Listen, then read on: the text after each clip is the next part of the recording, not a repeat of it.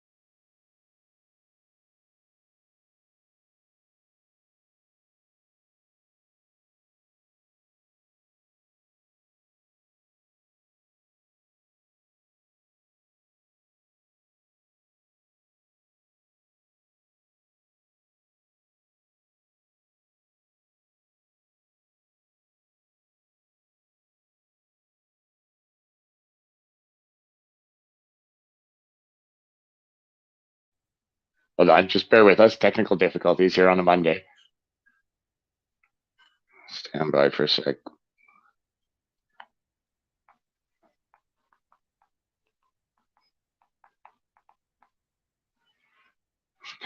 Don't worry, we have tech support working on it. We have tech support working on it. I lost the bottom of my tripod. I'm not off to a good start.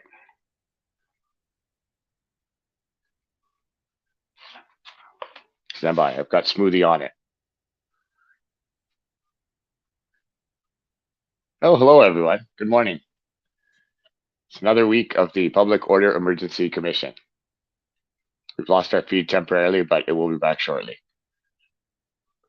Former Ottawa Police Chief Peter Sloly still testifying under cross-examination now. Hopefully we'll have that feedback up in a minute. How's everyone doing this morning? Oh yeah, happy Halloween. Ooh, look at me, I'm scary. Morris. There you go, stand by. Include a summary to include in the next. Thanks. And then we can make sure it's clearly articulated.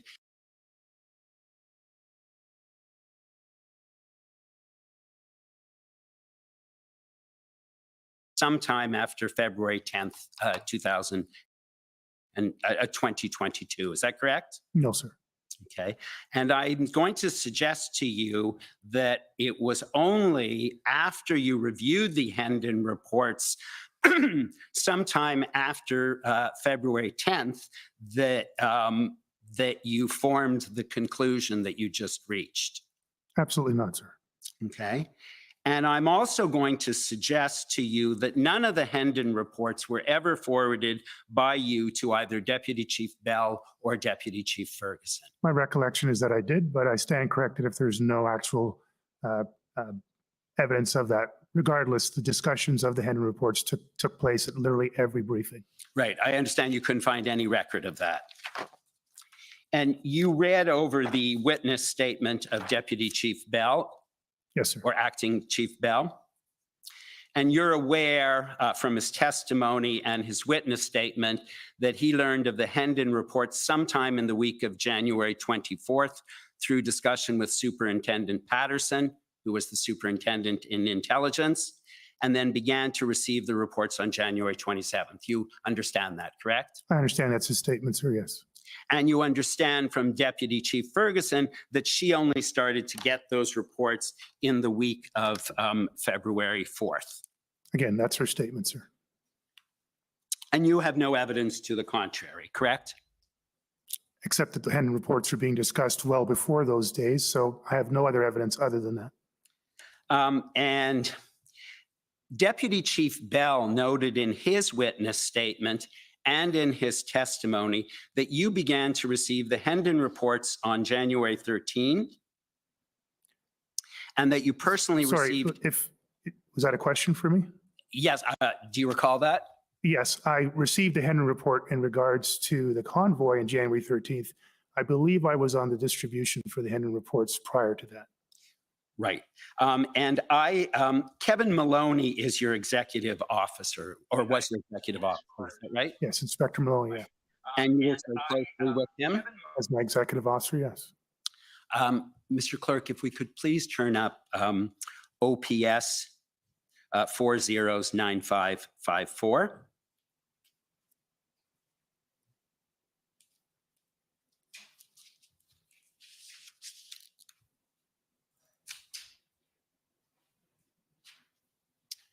And if we could just scroll down to the bottom of the page, you'll see, is it Inspector or Superintendent Maloney? It's Inspector Maloney. Inspector. Inspector Maloney sends an email to Jamie Dunlop, to Superintendent Dunlop, and he says, hi, Jamie, there is apparently an Operation Hendon being run by OPP or RCMP. This is an intelligence-based operation that has apparently been producing daily briefings since the end of January. A couple of questions from the chief. Are you aware of this operation? Do we have an OPS representative? Is it integrated into our ICS model? Do we have copies of all briefing notes, especially from 5 and 9 February? The chief would like a copy of all briefing notes, past and going forward, sent to him and Christian Huneau. And so he made inquiries on your behalf about what the Hendon reports were. Yeah, no, I don't recall this email being asked to be sent. I do recall asking for, not specifically through my executive officer, but for all previous copies of Hendon reports. The rest of the bullet points, I'm not sure where they would have come from, but they were not my directions. Okay, so he sent this on his own. He may have been looking for background on his own. I don't know to what extent the inspector would have been briefed up on all these matters. So he says a couple of questions from the chief. You were the chief at the time, so I assumed he was talking on your behalf. I don't recall asking for these things in the way that they were asked for. He's tried to do his best to get that information, but I obviously knew all of those answers already. What I was looking for was all the copies of the Hendon reports. Okay, can we scroll up to the top, please? Thank you. And so Superintendent Dunlop replies, hi, Kevin, hope you are getting some rest. I am aware of Project Hendon. It's a provincial project of summary of intelligence across the province and national partners in regard to the convoy. I have not received any updates in the few days I've been assigned intelligence as it related to this occupation. But we'll make sure to forward everyone to the chief, and through this email, we'll ensure Inspector Bryden sends directly from source and not through the chain of command that may delay sharing. I personally have not received most of them. I started to receive them in November from Robert Drummond, and I note the chief is on the mailing list. I have a gap through the month of December and January, as I'm not directly in Intel, but started to receive a few from Mark in February. I'll forward those now. I asked Ken Bryden to have all reports forwarded to you dating from the first one. And you are, in fact, copied on that email, correct? Yes, sir. And so we heard from the OPP witnesses, and specifically Superintendent Morris, that he found it very odd that they were getting requests from your office for copies of the Hendon report when they had gone directly to you from January 13th onward. You heard that testimony. And I can understand why. My request was to my own folks to get past copies of the Hendon reports. Technically, we should have been able to get them from our own intelligence directorate, as you can see by the email from Mr. Dunlop. For some reason, They weren't, my staff weren't able to get them from our own folks. And so I guess the request went on from there. I was not aware that we had sent a formal letter to Superintendent Morris for all these reports. We should have been able to get them from our own intelligence archives. But you had them. They all were sent to you. They were addressed to Sloly. Yes, sir. And I don't manage my email inbox. I have an EA that supports that. And for whatever combination of reasons, it wasn't available to my EA. And so a request went through to the Intelligence Directorate. And subsequent to that, for reasons I'm not fully aware of, it went over to Superintendent Morris. The point is, you're right. They were available inside the Ottawa Police Service. And my request was to the Ottawa Police Service, produce the Hyndman report so I could start to have an archive of them and look through them myself. I'm not understanding how you needed an archive when every single one was addressed to you and in your inbox. I often deleted reports that I wasn't actually using anymore, and so I wouldn't have a complete access to them myself, and so I'd have to get assistance from my EA, sometimes from IT, to get past documents for a wide variety of issues. So your evidence is that you did receive them and you did read them at the time. No, actually, my evidence was I read most of them at the time in terms of line by line. Some of them I skimmed through, and some of them I would have forwarded on to different people for actioning items. And if I suggested to you that not only did you have them, they were unopened in your inbox, what would your response be to that? It is possible that some of them were unopened, depending on the day and how much I had going on. I might not have been able to read everything that came into my inbox. And so when your executive officer, Inspector Maloney, sent that request to the OPP, he did so without your authority. No, he has my authority to do a wide variety of things, including extending to seek information in order to accomplish his purpose. I don't give him directions and details on every aspect of what he does as the executive officer. Ooh, this is juicy already. To you, Mr. Sloly, that once you receive that Very email, juicy. This one here, Waking up, folks. Waking you up. at some point decided that you could blame Deputy Chief Bell at the time for not planning for this event. That is absolutely incorrect, sir. And I really take offense to that notion. Thank you. Okay. If we could please turn up OPS. Holy jumping. Get your popcorn on. 65.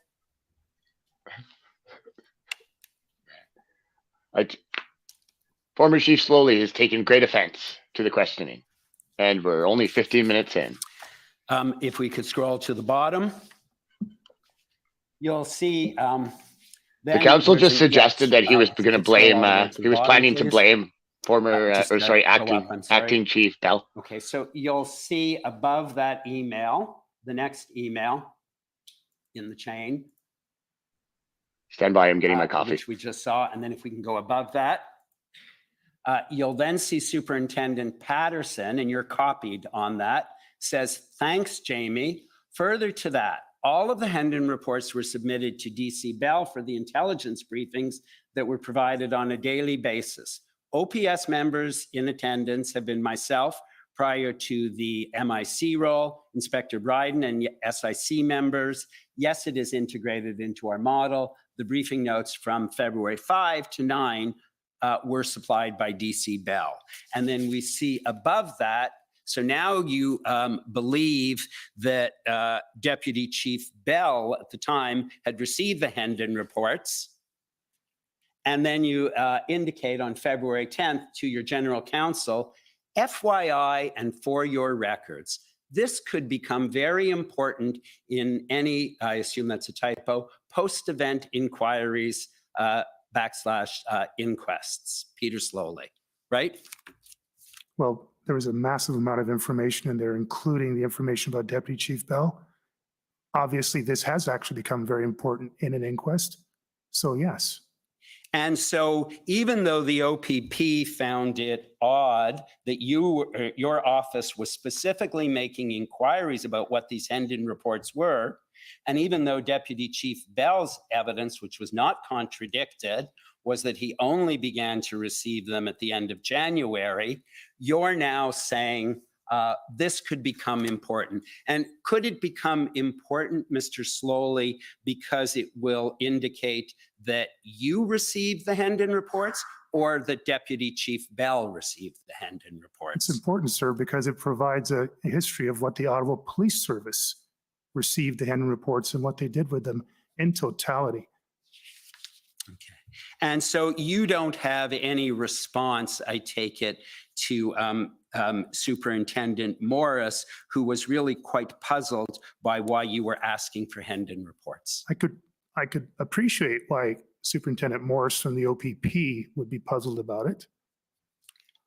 I want to talk about Deputy Chief Ferguson and Deputy Chief Bell at the time.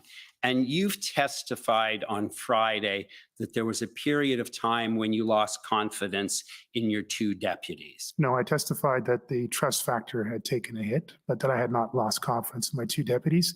If I had lost confidence in my two deputies, I would have taken a much more firm and direct course of action. Okay. And Cool. so you lost trust, and that must have been I very lost hard. some level of trust, sir. Thank you. And that must have been very hard for you. I think that's hard for anybody, sir. And you decided that because you couldn't trust them, you needed to do certain things yourself. Again, just to correct, it wasn't because I could not trust them, meaning I had zero trust.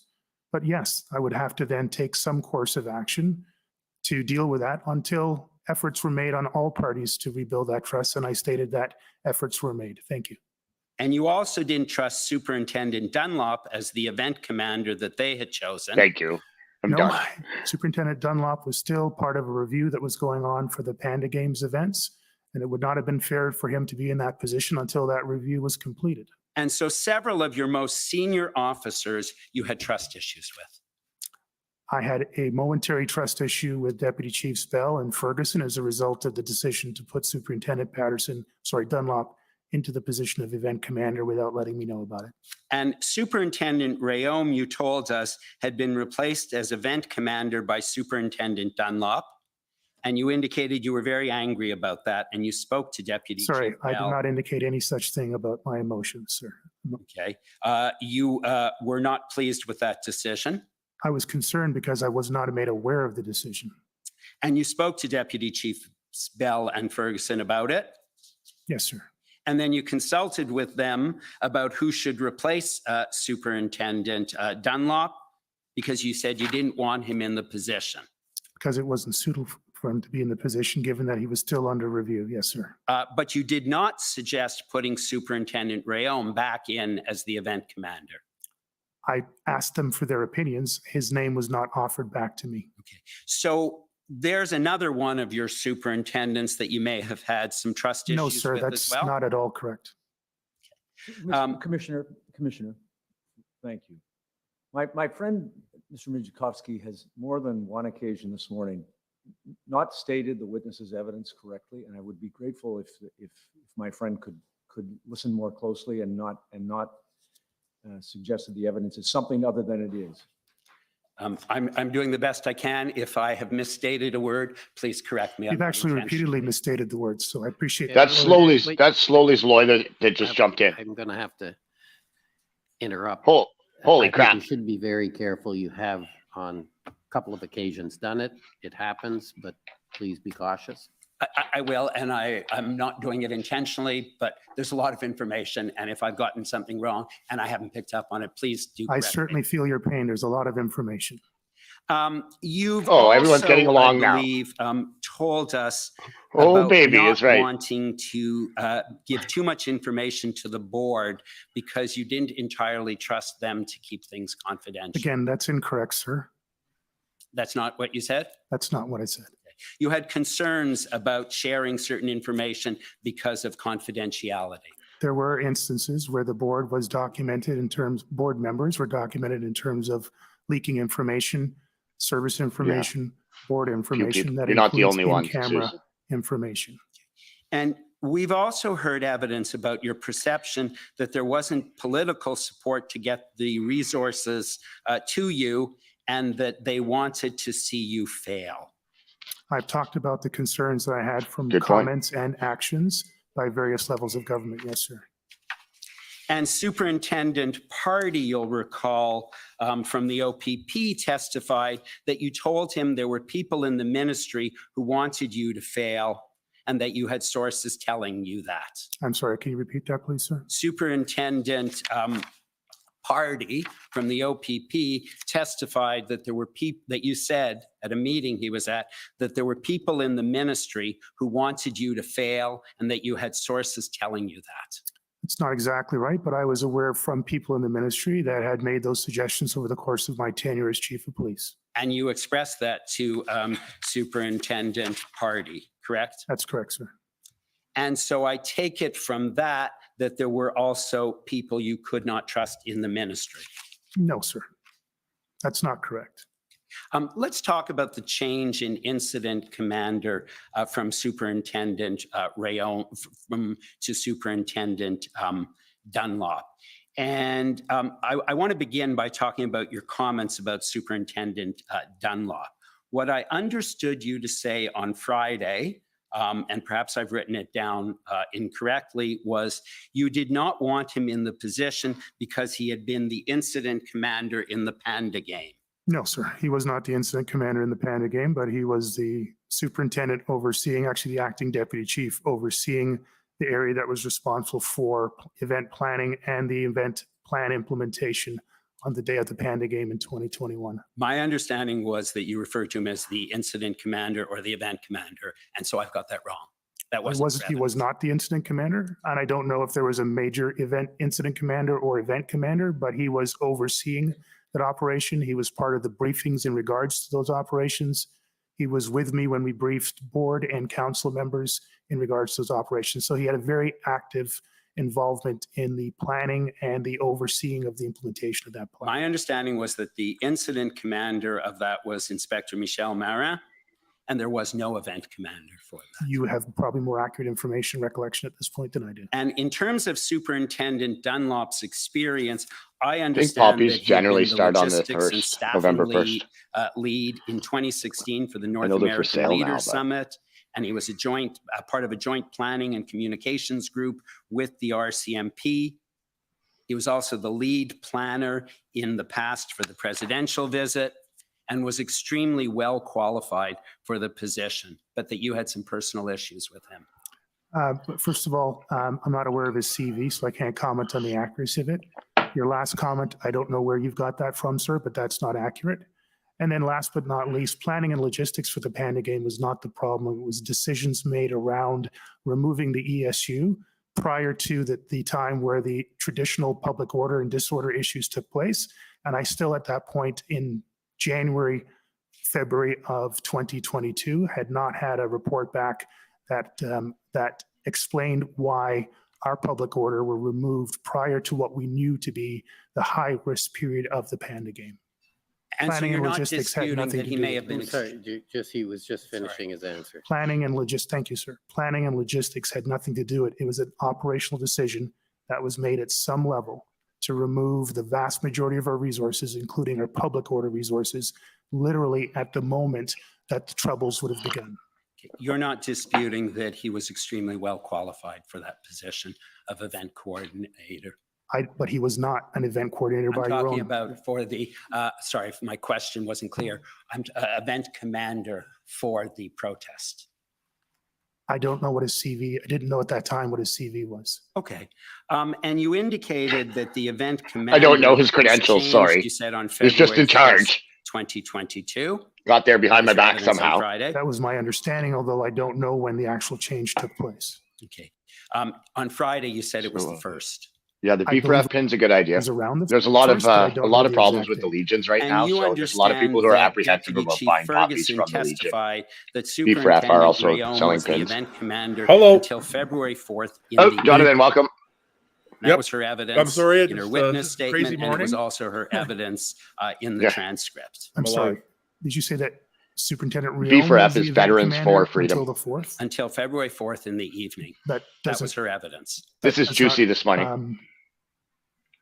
That's not aligned to what I understood. And no one challenged that evidence when she gave it. You heard that, correct? I don't recall any challenges. And on the institutional report that Ottawa Police filed and that came in through her evidence, an Oh, looking good, John. institutional report had a chronology of dates and said that Superintendent Rayon was the event commander up until February 4th, and nobody challenged that either. I Correct? haven't read that report, sir. And you're aware that Deputy Chief Ferguson testified that Superintendent Rayom had asked for some time off on the weekend, which was the weekend of February 5th. And that's why she said he had been replaced by Superintendent Dunlop. My recollection is that Deputy Chief Ferguson told me somewhere around February 1st that Inspector Lucas had asked for time off and that he was being replaced to allow to go home. Apparently, all that information wasn't correct. And to this date, I am still not sure what happened between February 1st and February 5th when I was finally made aware that Superintendent Dunlop was the event commander. That might be an issue. Indicated on Friday that you did not believe that statement when she said that he had asked for time off. that Morning, everyone. weekend, We're here. And I'm that's just gonna why he step had out been again for a replaced. bit. Again, it's not a matter of belief. My Did recollection. you clear it with HR? And to this day is that Inspector Lucas was asking for time off somewhere around February 1st. Acting Deputy Chief Ferguson provided that time off and replaced him with somebody. I wasn't sure who that was. I assumed that was a decision was just temporary for 24 to 48 hours, so I wasn't particularly concerned about it. I became concerned about things Thank you, Joey. Saturday, February 5th. They're beautiful pins. Asking for who the incident commander was, event commander was, and I was then told at the end of that meeting on February 5th that it was Superintendent Dunlop. And until that time, I had no understanding of that, sir. Can I ask, please, Mr. Clerk, to turn up OPS 30-14454, page 142.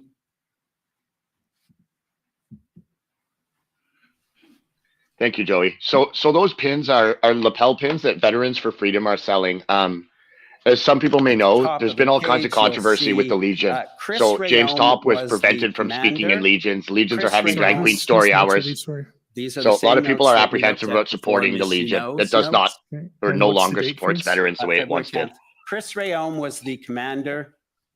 Chris Rayom, he needs time off. Beef He rep needs is another time option if you're off. interested. Decision to ask Jamie be there on Friday. Friday would be February 4th. On Saturday, Superintendent Rayom asked if Jamie, that would be Jamie Dunlop, should just stay in there. Decision to just keep. Thank you. I have no idea what the context of this telephone call that Ms. Huneau had with Deputy Chief Bell on February 10th. So that does not, those are not notes that she was taking on my behalf. Those are notes she was taking on her behalf, and I have no understanding of the context of this. And if that is correct, then what that would mean. Well, it's not correct, sir, from my understanding. If that was It's not correct, correct from my understanding. if I could ask my question, please. If it was This guy's correct, incredible. that would mean that on February Pretty adversarial so in the far. evening, Superintendent Rayom We had Sloly's lawyer interrupt. We've had the commission get involved. Given it, and Superintendent Dunlop This is became the lawyer for event OBS. commander Yes. on the 5th. If that was But correct, then that Sloly's would lawyer completely discount interjected, the though, fact that Superintendent Dunlop presented himself on 2 occasions on Thursday, February 3rd, to present the public order unit subplan that I had asked for, and that Acting Deputy Chief Ferguson was responsible for coordinating in her major incident command role. And so none of this makes sense, sir. Okay, and what also doesn't make sense, if we could please turn up. None of it makes OPS any sense, 3 people. zeros, 14484, page 10.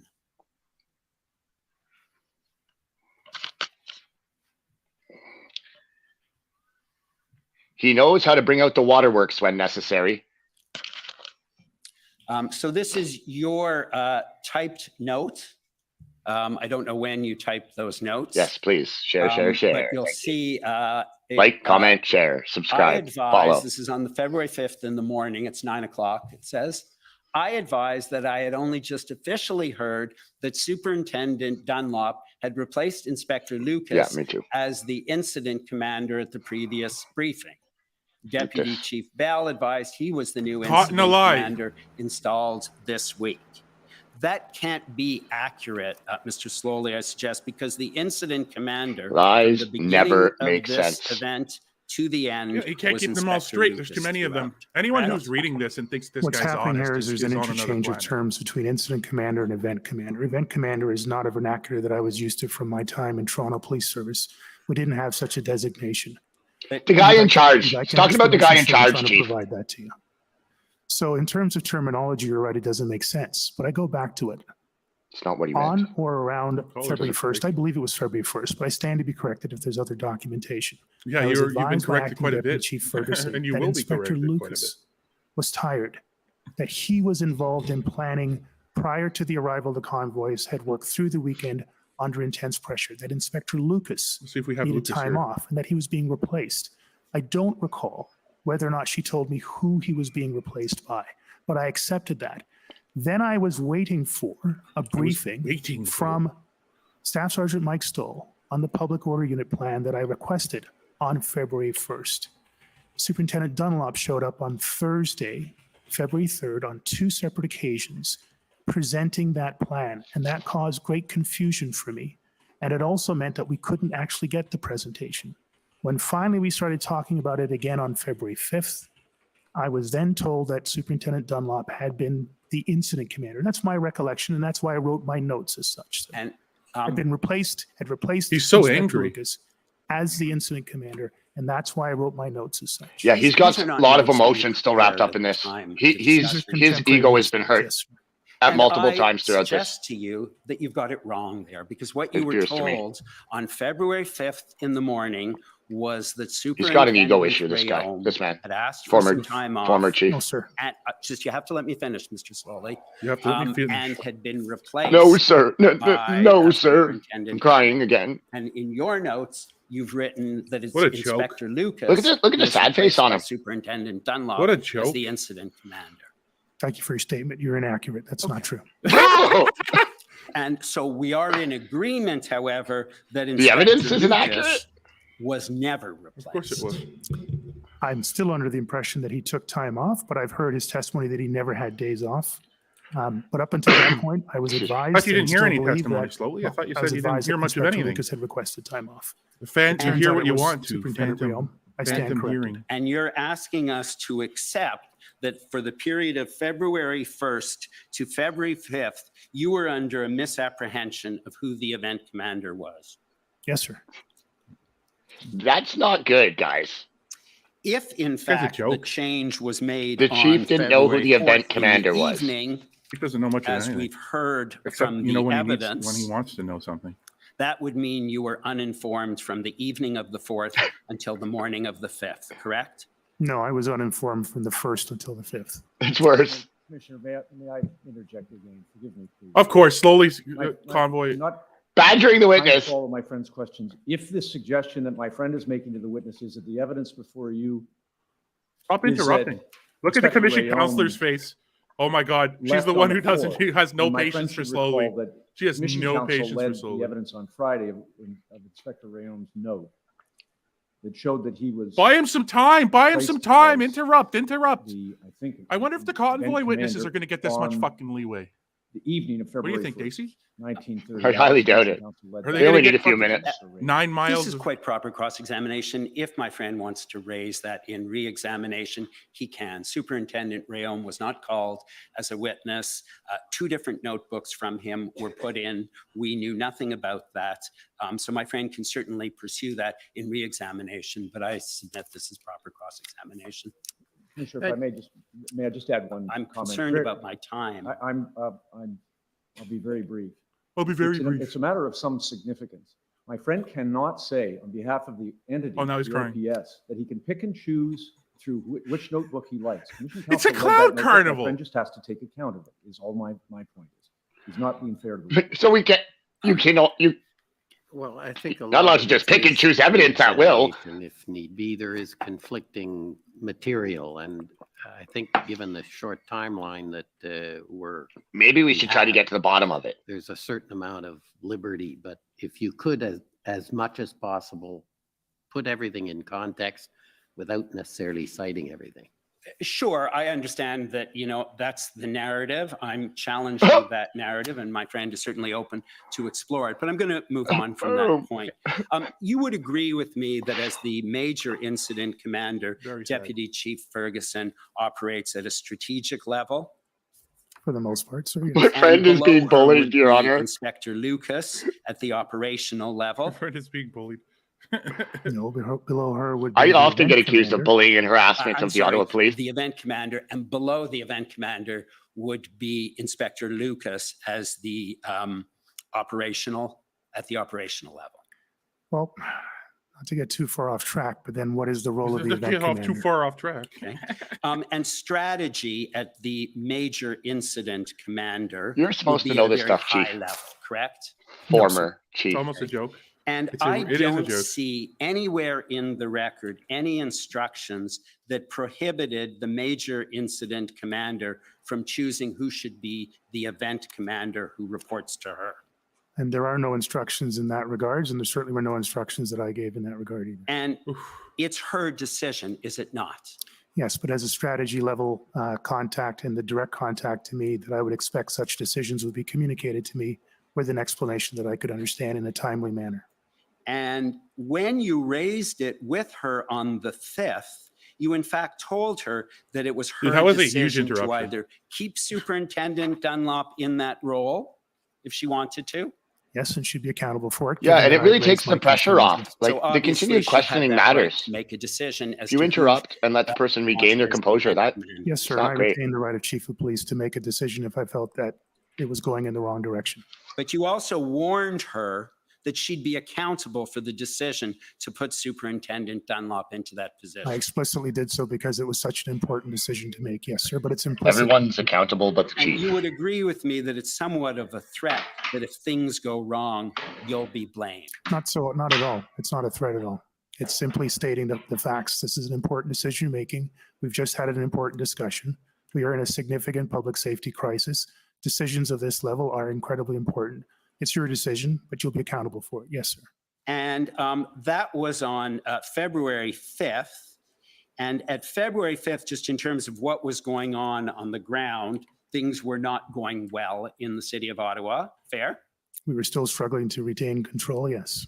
Right. And you were facing really unrelenting criticism in the media and on social media because people didn't understand what the Ottawa police were doing.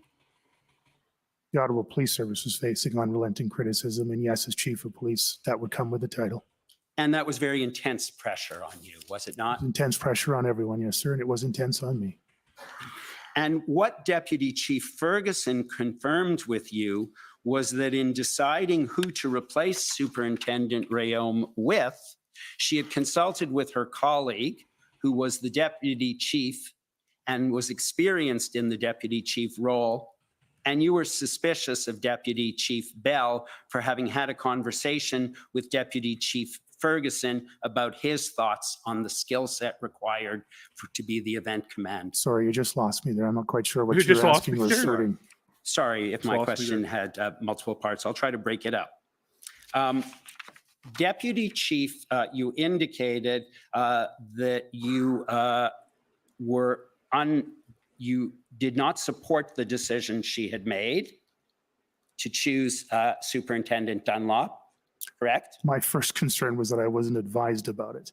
Then I raised the concern that he might not be appropriate because he's still under a review. And you also, she told you, as did Deputy Chief Bell, that he had consulted with her and suggested Superintendent Dunlop. And you weren't happy about Deputy Chief Bell giving his opinion to Deputy Chief Ferguson. No, quite the opposite.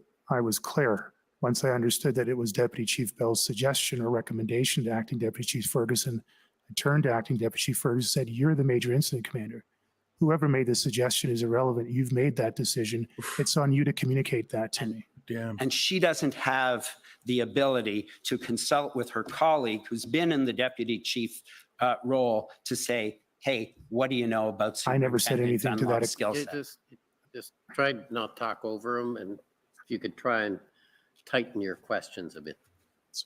I had no issues whatsoever with Acting Deputy Chief Ferguson consulting with Deputy Chief Bell on that occasion or any other occasion. In fact, I encouraged it repeatedly.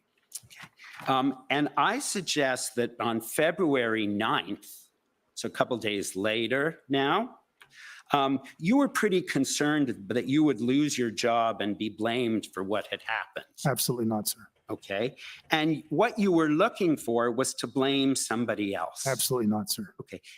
If we could please turn up OPS 14454, page 131. This is great. This is fantastic. Come on, keep going. He graduated Trudeau's drama college with honors. This is an OPS lawyer as well, right? So he's not necessarily an adversarial lawyer. To 9:50. Oh, I hope Meeting Brendan with Miller's going to get Chief 5 minutes. Christian Of course he is. Huneau and Inspector Maloney, your You get like 20 hours of executive testimony. officer. You get like 5 minutes to ask a question. Do you see that? Yes, sir. Okay, and if we could scroll down.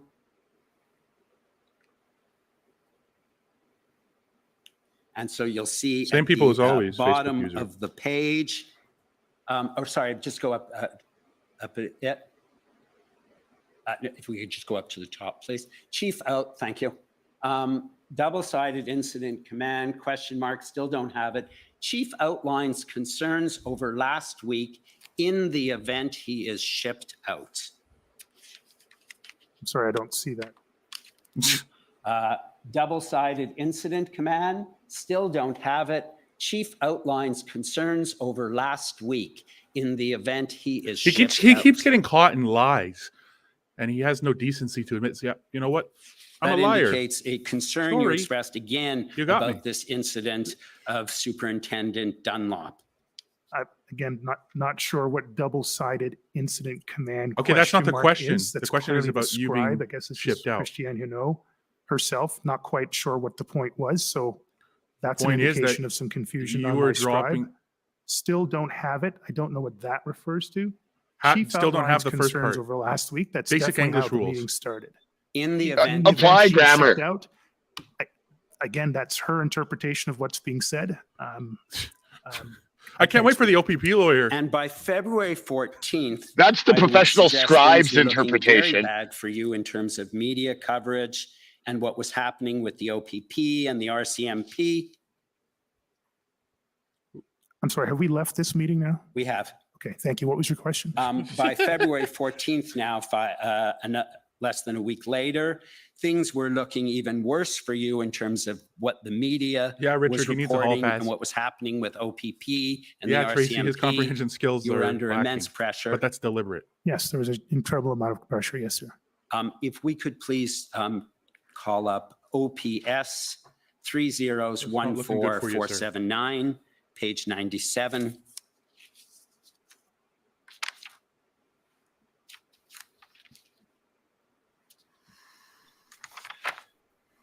Do I need to wear a blazer now? And no one told me. Yeah, we have a different dress code now. And if we could Crap. go to the bottom of that, Dress code has page, changed. please. Is plaid shirt okay? Yes. Or plaid shirts? So Okay. these are Deputy Chief Ferguson's notes. Advised, Chief is looking for emails to support we purposely left him out of the information loop on the demo coming. You can go up to the next page. And then it ends. I'm sorry, I did not see what you're referring to before the Oh, page. I apologize. Wasting time. Advised, Chief is Wasting looking time. for emails to support. We have purposely left him out of the information loop on the demo coming. Yeah, and again, if these are Acting Deputy Chief Ferguson's notes, I think I said several times on Friday, I can't understand why she was writing these things and what was in her mind. But if that's her interpretation, that is her interpretation. That certainly wasn't my intention at Well, all. she said you were looking for emails to say that No, people this lawyer intentionally isn't an left you out. asshole. I can The see what chief she is being wrote. I certainly obstructive. never gave those directions. I never sought Blatantly emails for that obstructive. purpose. I completely deny that assertion, as I have before and will continue to do so. And thank you. You can take that down for the. or you can keep it up Everyone's for a moment wrong go and back to it. Thank you. responsible but me. You indicated that one of the concerns you had about Superintendent Dunlop taking over as event commander on Friday, you said, was he wasn't at the February 1st meeting you had with the POU, so perhaps he wasn't even up to date on everything. That certainly would have been a concern. Yes, sir. And Superintendent Rayone wasn't at that February 1st meeting either, was he? No, he wasn't, sir. And neither was Inspector Lucas at the February 1st meeting. But they were assigned roles within the major incident command structure and would have been That is properly true. briefed by all the members there. And I understand from Superintendent Dunlop's note that in fact he met with the POU group on the following day on February 2nd. You have no reason to disagree with that. I have no reason Yeah, to know why he was 7 or 8 years later. because he wasn't part of the It's like, incident oh, command well, if team. only He was overseeing Harper, investigations. So didn't that's confusing on its face. Criminal money from And the I con. understand on February Then we 3rd, would the have been in a following better day, place with the country. there was a POU Or the Wee scandal. update that Superintendent I'm not on camera right now attended because I'm meeting with you my and Russian the two sources. deputies at 10:15 that morning, at which the three options were presented. Listen, Commissioner, I just want to be clear. You should have seen your eyes Dunlop go. had no functional role in the incident command system on February 1st, 2nd, 3rd, 4th. I only became aware of his involvement on the 5th, the Saturday. My understanding on the February 1st meeting in Canada with the Public Order Unit officers was that I had invited the Major Incident Commander, Acting Deputy Chief Ferguson, the Incident Commander, Inspector Lucas, and the Public Order Commander, ESU Commander, Staff Sergeant Mike Stoll. There were a number of other people who were there who were within the Incident Command System, PLT members, external Public Order Unit commanders. Everybody that should have been there was there, with the exception of Inspector Lucas, who said he could not be there. I don't have a reference as to why Superintendent Riom wasn't there. Okay, Mike, But Superintendent Dunlop had no functional role He's to interrupting play the within questioning. the Incident Command System on the Tuesday, And the commissioner's just the letting him go. Wednesday, the Thursday. The camera even I cut to will the commissioner concede for at some order. point in that Yeah, it's period, waiting for the there was commissioner to tell him to shut substituted up, but he's Chris not. Riom. I still don't know fully why. Camera even or cut to when, him. But he in should not have anticipation. been at any Oh. of those other meetings. He's got his hand up now. The commissioner put his hand up. Because he had no functional role. He's like, to play in those Wasting meetings. time. and you recognize the importance of communicating Because he's and wasting messaging, time. correct? That's an important obligation that you have as Complete a chief, wasting and it's of time. important He's that wasting you the cross's communicate time. appropriately, both in the Deliberate- service deliberate and blatant. externally to the service, correct? Yes, sir. And in that regard, you retained a Sad. company called Navigator to provide strategic communications and issues management advice related to the Freedom Convoy from January 30th. They were procured to support the Ottawa Police Service and the Ottawa Police Services Board. Yes, sir. And so we know they provided services to you, a little bit to Chair Deans as well during that period, from January 30th to February 15th. Navigator was procured by the Ottawa Police Service for services to the Ottawa Police Service and the Ottawa Police Services Board. In fact, they even prepared a report for you on what your reputation was. during this. They prepared general reports that covered a range of topics, including general trust of the Ottawa Police Service. And yes, they broke it down in some cases to assess trust in the chief of police. And there was a specific report actually about your reputation. I can't recall exactly, but I'm sure it did come up in reports. If we could please have OPS 408402.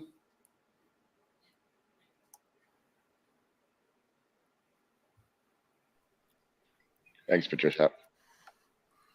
Thanks. You'll see that is a reputation audit performed of relevant media, social media, and political commentary relating to Chief Sloly's reputation across local media, national media, and social media. You reviewed that report, I assume? I don't recall. There were lots of reports that came across my desk, sir. What you say I don't and how recall. you say things can be very important, correct? Yes, sir. And my understanding is OPS spent $185,000 on Navigator providing communication advice for the period of January 30th to February 15th. Most of it related Patricia. to meetings and A lot of with coaching. you, correct? That's not correct, sir. Oh, he If we read could them. Please turn up Just pretending he did OPS 301494. We heard earlier today that he had unopened Hendon reports in his inbox. And that OPS had to go outside of OPS to get the reports, even though the chief had them in his email box. Commissioner, Commissioner, forgive me again. Interrupting again. Stand- Oh, can we stop this? Can this Was- man stop? Loaded into the party database only Can this guy stop? last evening. They keep giving us shit for interrupting. I don't care what this guy does. it's a document, obviously. Tell that this we guy had to stop. This is just like his learned fifth about minutes interruption. ago Kick when him out our of the friends courtroom. emailed to say they were going to put this document. It's Just I respect their submission. wasting time. Not Hopefully they stop appropriate the to put timer witness in during the these first time in tirades. cross-examination. I haven't even myself had a chance to look at it. In fairness, the question of navigator was certainly something that was raised throughout. The commission asked us for the invoice. We actually provided the invoice to the commission. Yesterday, when I was preparing, I discovered that for some reason it was not on the database, although certainly the commission had it. And there were many questions asked about navigator of many of the witnesses. So I don't see any unfairness in it. Well, I think let's see where it goes first and see where give it him some goes. time if he needs it. But at the moment, I don't see a problem. This is a document that would have been available certainly to him when he was chief, but that can certainly be asked. And if he's not familiar, he can take the time to review it. Thanks. And so if you'll just see on the first page, please, if you could scroll down, you'll see the total bill, if you keep scrolling, was 185. And you'll see from the invoice that it covers January 30th to February 15th. You heard Deputy Chief Bell say that he stopped using them when he became acting chief, interim chief, correct? Yes, sir. I want to talk, so Navigator provides communication advice. Deputy Chief Ferguson has in her notes on page 67, and I can turn it up if you want, but I suspect you may remember this, that during the meeting on February 9th, you said That's twice actually that Sloly's you will personal crush counselor. anyone who undermines the operation. Here we go for juicy quote. when you First said juicy it. quote.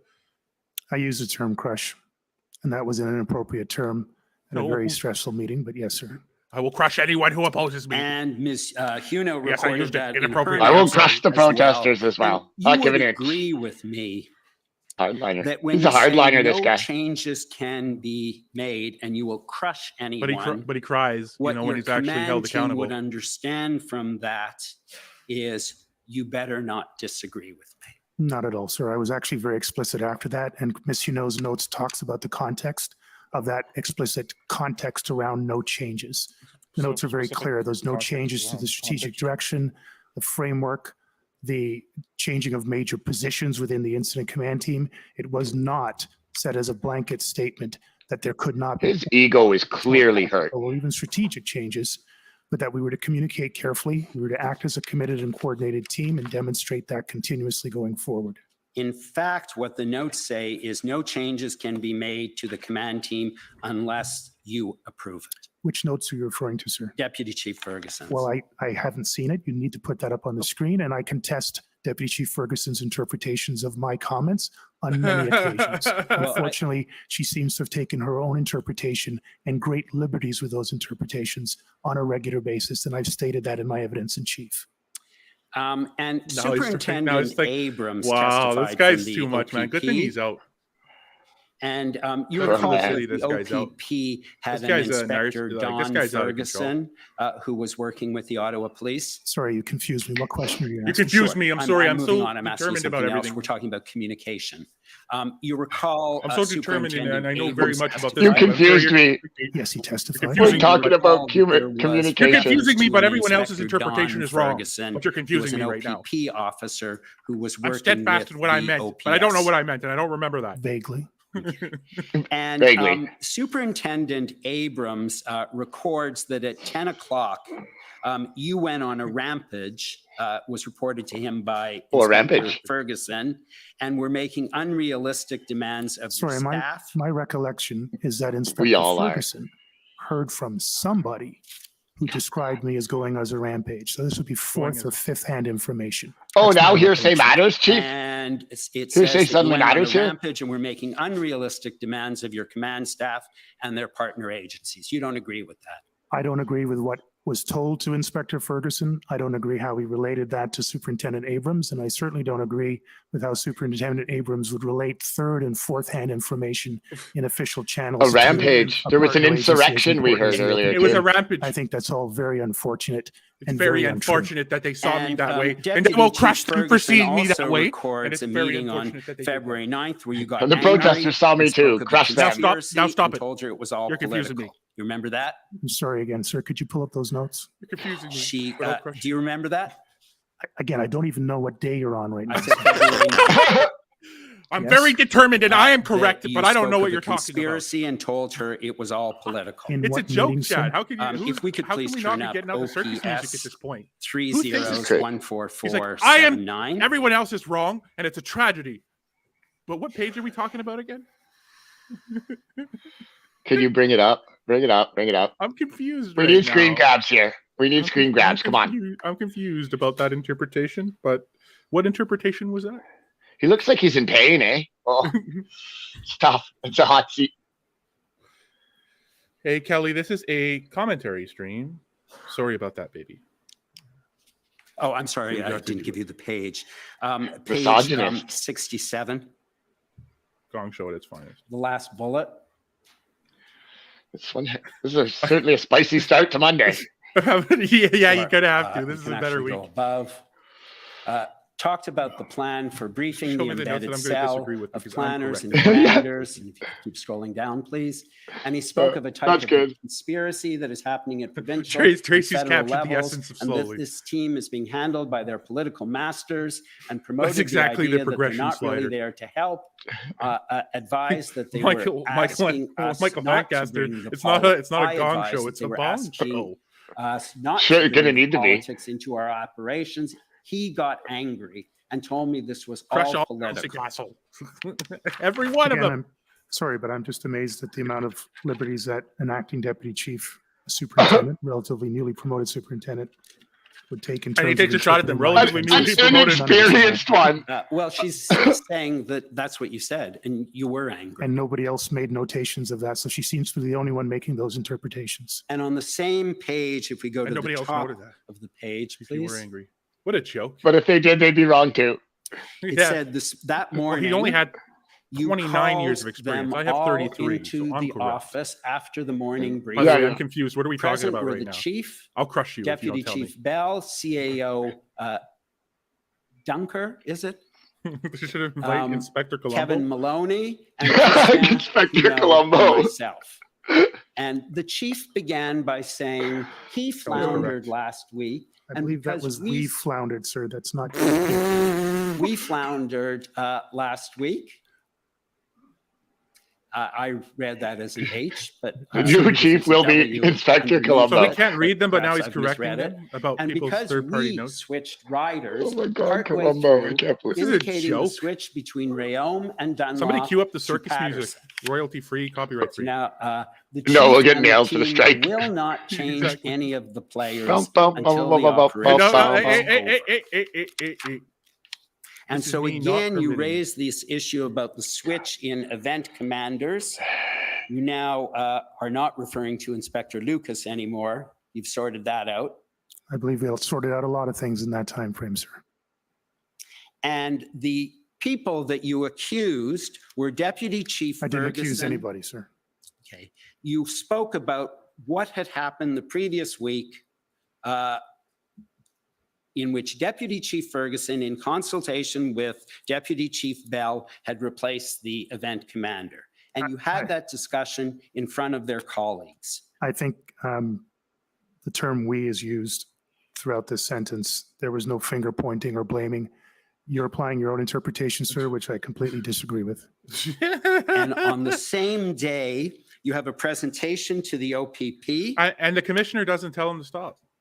Interesting. And Deputy Chief Ferguson That is a good point. said that you were hostile when they asked questions. I Her don't have any interpretation. statement that says Deputy Chief Ferguson said that. If you'd like to pull it up, I'd be happy to see it. Pull it the up, notes what's are your in time? the record. That's fine. It's on the Superintendent record. Abrams was also at that meeting. And his notes say, and I'm happy to turn them up if you want, that you became very stern with him. Please, And he please says show me that the you statement, then, became- sir. Just sort of. You keep referencing statements and then you say they're in the record or you'd be happy to put them up. If you're going to reference a statement, sir, please put it on the screen for me. Well, I'm trying to save time, but I need will, to see the turn- statements if you're going to Just- I need to question see about it. just- Please, let me control the proceeding. Sorry, Commissioner. So if you're going to reference a comment in the record, you should either ask him to confirm it. If he doesn't want to confirm it or deny it until he This has sees been a it, shit show. then you have So to many take it to him, interruptions. But you can't. This is the first real It's cross. not useful to just say there is this in the record. I appreciate it. Given the time constraints, I'm trying to do it, but I will call it up. It is OPP 400774. Slow it down. Slow it down. I Sloly's need looking, time. Sloly's I like need time. drinking his water. He's like, that worked wonderfully. Yeah, I can't More believe that time. works. More time. More time. You're almost out. You won't be able to ask any of the real And questions. unfortunately, or fortunately for everyone, I've noted what line it is, but I haven't noted the page in my notes. So I won't take you to that. I apologize. What he indicates. Oh, great. and We you wasted can 5 tell minutes, me though. if you Perfect. agree or disagree, or I you have don't it. remember, is that you Let's see what became we have stern about with him Sloly. during that meeting and you became Yes. heated again. I have Pigeon no smoothies on the recollection of case. Mr. Abrams' statement, sir, unless you can show it to me. He's And not, excuse me, he's not asking you about the statement. He's just asking you if you recall and whether you agree or disagree. I don't recall the statement by I Mr. don't Abrams, recall. I Commissioner, don't agree. sorry. And Superintendent Party records the meeting in his will say statement as the overall tone of the meeting was somewhat unprofessional and disrespectful. You heard that evidence. I do recall Mr. Party's evidence, yes, sir. And you obviously don't agree with that either. I can understand why he would see that from his perspective. Chief But I said in Superintendent evidence in Party. chief that this was a critically important issue, the resourcing, and that we were discussing things that had affected the resourcing, and politics was one of them. And so, yes, I could understand. In charge it of became a Northeast Region, very tense retired now. moment in the meeting. And the following day, February 10th, I'm not emailing anything. there to was him. an issue that arose about the Rideau Sussex operation that It was was two supposed to have lines. been the subject of a POU operation the previous night. Do you recall that? Yes, sir. And that had ultimately been called off because Superintendent Burnett was of the view that it was too dangerous. I believe that was his decision. I don't know all the reasons behind it. I'd heard dangerous, I'd heard resources, but it was called off. Yes, sir.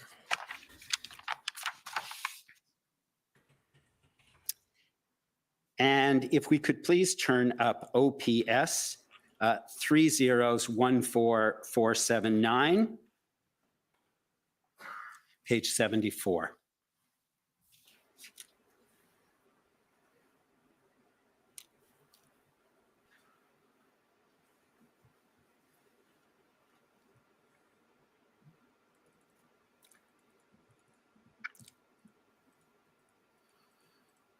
And if we could go down to the bottom of the page, last paragraph. There's a, let me Morning, read Patty. to you, if we could go up a little bit.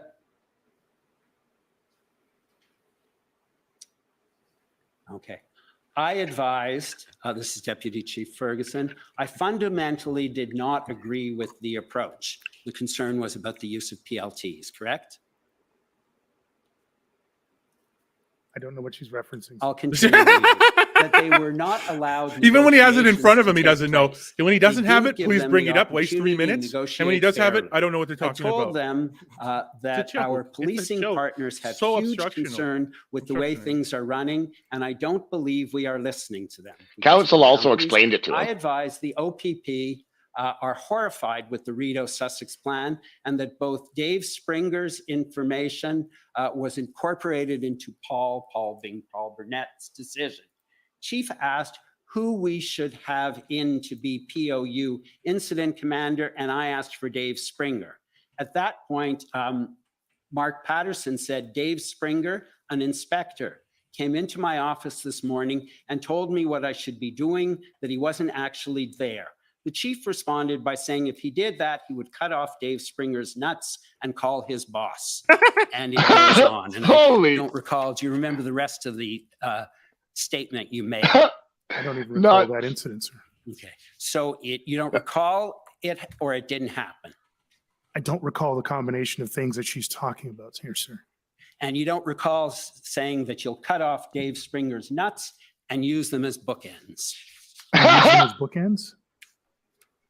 Balls No, for sir. bookends. I don't recall My saying old that. man says that. I don't think I've ever said anything like that.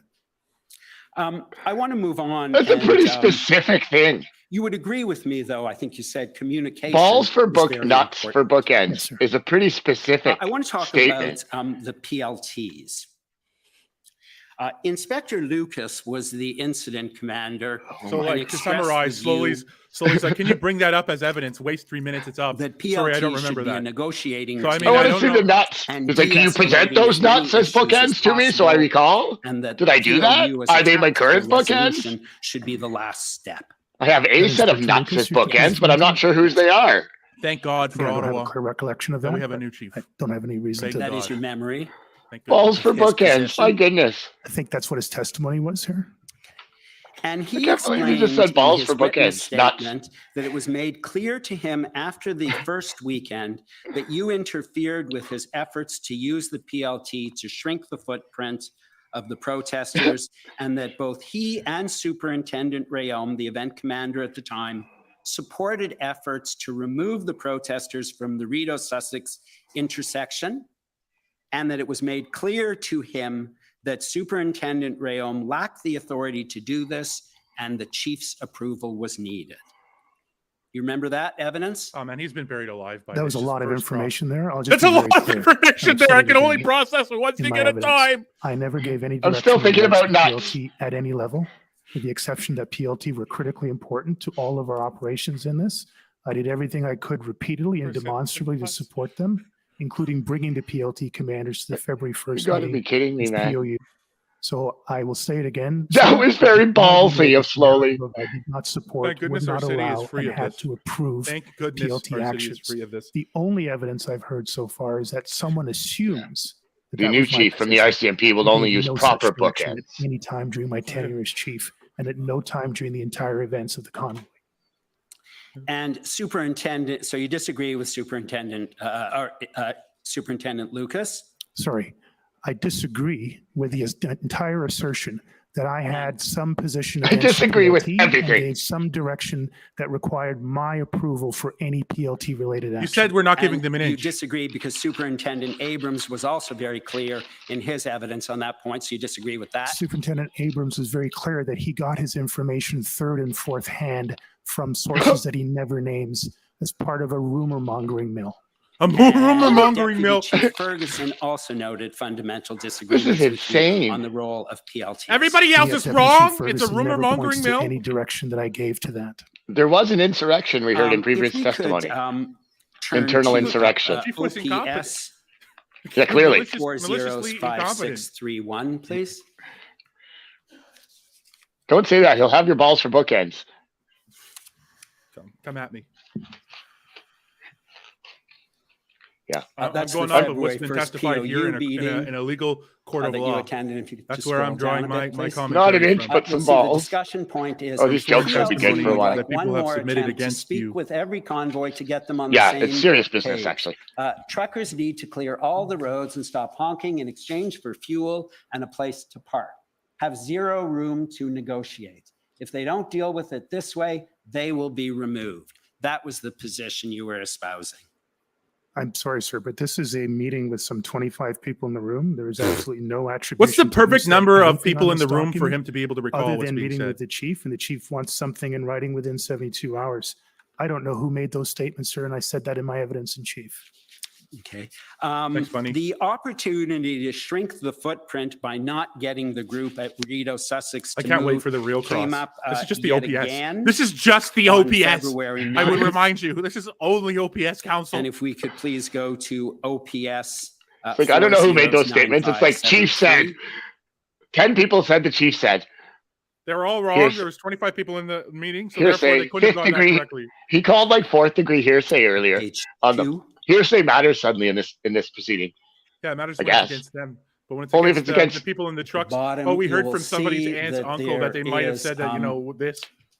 Oh, At call the the bottom Emergencies of Act. the email But chain, suddenly it matters. Superintendent It's Burnett. a joke. Our emailing government's a joke. Every Superintendent level of our government's a Patterson, joke, from the municipality and to he the province says at to the end, he's the talking federal about level. a It's a possible joke. move of And the the joke's Rideau on us. Sussex. And he says, look, although it may not be the desired outcome, it can assist in bringing an overall resolution to the incident. Ottawa Police Service. Sorry, this is a long email. I need to read through this from top to bottom to understand the point. Well, so Trying to you'll see. Look, I need to he waste your said, time. the I need to various waste your time. Please, you're asking me Again, way too I'm real sorry. questions. I'm I going can't to need handle to that. see the email Okay, thread well, to I'm not understand going the to do that context. because I'm running out of time. So And Sloly's like, yes, that's the point. that's fine. You don't recall this discussion, I correct? don't even know what the discussion is about, sir. Okay. You don't recall And anything. I'm going to suggest to you That you're a hostile witness. that information was forwarded to you as chief, and you said we'll discuss it in the morning. Sir, I don't know what the information is. If you give me the chance to read through this email, I can give you an answer. But unless I can read through this This long is email, OPS I counsel. don't know what point you're trying to make. And so I won't agree to it or disagree with it. Okay, I'm going to move on. I'll play word salad come games back with to you the instead. subject of Bonnie, this is the Navigator, Ottawa who Police was Service hired Council. to provide The you council with for the some city of advice. Ottawa Yeah, Police. Navigator again, sir. Chief. Please stop putting words in my mouth. Navigator was hired by the Ottawa Police Service.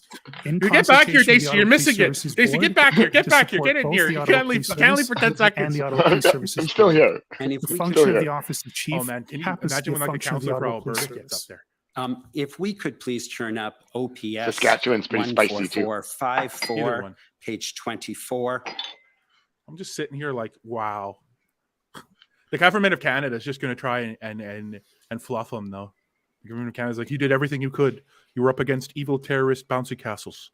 You protected our Yes. country. That's a meeting You're on a hero. February Here's 2nd. the order of Canada. Fortresses all over called town. Next Steps Fortresses meeting. and bouncy castles. OPS Internal Navigator. insurrections.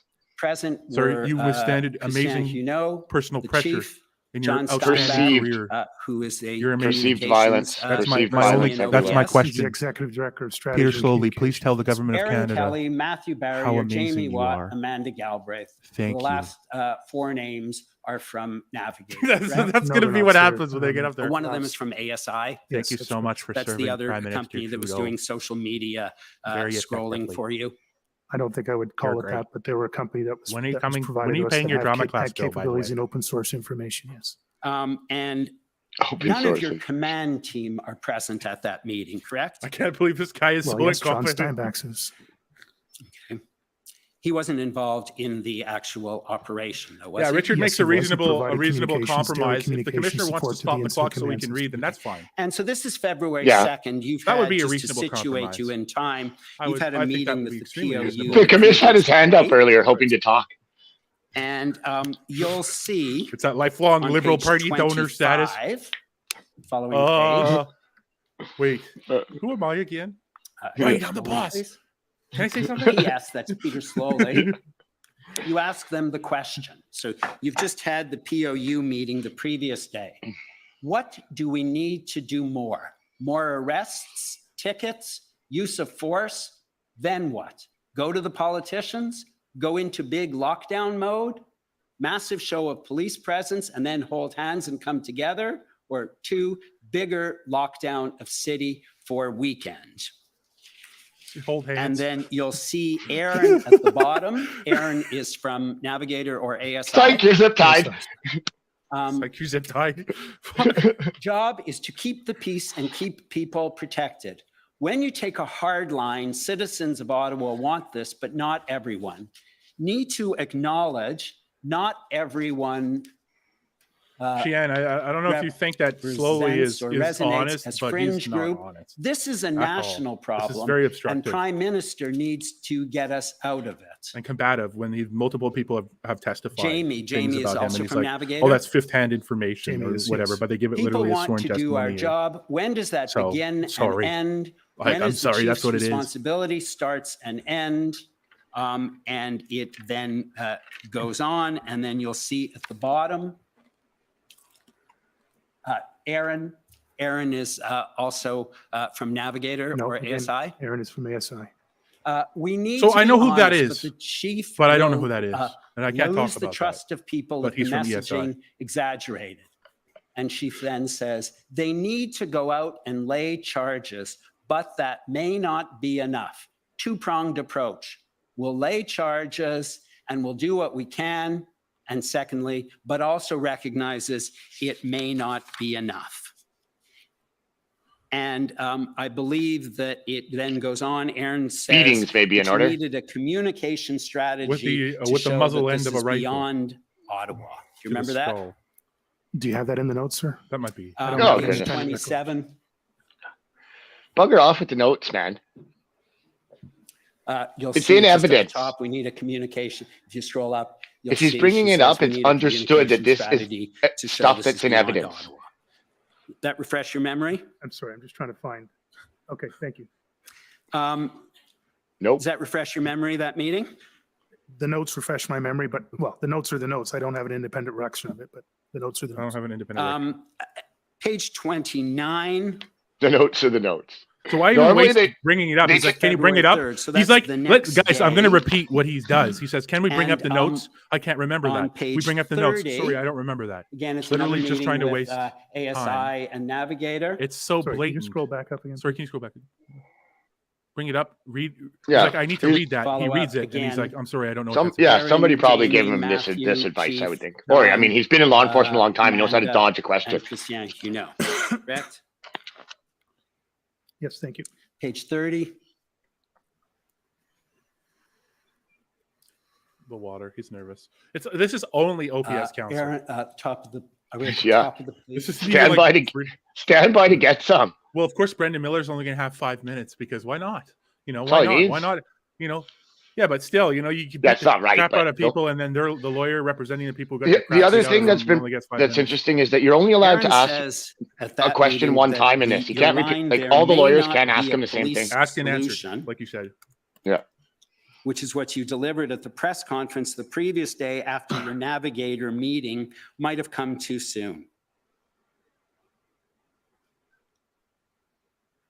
And then you'll see, wonder if you could Go shrink it a slowly, bit, just so I can slowly. find the reference to Matthew on that page. If you could shrink it a bit, please. So I could see more of the page, please. You'll see, Aaron, this might not be a policing solution. Anger against OPS has come down. They're the ones who came up with this might not be a policing solution, correct? Not at all, sir. Okay. And if we could just, Matthew, plan for today. Matthew's from Navigator or ASI. He's from Navigator, I believe. Plan for today. Show you are doing everything in Am I still your here? power. Yeah, okay. Need creative solutions. Cut off something. Riot gear. Police. Can't read The that blank word. is nuts. Floodlights Cut off all nuts. night. Tickets. Stickers for residents. Tactics we are trying to do is that it looks like we are doing everything possible to resolve this. That's the crisis Stickers. managers. Gold star. You complained about violence feeling. Gold star for the resident. You recall that meeting then? I recall the meeting, sir. See, stickers for residents. And, The hell? do you recall, I'll just, Here's a gold star, Zexy Lee. Well purged.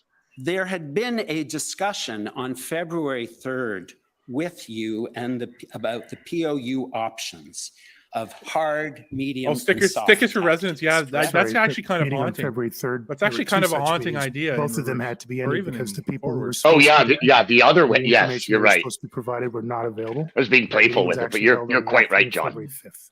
And hard means tactical. Yeah, Christine, that's sick. Good point. Soft is negotiation, and Very sick. medium is somewhere in between. No, correct? sir. It's Any all riot, option will please. always be This is the an effort of this is the counselor for the de-escalation, Ottawa mediation, Police Service. I don't communication, remember their engagement. name, but they've been here the whole time. OPS, Ottawa Police if we could Service please turn counselor, up OPS former chief of the Ottawa Police Service. 14479. So you can understand the hilarity of this dynamic here. Page 32. And this is literally like not even an adversarial counselor. No, it shouldn't be. Yeah, it shouldn't be. They're literally like formerly represented him. And just to situate you, this is February 3rd.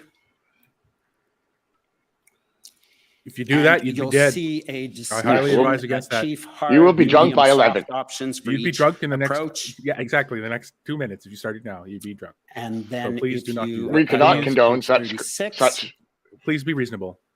Yeah. And if you're on YouTube, consider dropping the stream a like. Thank you very much. scroll down, please. I just like to put this testimony up here. From Yeah, Lucas. leave it there. Just let it lie. No, let it truth. So there was this discussion That was sworn about testimony given by Navigator. OPS Inspector Sorry, is this Russell in the Lucas. same meeting? This is with respect to Navigator, But are we in the, I don't know what meeting we're in right now, sir. February 3rd. No, of course you don't. It's a date. Can we What just meeting are stop we in? here? February Try to- 3rd. try to We follow, just had Chief. a meeting with Navigator. Try to We've keep also up, had a Chief. meeting with I'll go slowly. Deputy Chief Ferguson. and actually others. really In sad. fact, you told us he had two. I'm Sorry, just glad we have new leadership Can in you OPS. scroll up? I don't know. There's a Navigator reference, but I'm trying to figure For out one what reason or the meeting- other. Well, I haven't asked you the question. Yeah, yet. it can't be worse than Well, he's this. asking what well, meeting this shit, is I shouldn't the say notes of. It's if that's why I gave you the previous page was February 3rd meeting. If you just want to go back up to the previous page. Oh my. Council is frustrated too. So I'm at a 10:15 meeting in regards to the POU update. Okay. And then They're on really page, not. They're really following not page, twisting anything, Mrs. Keith. Not at all. And we No, saw no. Slowly comes just keep it across there. as rather We saw obstructive. elsewhere the notes He's of the basically meeting saying of everyone February else is a 3rd with liar and I'm Navigator. perfect. So I mean, These are not. I'm confused. I haven't that's asked a you the hilarious question yet. take there, but it's I'm completely wrong. confused. We saw I that haven't you asked you a were question. meeting with Navigator on February 2nd and February 3rd. I'm confused. And you That's because I haven't talked asked you the about question yet, options. because you're stalling so much. Remember that? I was getting communications advice. Yes, You talked about I was options getting communications advice. and you talked about hard, medium, soft. Not with Navigator. Okay. And they talked about medium, enforcement soft. tactics and the consequences. No, sir. You don't agree. Okay. Don't And agree, if we could please go to OPS 144, 14479. This is 14479. Yeah, I'm sorry, page 97 now. Yeah. The seventh line, that bullet. In the last several, this is Deputy Chief Ferguson. In the last several weeks, Check there out- have been daily Navigator I prep just sent you meetings for something, John. command. I have begun to decline them because I believe controversial. it has begun to drive our operations I'm and looking at it. Hold on. influence the chief's decision around Unrelated. things like enforcement, What date is this? which sir? we know has been putting our officers at risk for safety Oh, reasons. jeez. What date is this? don't. If you can just Still haven't gotten paid. go backwards, you'll see the date. We'll Hey, see. shh. 'Cause They do owe them. Oh, yeah. The sheriff, whatever. Yeah, I'll come after you, John. Oh no, we'll figure it out. February 14th. So she's Throw talking up about the the last banners. several weeks, what's been happening. And you don't agree with that either. Well, what I'm concerned about is that my acting deputy chief in charge of, who's the major incident command, would have any reservations that weren't shared with me. I don't recall any time that acting deputy chief Ferguson came to me and shared those concerns. Mike and Lancaster, that would have been an no. expectation No. of her.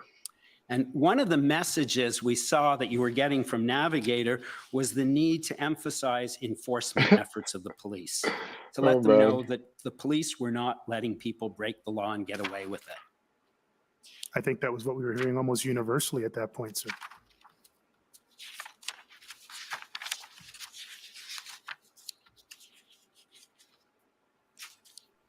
Stand by while I ruffle my papers for my remaining minute. On Friday, I want to move on to. We all talk want to about, move on. Some evidence you gave on Friday.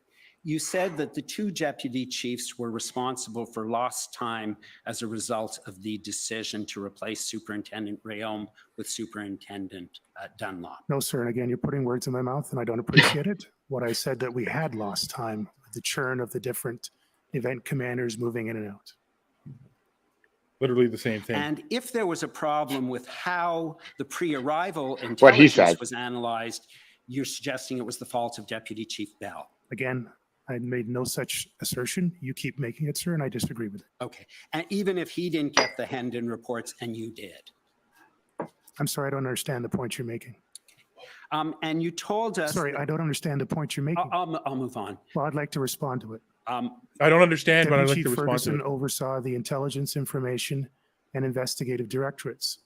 Several of his members within there were receiving the Hendon reports from the very first time the You mean Hendon Steve reports Bell? came out. He was responsible and assigned you just to said Ferguson oversee the meant Bell. intelligence threat risk assessment that would inform all the operational really plans confused. going forward. Well, and Whether or not Deputy Chief Bell received he didn't reports have, is he hadn't immaterial to me. opened them and he wasn't As reading long the as he had an reports. understanding that It's the problem, I intelligence is coming think. in from And appropriate he's trying to sources, just deflect is blame. being reviewed appropriately and provided in an appropriate Yeah, timely he's trying to manner. cover his ass. Acting Deputy Chief Ferguson for the operational plans. That was my only concern. And the Project Hydra plan was something actually that Navigator and ASI came up with. correct? Absolutely not, sir. So I should disregard that if that's what the notes say? There's a note around the naming of it. The plan itself is a concept of operations that I brought to the team that morning and laid it out in an 8-point structure, yes. And you said that if people on your command team had concerns about your Project Hydra plan, you would have expected them to raise it, correct? You recall saying that? In what meeting, sir? That's what you said on Friday. If is anybody just on your painful. command team had concerns about your Project Hydra plan, you said you would have expected them to raise it. That was your evidence on Friday. Man, About the 8-point structure, yes. And we had probably a 2-hour meeting, a 1-hour meeting to that function. Okay. And even though you had just said you would crush anyone who did not agree. Again, to be very clear, the notes that Christiane Huneau took talked about not disagreements with every aspect, but the overall structure, the removal of significant leadership within the incident command. It was not a blanket statement. And in fact, the entire meeting on the Friday, sorry, now I'm confused about the dates and times. The meeting where Hydra came up was the February 9th, I believe. unreal. Yes, February 9th, the morning. He's in the middle of a was an rant. Sorry, I'm open planning confused. Session with the incident command team, This all is of the executive. Stand team in by, the I'm room. stuck in my Did lines. a roundtable effort Stand to pull by. that plan to the highest level possible before the 12 o'clock meeting with the OPP and the RCMP. And if you didn't succeed in resolving the demonstration, it was because the ministry wanted you to fail and delayed in sending you resources. This is juicy. I'm sorry, what's the question? I'm asking if you agree with that. That was a statement. Are you asking me a question? Do you agree with that? No, I don't, sir, not at Okay. all. And if the OPP superintendent reported that he heard you tell your commanders to say they want to double the actual number of resources they needed, he misunderstood that. He misunderstood and he also misrepresented it to his command. center. Whoa, And double if whammy. David White, the city solicitor, said that the police told him that there wasn't a public safety concern on January 3rd after his phone call with you, he's got that wrong too. I don't understand the context of what you just said, sir. Everyone's wrong You except Sloly. testified as on that on Friday. About You what, said sir? that did not reflect your view and he's got it wrong.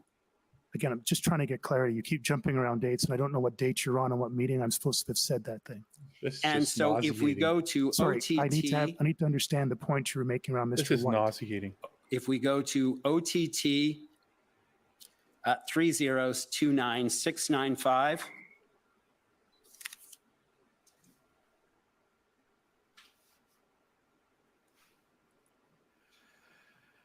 it's the meeting from David White about his call with you.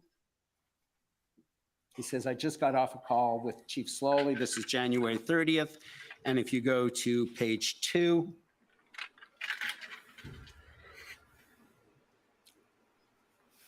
he talks about you were taken to this document, I believe, on Friday. And then he Do the Sloly concludes by shuffle. saying, frankly, I was left with the impression that the chief is looking for an opportunity to say that the city denied OPS a tool and they cannot be blamed for any public criticism of the police handling of the protest. It's an alarming assertion made by the It's an alarming assertion. counsel for the city and absolutely incorrect. Okay, so you wouldn't agree with that either. No, sir. Doesn't agree with And anything. many of the OPS officers who testified here said you didn't properly follow the incident command system and insisted on approving every operational or tactical decision. And that's wrong as well. correct? I don't know about many, sir. I've heard. That's wrong. No, this time it's right. Ottawa police commanders. Oh, no, heard from actually somebody wrong. and assumed things, but I haven't heard a single What Ottawa a police crap service show commander this is. say that they received a direction from me directly or received an email with a direction from me to any of that. That much is absolutely clear. Everything asserted about me has come through a rumor or something that went around the station. That's the only. Or thing the that I've sworn heard so far testimony about of your this. Ottawa Police Service colleagues and the Commissioner, OPP. If I might just have a couple of extra minutes, I'm just finishing up. That's not the same as hearsay, former chief. February That's 14th evidence. was your last full day as the chief, correct? The next day, you concluded an agreement with Chair Deans. I had a full 8-hour day on February 15th, sir. Oh, February 15th, wow. you concluded Stand an corrected. agreement with Chief, with Oh, suddenly he's very Deans, sharp on correct? some details, eh? That's correct, No, I'm he not doesn't. asking He doesn't you the recall half the amounts things, but he of recalls. I the worked agreement, on but an you 8-hour concluded day, an good agreement sir. in which you negotiated a payment from the board and then resigned, I correct? concluded an What? agreement with the board for my separation from the organization. Yes, sir. Oh, yeah. He negotiated and in his out fact, clause. You've been thinking about resigning for a while. you Not said. at all, sir. Okay, so if that appears in writing somewhere attributed to you, that's incorrect. If you'd like to show me it, I'd be happy to give you an assessment of it. If we could It's please not what he turn asked. to, If it was in a tweet, I wouldn't know about it. if we could please turn to OPS 3014479, page 93.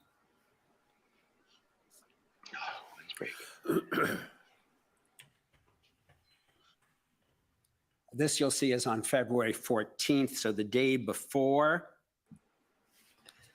The day before the one time you You'll remembered. See that one of the things, if you scroll down. This is please, painful, Chris. This is Yeah, really I agree. painful. Yeah, I agree, At man. 9 o'clock command call. Chief finished with, "We Pompous. succeed as a team. Leave or it we to He's a go pompous down wampus. as one." That was the Okay. most Did you intense say that? period so far of the commission. I don't recall saying it, but that just sounds like a good old team kind of rah-rah talk. Rah talk. Let's Kind of stick good together, old let's team get rah through this talk. together. And if Oh, we that's could please then unacceptable in a go modern to, workplace, former OPS chief. 14566, page 6. These are the scribe notes of Vicki Nelson. Okay, if we hit it big time, Mr. Smoothie, we are going to get ourselves a scribe. And that's when we know we've really made it. I'm trying to get a scribe right now. This is February 14th. I would love to have a scribe. That'd be amazing. Scribe this, everyone. My scribe was taking Down, notes. Let me please, reference the them, last please. 3 bullets. Scribey-roo. Thank you. This is you. OPS has a long-standing incident command system. Christine which needs can a be break. candidate Me too, in Christine. areas, Come save me. But then Come when there's save me. something that's longer. This is the great. incident This is we all primetime need a break. don't have the base Primetime of television level of right here. expertise to draw on.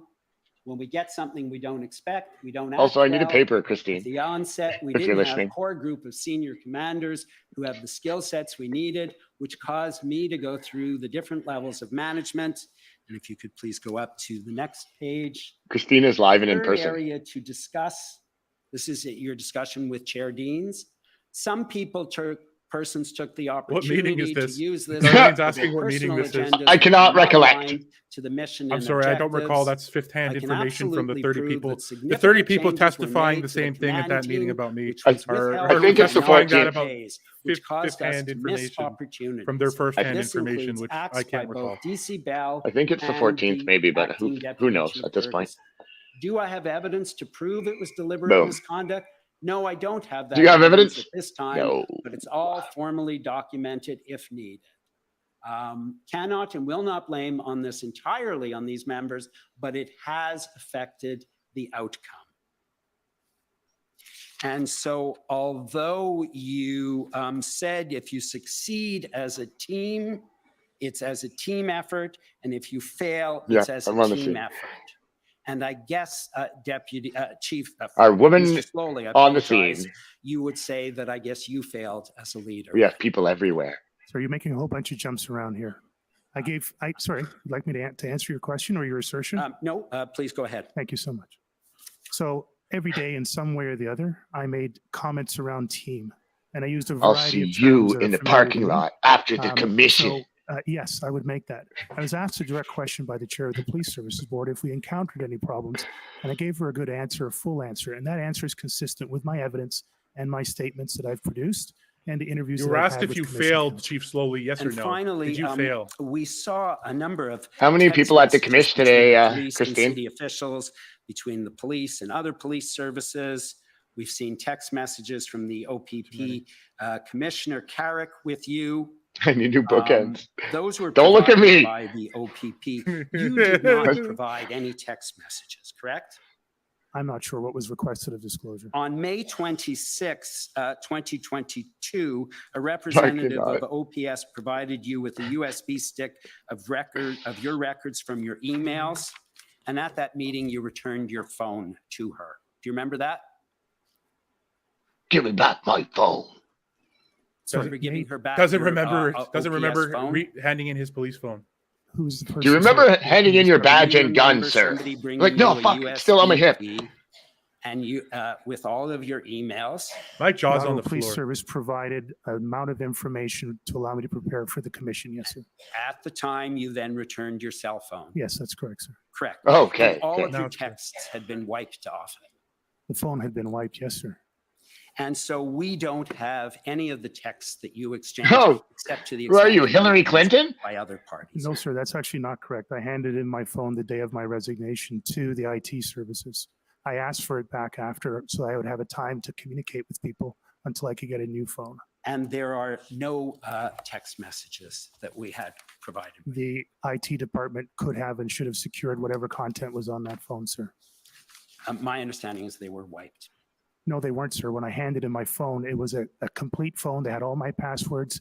They had it for, I think, several days before I asked for it to come back to me.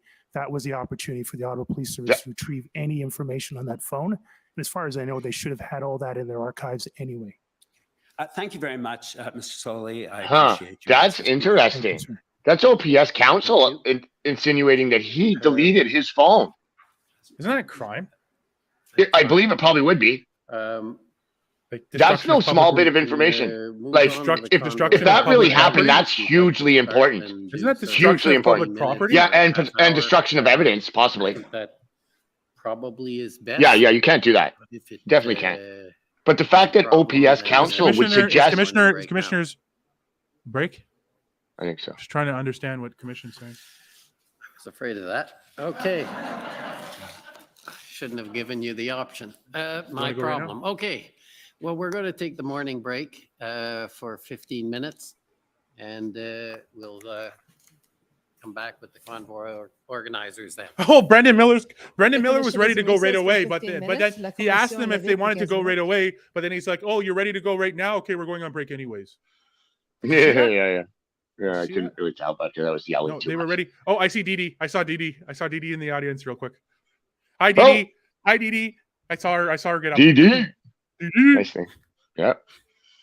Well, guys, what do you think? C of squared that? is there. Christine Cameron, C squared is down there as well. Who?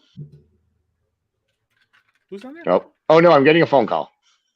Can't answer this, Steve. I'm live. Steve G is calling. Steve, I'll answer you when I'm not live. So in 7 hours. Don't say who it is. Don't say who it is when you get your phone call. Be like, I don't know who it is. Oh, no, I can't recall that meeting. Oh no, I lost my sound now too. Okay, carry this, Don.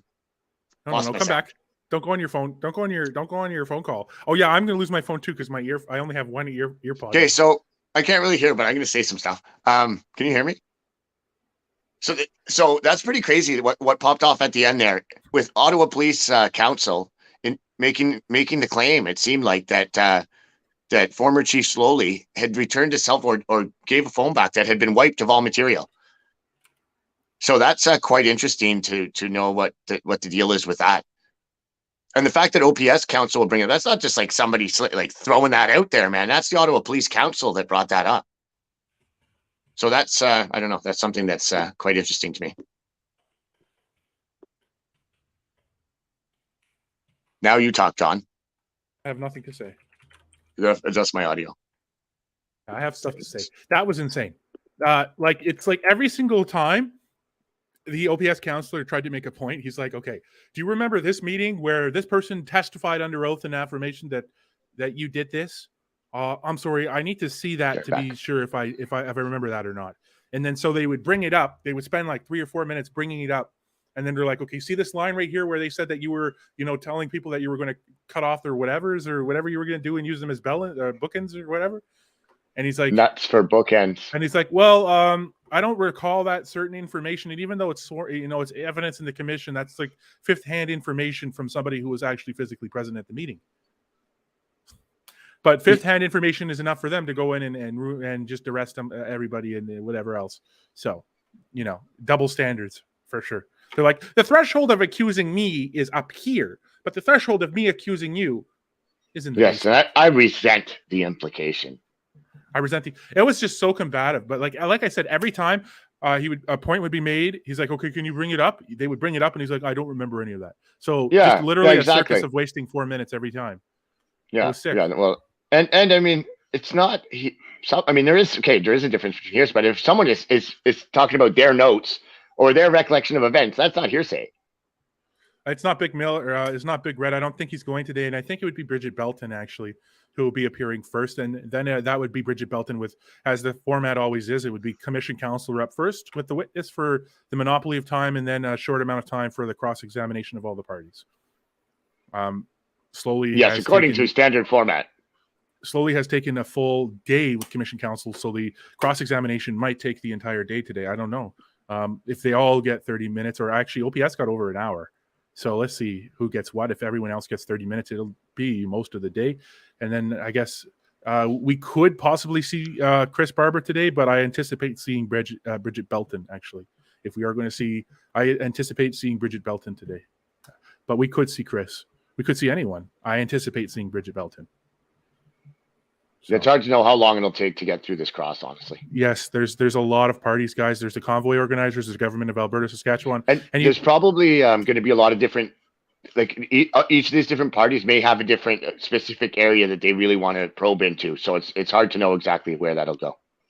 Yep. So it's going to take a long time, and we're going to be with Sloly for some time. Probe. But the first one coming up is the Convoy organizers. So that's going to be interesting. Yeah. That was Stand by to get some. I think the order that they give the cross examinations is the order of who in the cross gets the most time. So the fact that Convoy organizers are second means they'll probably get at least half an hour. Sometimes how it will go is like the two most relevant parties, cross parties, will get like the 30 minutes, like the government and whoever, and then everybody else will get 5. I've seen it break down like that. I've seen the times break down in numerous different ways. So we'll see how it goes. If it's Miller time after, that's going to be good. So if Everyone Bridget's should start on making Tuesday, then popcorn that now. would mean that it's Chris, but we'll see. Yeah, I mean, they seem to really, they rarely get ahead of schedule. Let's say, put it that way. I disagree, Mrs. Keith. I think Sloly's been quite eye-opening in many different ways, and it's a train wreck for him and for his supporters. And I mean, it's a train wreck for Ottawa Police Service in general. There is so much problems in Ottawa Police Service that his have been interactions exposed to. with people in Ottawa are going to be heavily restricted, I believe. Like he's not going to have the free reign that maybe some of the others might have had. I don't know. I think he has tougher conditions on his no contacts and stuff. We'll see how that goes. Who's this? Pat King. Oh yeah, I believe so. I think his conditions are a little tougher than I would think. others. Yeah. So we'll see, and I think he's going to be in and he's going to be out. So he's going to do his test. That's what I would think too. Because they're not allowed to. They're actually not allowed to be in Ottawa right now. If I recall my recollection is correct of their orders. I don't think depends on the individual, but Tamara is allowed to be in Ottawa, but she's not allowed to be downtown. Chris Barber, I don't think is allowed to be in Ottawa at all. Pat Kings, I don't think he's allowed to be in Ottawa at all. But of course, these things have all been lifted because they've been summoned to appear at this commission. So that's what this is. So that's why they're here. And I think as soon as they're done, they're out. They're on a plane and off they go. Yes, because there has been sightings, but that's allowed. I don't know if there's been sightings or not. I can't really speak to that. I can't recall that meeting in particular. Yeah. You don't have an independent recollection of that night. I don't have an independent recollection of any of the accusations being made, frankly, Counselor. Okay, well, I'll refer you to this post. Do you recall this? Yeah, Brendan is the A team for the convoy organizer, so I'm glad to see that. No offense to Mrs. Bath. Sorry, Sheba Bath. I don't know. Bathsheba Vandenberg or something. Very close. Okay, Jonathan, here we go. It's your time to shine. What do you mean? Okay, yes. If you enjoyed you know what? We're not going to do these plugs. We're not? No, Just do one. no. Oh no! Oh, John, you almost did it. Now we're embarrassing No. ourselves, John. No, I'm not embarrassing anything. I'm just saying it doesn't work. Oh, okay. Boom. Okay. Boom. Put it back. Boom. I'll keep mine on for a minute. Oh, it's gone. They can leave hotels. They're not subpoenaed, they're summoned. Summoned, yeah. Yeah, Tom has no restrictions. He was never charged. Just like other people, like certain Mr. Dichter. Who's quite an interesting individual. So I've heard. So I've concocted in my imagination. Allegedly. Well, I mean, interesting means a lot of things. Yes, exactly. It's open to interpretation. Well, I mean, it's not open to interpretation. It is interpretation. I have an imagination. And I'm going to imagine the most wonderful imaginative things in it. Fortresses? Fortresses, internal insurrections. What are some of the other languages that we had? Siege. Oh man. Yeah, siege. Occupation, siege, Well, okay, insurrection. listen, yesterday you made things difficult fortress, for me. We had our weapons. conversation about yesterday, yeah. Yeah, remember yesterday? You remember that, do you? Remember my comment about yesterday? What was a certain verbiage being used? I rose a point. Okay, thank you, Chief. Chief of the Auto Police Service right here. Yeah, I do not independently recollect what you're talking about. A lot of things happened in the day, Jonathan. I didn't have my scribe with me. Gabe is saying your bookends. You don't have your scribe with you? Well, I had your scribe with you. And I noted it right here. I am the troll. Oh yeah. Okay, That's what you said. You admitted that. You admitted that already. But the troll's back, I think. No. Camera 1, camera 2. Camera 1, camera 2. Camera 1, camera 2. Camera 1, I got you. camera 2. Yeah, that was pretty good, John. We didn't rehearse that, guys. That was on the fly. Oh, yeah, it totally looked. It's like a complex maneuver that you never know what's going to happen. Take that. Sheila Gunn Reid of the Rebel suggests that there has to be a percolating lawsuit between Sloly and the Ottawa Police Service. Ooh. Oh yeah, that wouldn't surprise me at all. Actually, not in the least. I like the word. I like the use of the word percolating. Yeah. Percolating is all right, but it's not percolating now. It's what's higher than percolation? In percolation. Is it? Yeah, I don't know. We have to ask a percolation specialist. A percolation specialist. We have to ask a percolator. Yeah. Okay. Does anyone have a coffee maker that we can ask? Yeah, exactly. I was gonna say, bring up the coffee machine. We have some questions. Get the coffee maker on the stand immediately. If it doesn't answer, declare it a hostile witness. Make sure that it has a power supply hooked up so we can understand its questions, its answers. I just saw an interesting headline. Now I lost it. It seemed relevant at the time, and now because I didn't have my scribe to take note of it, it's lost. Well, you know what? There was a lot of interesting exchanges there, but I'm giving my 100% to this, so I'm not scribing. Yeah, there's a lot of interesting is one way to put it. OPS is an absolute disaster. Whoever's coming in as the new chief, the RCMP guy, man, he's got one heck of a lot of work to do. Oh.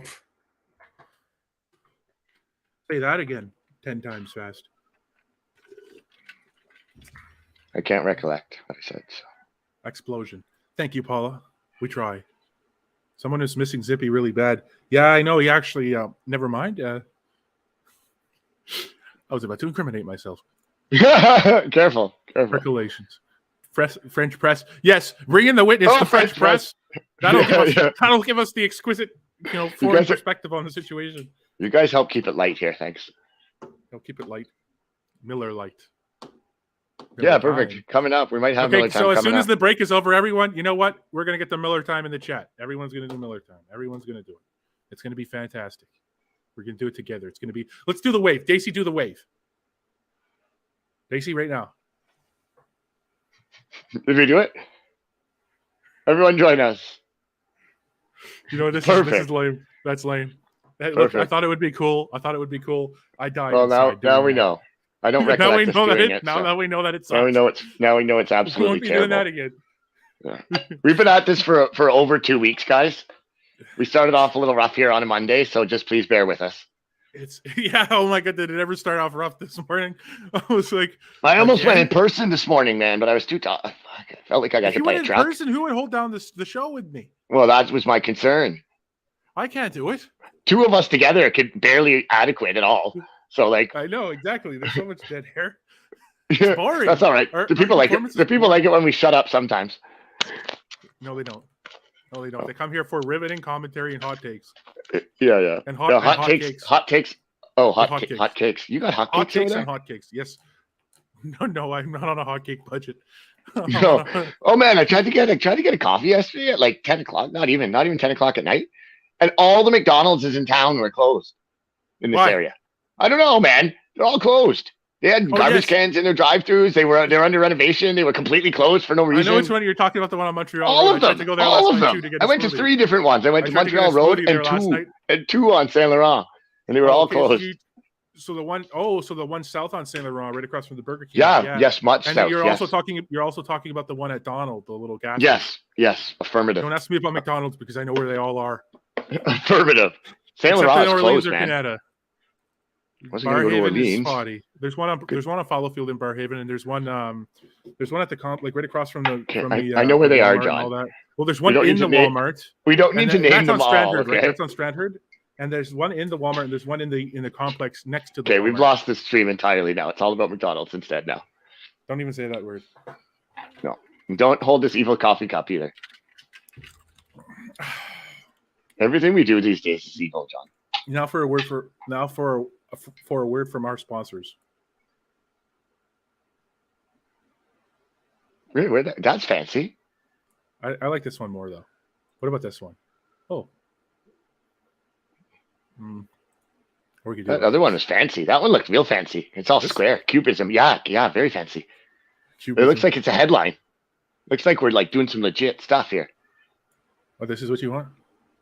Well, no. That's only good What does for the a headline. banner look like? Well, I mean, No. The other way was better. It's more readable the other way. what about this? But it looks nice. That's What all about right. this? What about this? A little small. We'll say like this. Let's not change. Oh yeah, that's the banner, right? Change is bad. Somebody send a scribe. Yes, Phil. Waiting for a scribe over here, technically, because it's getting too much. I'll be honest. I was thinking. Look how about tired I canceling the look. daily summary. I was thinking of canceling the daily summaries. I really was. Yeah, And I had to have I'm words with you about it. I'm still contemplating canceling the daily summaries, but things are getting complicated here. It would be easier to do a daily summary and cancel the stream. Yeah, it would. It would free up like 9 hours a day and a lot of heartache. This But isn't that's as not easy as it possible looks. because Looks the like all point of fun and this, games, eh? But this isn't. But this is important stuff. the point of this is to add dissent to the lies, because it was just going to be them screaming into the void and And there was establishing much these dissent. these narratives that just frankly don't align with reality or with the lived experiences of millions of Okay. people. I'm going to switch we're- phones and return my sure 8 missed calls, and then I will be back on from the 8 other missed phone. calls. What the hell kind of popularity do you have? Is it all Steve? Don't out him. Don't out him. Okay, I'll be back in a minute. Linda's asking me if I slept in my wedding outfit. Yeah. Linda, that's a bit mean. That's a bit mean. I have washed it, but I don't own too many nice clothes. So I washed this to wear it today. I didn't sleep in it. I wish think you look did. dapper. Yeah, if you I slept know. ever. I Like you'd know. have to actually sleep for that. I look a lot better than I did. Oh no, now I'm alone. Now what? Wait. Boom. I'll put that back. I can put do. Nope. Can we swap? Can me and this swap places? No, we can't. 1 second. It's not listening to me. Nope. Okay, well that's good enough. Oh, download each one for backup. Spend, not mean you look great. Thanks, Linda. You guys are doing great. Thank you, Patty. You are fantastic. Spiffy, thank you, Kelly. Share this everywhere. I don't know what that is. I'm going to just take that down for now. Thank you for doing this for all of us. Yous are amazing at it. Yous. Is that an Ottawa Valley accent I detect in your writing? Waked and baked for my nerves. This stream is invaluable. Thank you, Phil. Need big print for us old folks. Okay, Penny, we'll keep doing that way. Oh, Dacey's coming back. 420 Miller time? No, it's Miller. It's Miller Light Miller. Somebody send a scribe. Yeah, that would really help alleviate some of my pressures. But the thing is, when you take your own notes, you know what you're looking for. Like, you know the details that are important to you.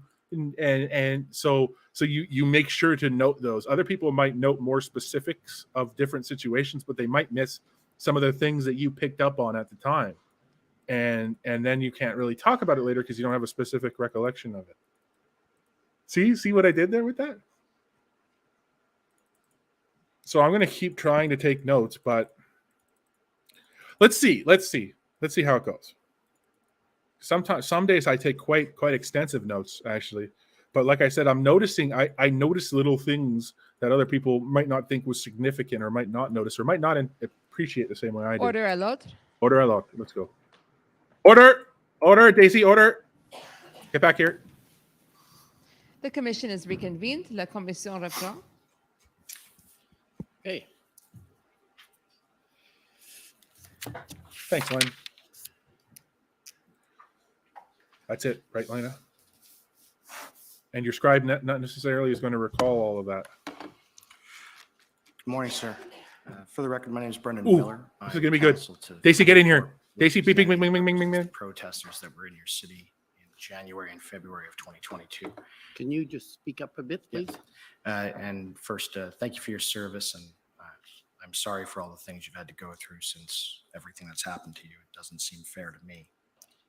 But I just want to Fully appreciate that. asking you some questions about some of the things you gave evidence about. Now I'll mess you up. Transcript, though I wasn't here on Friday. He doesn't But care about after the fact. you He cares about the described convoy.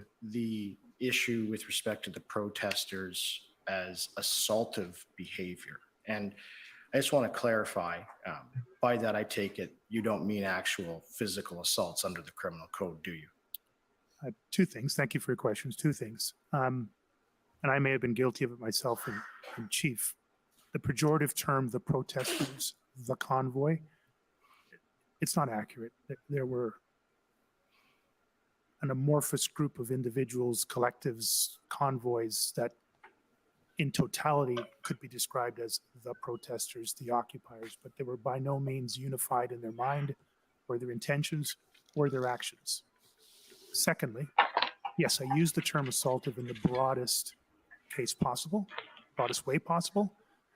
It is my understanding that there was criminal code assaultive behavior by individuals in and around the protest areas of the city, but I can't tell you that they were specifically a part of one convoy or specifically a part of some group that had clearly established themselves as a major, if not a dominant factor.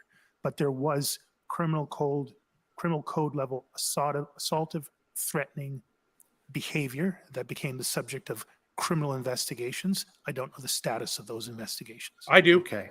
And it's fair to say, though, that the OPS wasn't enforcing things for broken windows or anything like that. That, of course, if there was a physical assault Nice, John. in downtown Ottawa, no matter that the protesters were there, that incident would be investigated and charges would be laid where appropriate, right? Yes, sir. That would be my understanding. Nobody from the OPS held off and wasn't enforcing the criminal code. They still were doing it in full force and effect. Is that fair? They were, with the caveat again that officers had maximum discretion to assess whether or not A, there was a need to make an actual arrest, B, whether or not that arrest would cause an escalation in public safety issues for the public, for those participating in demonstration, including the officers and other members themselves. But there was an expectation that they would still capture the evidence necessary and, if possible, pursue charges by law, provincial, or criminal federal statute at a later appropriate time. Right. And would it surprise you to know, it's already in evidence, that in the time period between the start of the protest and when the invocation of the Emergencies Act came about, there was a total of 5 charges for assault in total. I don't know the statistics. Thank you. We do. So the second thing I want to talk to you about is the barricades that went up when the protest arrived. And I just want to get some clarification on that from you. I understand that the city put up the cement barricades or whatever they have a term for the type of barricade, but they put up the cement barricades where the vehicles were parked basically in the first few days, and that those barricades essentially would prevent any other vehicles from getting into where they were parked on the roadways or from leaving. Is that fair? Again, my understanding is there may have been cement barricades used to close or redirect traffic routes even in advance of the convoys coming in. Certainly, I think as a general statement, once the quote unquote red zones were established, that those red zones were largely demarked by barricades. I believe in the first weekend, there was a combination of different types of barricade usage, including the use of city-owned vehicles at some locations. And there were points along the red zone where there might have been a police vehicle and police officers either alone or in combination with a variety of barriers and barricades. Right, because this commission has already heard some evidence, and even from the incident response group reports, that individual protesters with vehicles were wanting to leave but couldn't because they were barricaded in. Did you hear about that? I don't recall the specifics. I do know that there were on 2 levels. It would have been difficult to navigate through what had been established after the first weekend, and that would require some level of communication and assistance. But that there were several occasions throughout my tenure as chief of police where I was made aware that people wanting to leave within those zones were able to leave with some facilitation by the officers. Because I understand that they weren't, and there's going to be evidence from our clients that that was a problem. They would ask to leave and they wouldn't remove the barricades. Did you hear anything about that? Nothing specifically, but I could understand that there would be challenges in doing just that, logistical challenges. But I do recall specifically being told of a number of trucks, small vehicles, or individuals that were able to indicated they wanted to leave, and then were able to, through logistics, to facilitate their departure. Small numbers is what my recollection is, but there were instances. Okay, thank you very much for that. And already in evidence is that on January 30th, 2022, you requested of Stephen Kay at the City of Ottawa to obtain an injunction. You recall asking for that. Is that right? Can you just give me the date again, sir?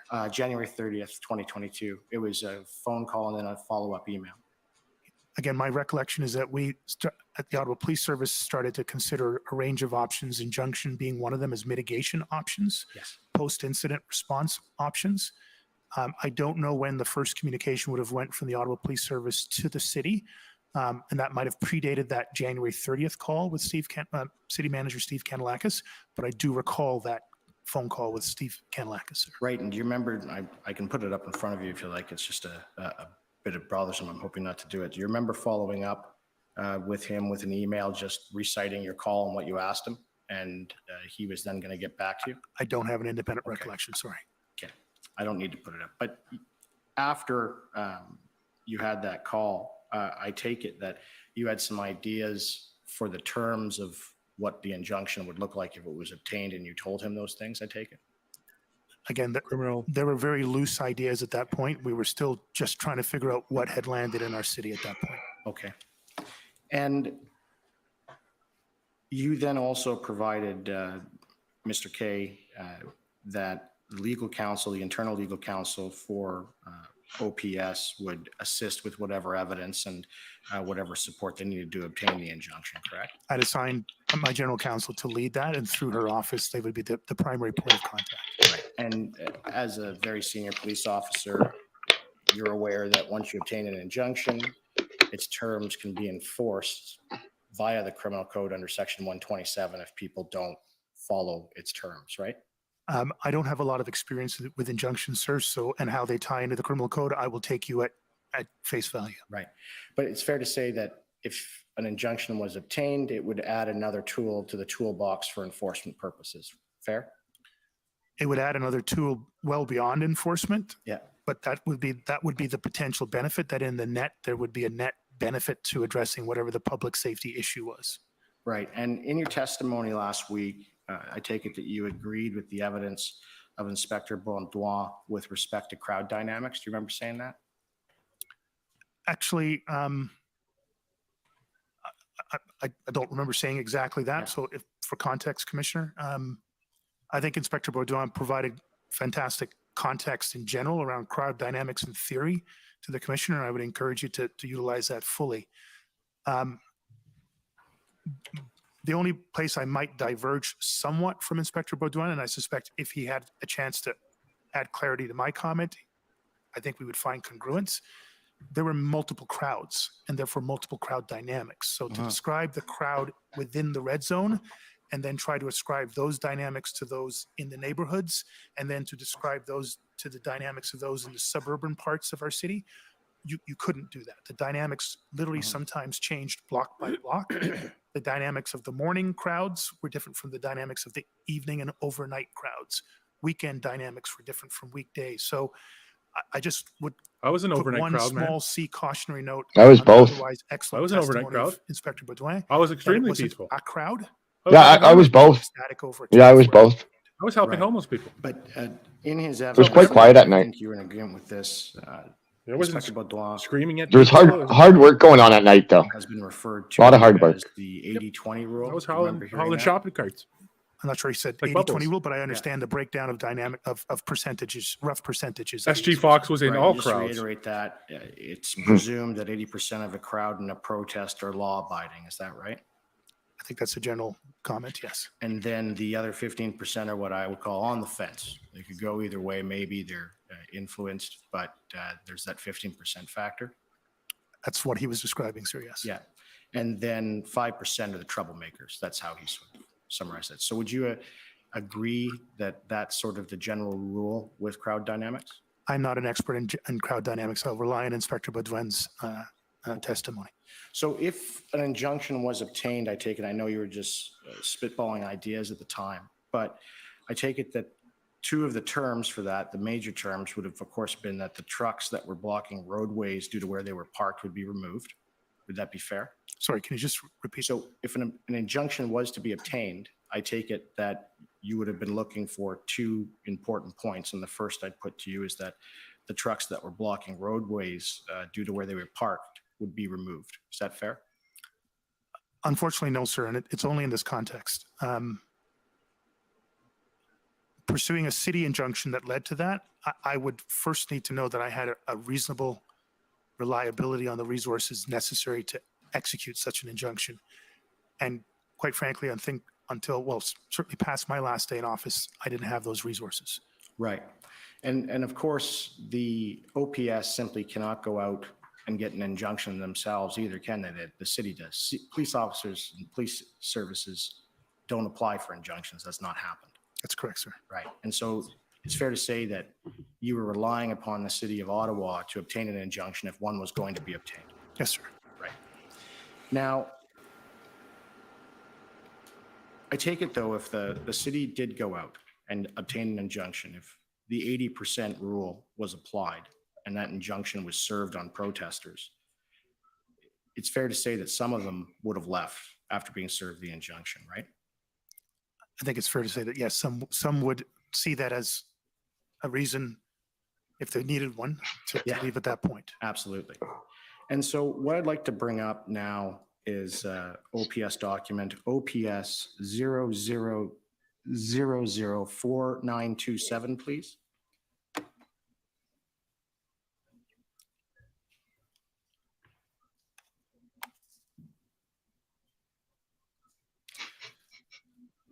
So these are the type notes, and we went through some of the handwritten ones of somebody called CH previously, but these are the type notes of your meeting with Brenda Lucky as well as Commissioner Carrack from the OPP.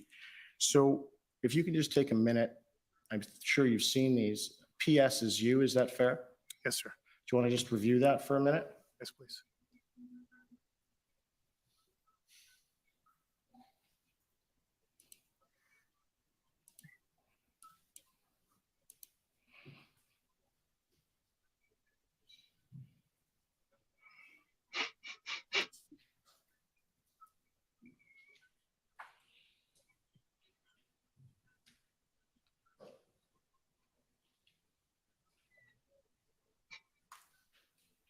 Madam Clerk. Who's if you could- laughing? Mr. Clerk, if you could scroll down to for me.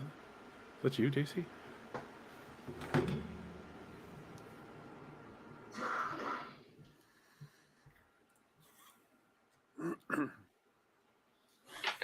Might have been, but I thought I was muted. Could have been why wrong. Are you laughing? Mwahaha. Does it Back sound in like the- that? Yeah. No, it was like, Okay, Sorry, we're going to could scroll. you just- Yes. One It last- doesn't sound like me, but could have been. Okay, thank you. Thank you. So, and what I want to chat with you about is the points that say 4 ops. And there's 5 points there, but one's just commentary on the other 4.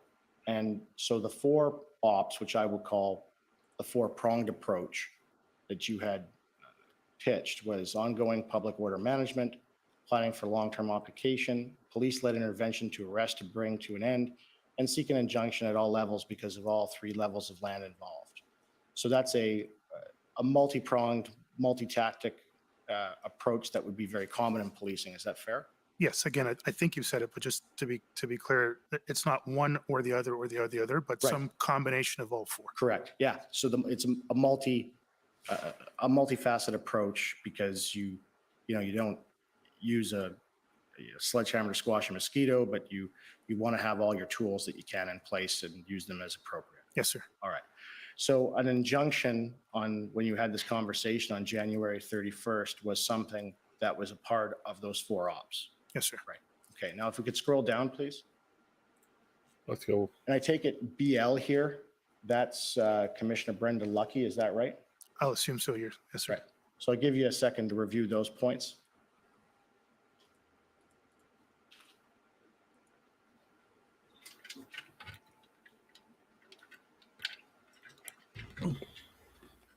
Yes, sir. Thank you. Thank you. And so is that, those points first, are those accurate from what you recall from that conversation? From Happy what she said? weekend. Happy They're Halloween. accurate. It's a I definitely a recall spooky day. that the second bullet point around the injunction that the commissioner at the time went into a lengthy explanation of her experience with and therefore position with injunctions, and it was clear that she was not did not believe it was going to be a substantive part of the solution. Right.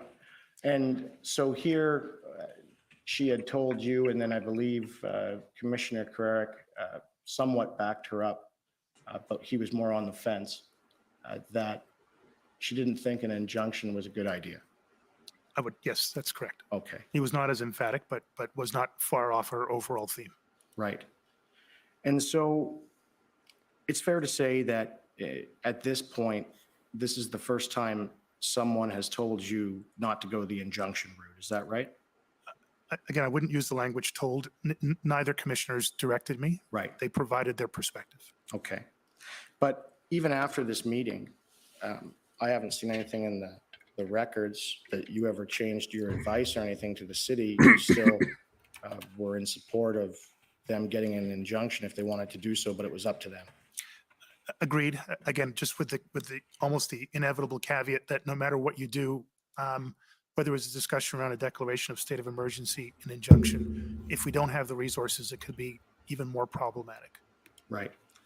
And so I then want to take you to another document, if I can. It's the one that my friends have been referring to, if I may, just a second. And that would be OPS 00014454. It's the long set of notes. And I'd like to go to page 24 of those notes.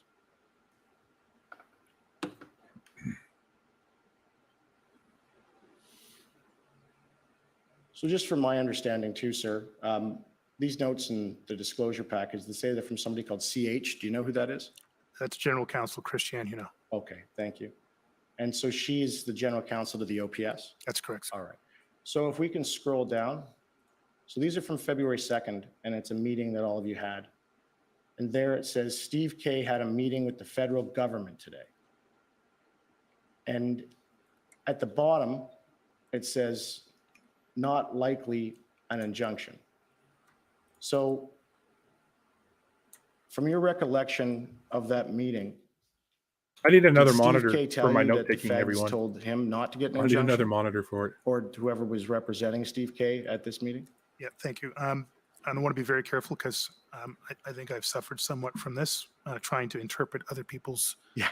language from somebody else. So I want to be very careful on this. This is the 2nd of February, so Yes. this would have been the first time that City Manager Steve Kanellakis advised me that he'd been participating what I call tri-level calls. Right. Federal government, provincial Yeah. government, municipal government. And he gave me a very quick overview of the one or more calls that he had been on. And that's my best recollection of his very brief overview. So I wouldn't want to ascribe anything particular to the federal government based on this line in this document. So do you remember, can we scroll up too, just so you can see the date and who was there? So it doesn't look like Steve Bell was present. No, so it's myself, Christian, John Steinbachs, who's the Executive Director of Strategy and Communications. The rest are from 2 external service providers. Right. And do you know who was making the statements with respect to Steve Bell's meeting with the feds that are at points 1, 2, 3, and 4? Do you recall? That would be me providing that briefing to the group. Okay. And that's Steve Kanellakis, not Steve Bell. Or Steve, my apologies, there's so many names. So Steve K had told you at another point in time before this meeting that he was not likely going to go the injunction. That he was on meetings, tri-level meetings, Mhm. in which the topic of an injunction was raised, and that's my best recollection of his best recollection. Okay, all right. So Everyone's recalling everything. outside of We're injunction, I just want recalling to talk to different you things about together. sort of protests generally and how they work. And I'm not going to be asking you questions a lot. This isn't an exam, but I just went through this with Commissioner Carrerick, and I think it's important to go through with you as well. Can you agree that in sort of general protest law and enforcement and criminal offenses regarding the same, you basically have 3 types? You have lawful protest, which is protected under the charter. Then you have an unlawful assembly, and then you have a riot. Can you agree with that? Under the law, if you're asking if that's the definitions under the law, I will cede to you. Under policing, we would talk about peaceful, peaceful lawful, peaceful unlawful, Mhm. unlawful, and there'd be Yeah. a range of other. But from a definition, legal definition perspective, I will leave that to your analysis. Right. And you're aware, of course, with protests that when they cross the Rubicon between lawful protest and unlawful protest, it becomes a criminal matter under Section 63 of the Criminal Code.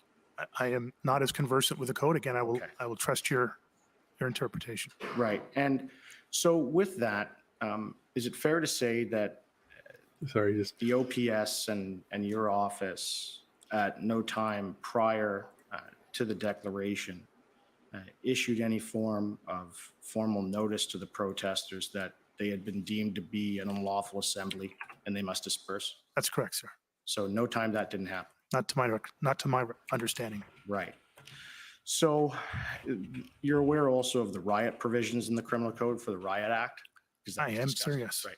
And so that requires that even if a general riot isn't happening as recognized in law without the declaration, that if a sheriff, a mayor, or a justice of the peace or judge of the Ontario Court of Justice goes out, says this set of words that end in God save the Queen, or now God save the King, and it's then deemed an illegal gathering and people are ordered to disperse.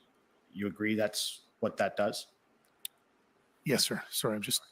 So- when it was written, it was probably in an age where people might hear those words. Exactly. Everybody in the area would hear those words. Right. And so there was never a declaration, of course, as a riot, and there was no formal declaration that there was an unlawful assembly. And he's got more time today, so he therefore, can make a longer the point. protesters who were there, who were sitting there, no one in authority, it's fair to say, told them that they were doing anything illegal. Is that fair? Again, I will cede to the legal definition of it, but I couldn't agree that that would be the case given the massive amount of social media, mainstream media coverage of what was happening in our city here and across the country. I think it'd be very hard to believe that any individual could not understand that there was a level of unlawfulness and public danger and risk, heightened risk at any point from January 29th onwards. Right. And so that brings me, interestingly enough, But to there was my no next legal area. declaration. I heard your evidence or read your evidence about misinformation. And it's fair to say that on social media and particularly, and even in the news, there was a whole bunch of misinformation about the protesters. Is that fair? About everything that About had to do with it. Yes. Right. So for example, there was reports in the news that there was an arson committed by the protesters, and I understand that was investigated, and it turned out that wasn't true. Yes, sir. And there Sorry, was- the investigation was concluded after I left office. Yes. My yes, sir, is what I understood to be in the media, but not from the actual investigators themselves. Okay. And with the misinformation, did you have any idea about how the misinformation about the protests started? Did you do any analysis with your intelligence bureau on that? No, sir. Okay. So Not that I'm aware of. They may have made such attempts, but I wasn't aware. All right. So I want to bring up a document. I gave notice of this earlier today, and I don't know if the feds are going to object, but I wouldn't be surprised. If I could bring up document. No, I'm laughing. SSM The feds are going to be, would it be object, but I wouldn't be surprised. 000077. And here comes hair guy. He's going to pop up, guys. Watch out. Pop up warning. Pop up warning. He's coming. Bam, I'm here.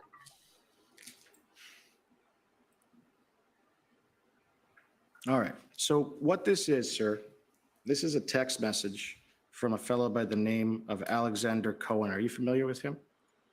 Doesn't ring a bell, sir. Okay. He's with Minister Marciano's office, Minister of Public Safety, and it's between him and Mary Liz Power. Are you familiar with Mary Liz Power? Again, the names aren't ringing a bell. Okay. She's with the Prime Minister's office. So I'm just going to read that to you for you so you have an understanding. And this is from about the 24th, on or before the 24th of January. And it says, I got a quick response. People are into it.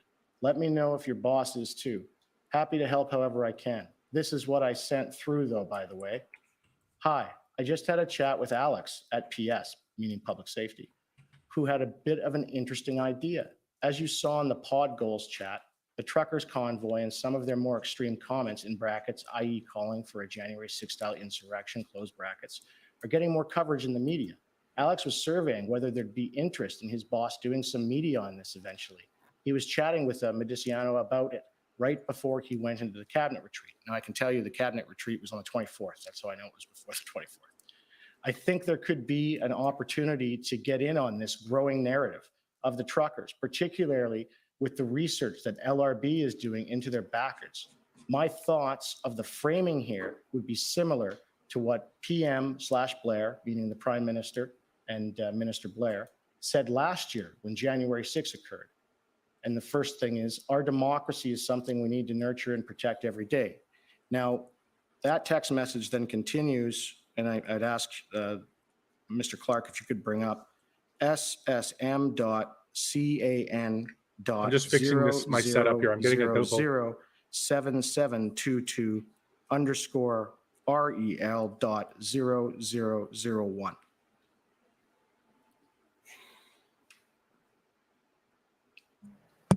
Council, I think that's the current document we're on.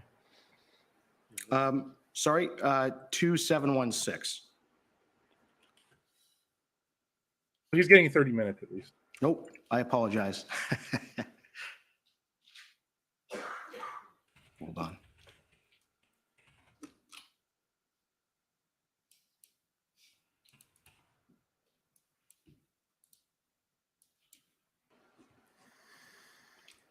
Well, I've got the name of it wrong. I think I got the wrong number. I emailed it to you earlier. If you could open it up, it's text message 2.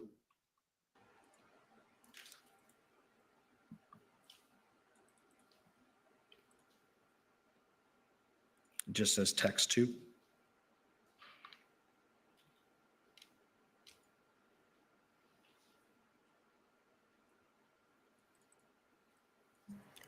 I have a text to PBCAN 0001527 _ route. We can see if that works. I'll let you know if it's the right one.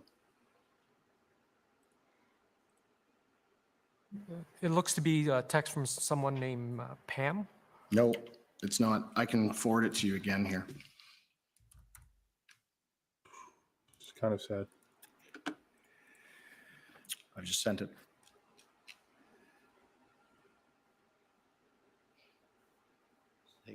I think that's why it's good to have these things done in advance and not last minute. True. Mr. Clerk, it's Eric Rousseau. I think I've opened the document that my friend, I think, sent you, and I think it's 7724 would be the second text message that he's trying to refer to. Damn.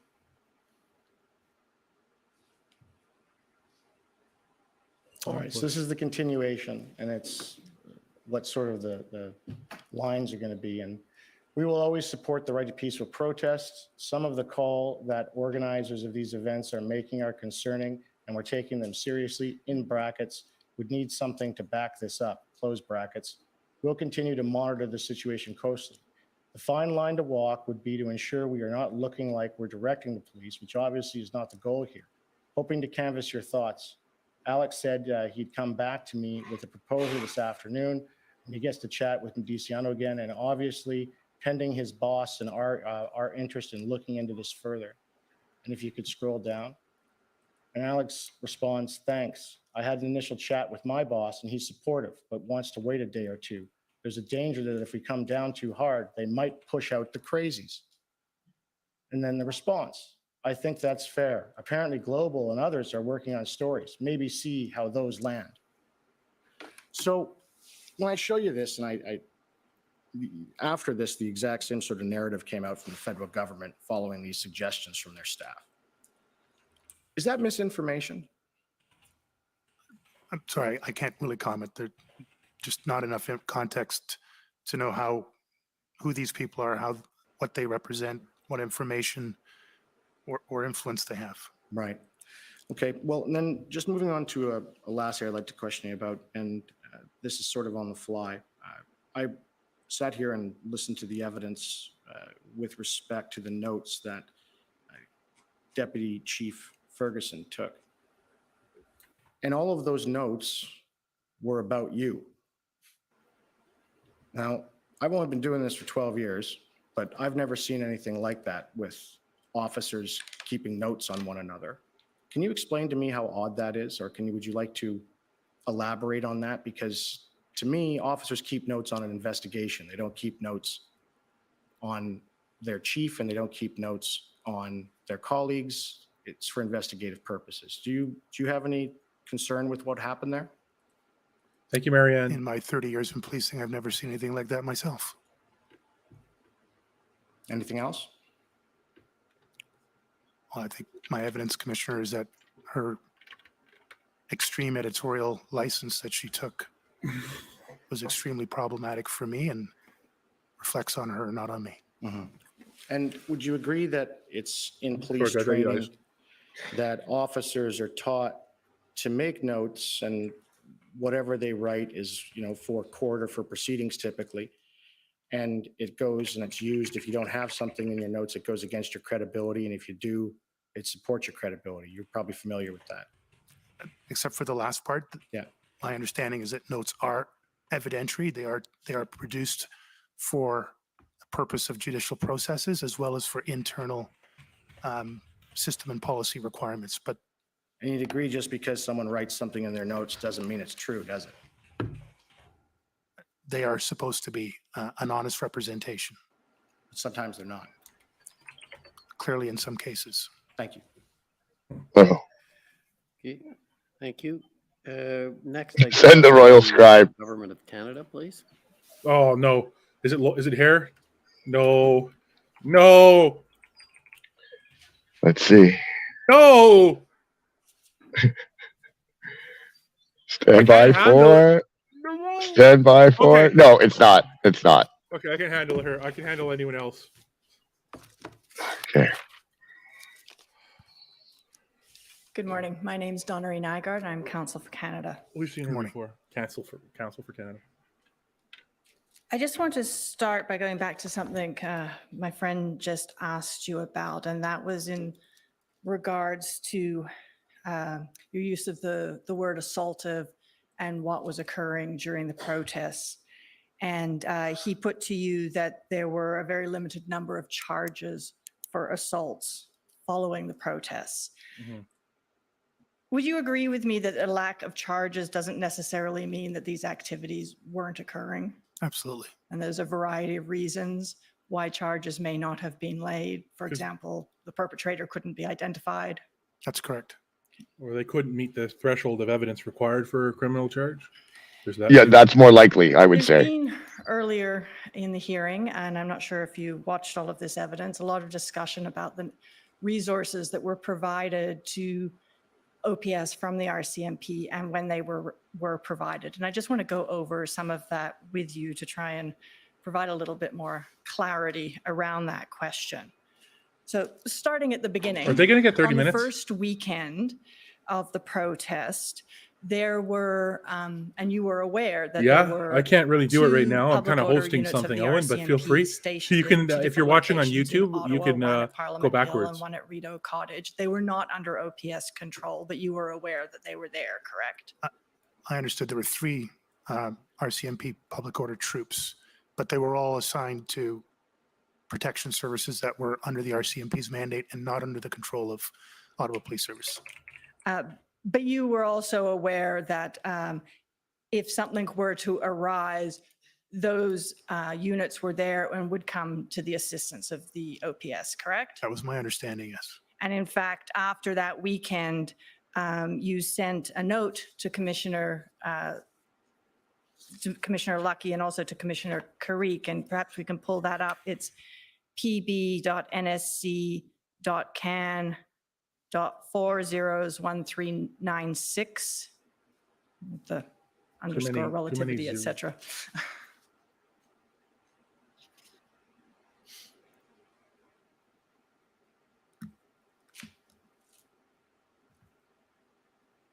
And if we can just scroll down a little bit more, that's good. So this is an email that, as I said, you sent to Commissioner Lucky and to Commissioner Carrick, amongst others. After that first weekend, it was dated, I don't know if you got a chance to see it, it was dated January 30th. Hold on. I've got a banner for that And too. in there, you're expressing your appreciation for the public order units that were on the ground during that weekend. Yes. And you didn't make the first formal request for officers to assist the OPS under the OPS's direction until February 2nd, correct? In regards specifically to the RCMP? Yes, sorry, in regards to the RCMP. And I can pull up the email if you like. Yeah, That would be I helpful. won't challenge it. I do recall just lots of emails going out prior to the arrival, so I can't 100% say one of them didn't go to the RCMP, but I'll take your, So let's help refresh your memory. It's pb.nsc.can.401743. Unreal.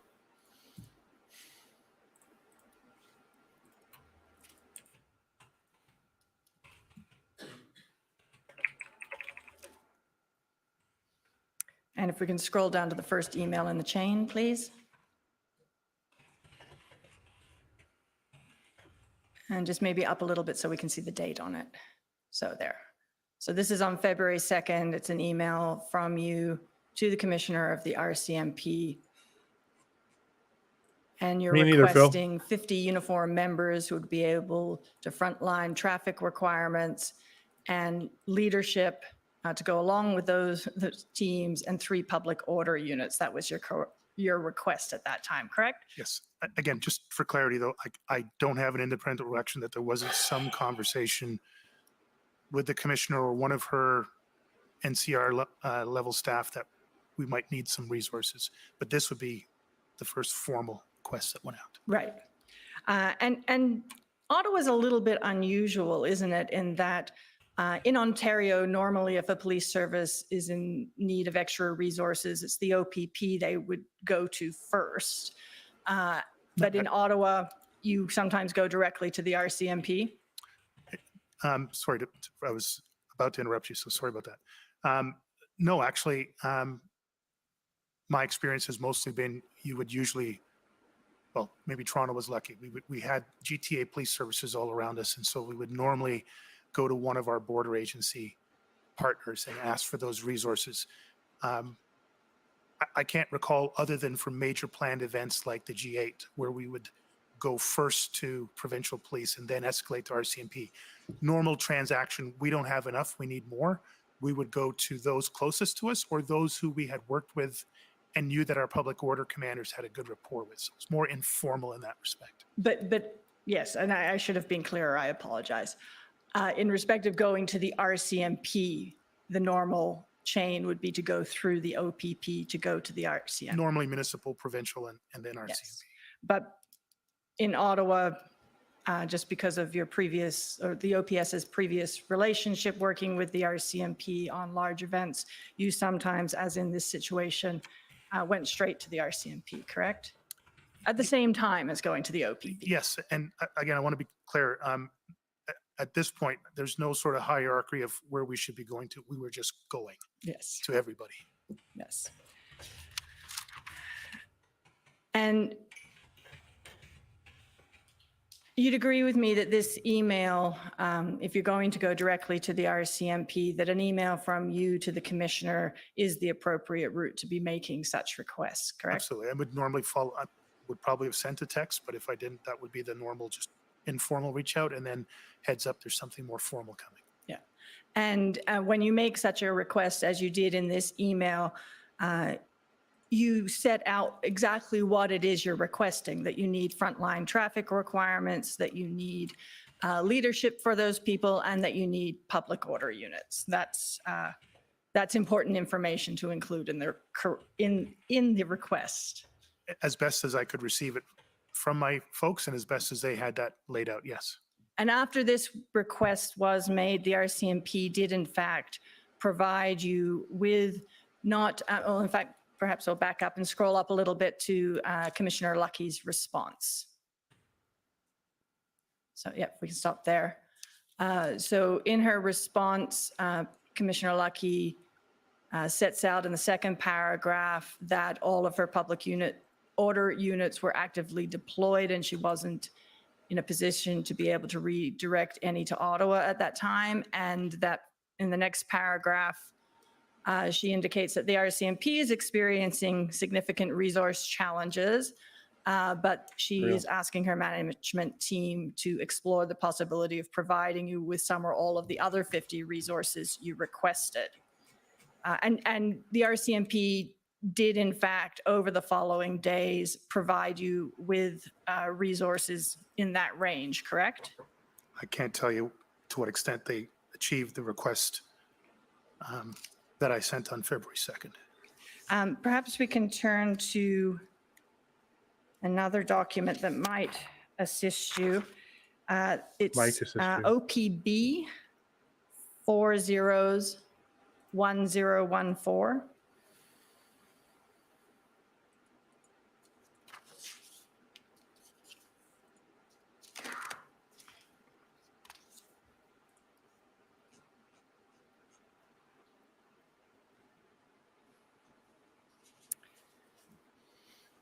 And maybe I'll start by asking, have you seen this chart before?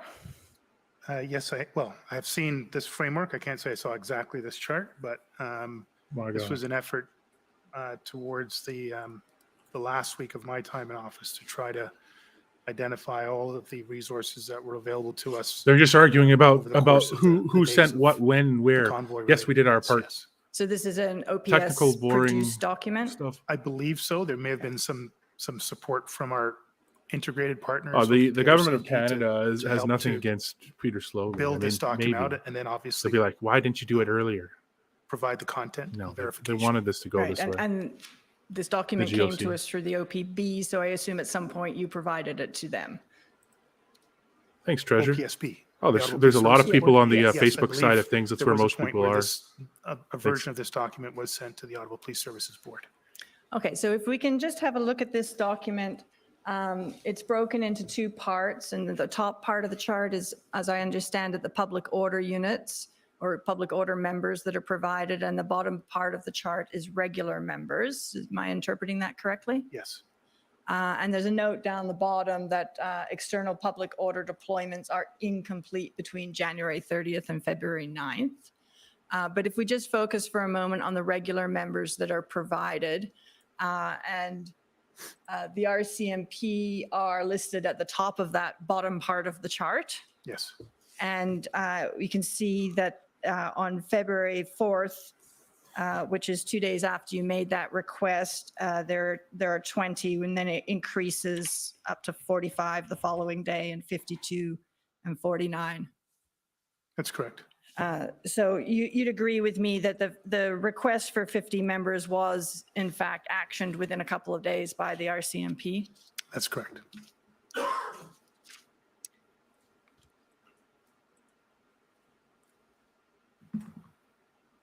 And as was set out in Commissioner Lucky's response to you, you weren't provided with any public order units directly under your control at that time.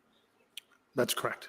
And that was because she said that they were deployed on other duties at that period of time? That's what her letter said, yes. And you would agree with me that when a request is made to a partner policing agency, they have to make sure that they can fulfill their own mandate before they can give you additional people, correct? I assume that it wouldn't be just that brutal, but they would also assess what the It wouldn't be overarching just that threats are brutal. and make a decision not just based on fulfilling their own staffing, but that they could or should make another investment. Sorry. I'd like to think it was more than let's just look after ourselves before we look after anybody else. Yes. As an equation to make a decision around approving or not approving, particularly public order unit assets. Yes, but if those assets are actively operating somewhere else, then that has to be obviously taken into consideration. Absolutely. The entire threat risk assessment, I would assume there would be some effort of assessing risk as well as assessing responsibility. And shortly after this, on February 7th, I won't pull it up, but I assume you are familiar with the letter that was sent by the mayor, both to the Prime Minister and an identical letter to the province as well, requesting 1,800 resources, correct? 1,790 and change, but yes, I understand that. And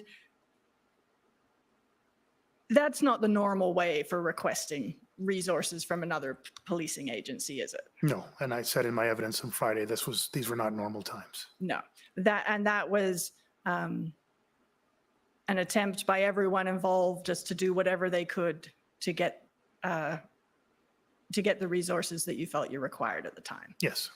And I assume it was hoped that by having a piece of correspondence go from the mayor to the political level, that would apply some political pressure to encourage movement on that front. Pressure, incentive, whatever the right term, but I think it was to send a different signal under very unique and different circumstances. But at the end of the day, you also knew that you had to have that discussion directly with the RCMP. That letter in and of itself wasn't going to result in anything by itself. Absolutely. And as I understand it, there was additional resources provided by the RCMP on February 8th to stand up the integrated planning cell, correct? They sent experts like Superintendent Liu, yes, to be part of that integrated team. So senior members of the RCMP to assist with the planning. And I think you said, and I can turn you to it if you like, in your witness statement that they were provided at least in part to assist the Ottawa Police Service in securing the requested 1,800 police resources. Is that That's accurate? correct. And then the following day on February 9th, there was a meeting with the RCMP and others in which the February 9th plan was explained, and you provided some more information about the nature of those resources, correct? That's correct. Because the letter that went from the mayor to the Prime Minister didn't include any details about what those 1,800 people were to be made up of, correct? I believe that's correct, yes. So you had prepared internally that chart that we've seen, but that wasn't part of the letter that went to the Prime I don't Minister. think it was. That's my recollection. So that information was provided to the RCMP through this February 9th briefing, correct? Absolutely, it was. The only hesitation, there was a request that came from, my recollection, that came from Deputy Minister Rob Stewart for more details, and I actioned that request through Acting Deputy Chief Ferguson. I believe I saw emails with her corresponding back. I just don't know what the timeline would have been between the 9th and that request from Deputy Minister Stewart. And I don't think I have the document number here, but I have seen the email you're referring to. I believe it occurred on the 10th. Would that fit with what, I wouldn't argue too with hard your about it. recollection? Somewhere in that zone, yes. And so on February 9th, the resource ask was explained in a little bit more detail, because you would agree of just a number of 1,800 isn't something that people could actually act on because they don't know what that is comprised of. Yes, sorry, I am going to back you up one day though. February 8th was the first time that the Ottawa Police Service met with the members of the integrated planning team, and that was at RCMP headquarters in the afternoon. There were discussions. I wasn't there for the whole meeting, but I understand there were discussions around what that 1,790 would look like. The meeting carried on over into February 9th, and then there was a much deeper discussion with more information provided around the staffing levels on the 9th. Right. And if we can go back to that chart that was OPB 1014, or 40s 1014.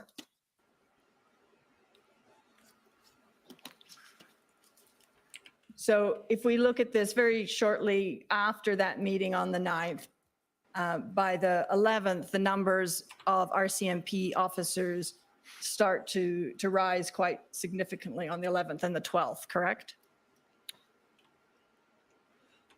Yes. And there is some delay in getting RCMP officers into a position where they can actually assist the Ottawa Police Services, correct? They have to be sworn in? There is a delay. Again, just sorry, as I'm recalling, somewhere around, well, it was February 5th. I received correspondence from Commissioner Lucky that the RCMP were providing 250 officers. And I actually think I made that announcement at the public board meeting on February 5th that I just received this communication. So even before the official letter went out from the mayor and the chair to the two levels of government, there had been a promise of 250 officers. That didn't materialize until past the dates on this chart here. And I, to this day, don't know what happened to that deployment of 250, but certainly there is an indication that the 50 that was requested on February 2nd was achieved very quickly and maintained. And then there was a significant increase in staffing after on the 11th, I guess. But you'll agree with me that if the RCMP provide a certain number of officers, they cannot all work every day. So you need a pool, for example, larger than 50 in order to have 50 people working every day. So I'm not sure I understand what you're... So if the RCMP are going to supply to the OPS 50 boots on the ground on a given day every day, that's not 50 individual officers. It has to be more than that in order to cover off 50 boots on the ground every day. If a police service is sending me 50 officers and they'll be operating under our incident command system, then my expectation would be that we would not just deploy them on a day shift, we'd deploy them on an as-needed basis, and some of that 50 would work daytime, afternoons, nighttime.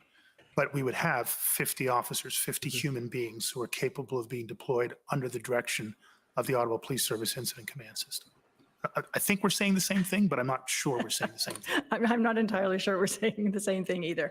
I guess my point is because RCMP officers have to come and be sworn in and obviously have to have some time off, they can't work 24 hours a day, that you would need a pool larger than the number of boots you want on the ground in order to have that many boots on the ground.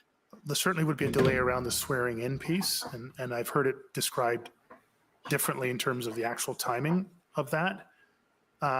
There wouldn't be an expectation that whoever arrived in Ottawa would work every day, although most of our officers had been, and we know in some cases like Inspector Lucas did work every day. Again, that was one of our challenges, was just maintaining the health and wellness and safety of our members and partner agencies. My expectation would only be, if you're offering us something, make sure it arrives and that we can fully deploy it, including days off. There wouldn't be an expectation that any agency would have to oversupply to manage days off. We just needed to know how many officers will be in our theater, dedicated to our incident command system, deployable as fully as possible at whatever time and whatever relevant duties that are relevant to their capabilities. So you wanted to ensure you had 50 people on the ground every day, and that might require more than 50 people being here in order to accomplish it? No. No? And I just needed to know I was going to have 50 officers from whatever jurisdiction had asked. So in this case, the RCMP letter I sent on February 2nd, that was the date of the letter I sent, the official letter. Yes. The 50 uniform officers, my expectation, if it could be honored, that they would arrive as quickly as possible and be deployable as fully as possible for whatever period of time they could stay. Okay.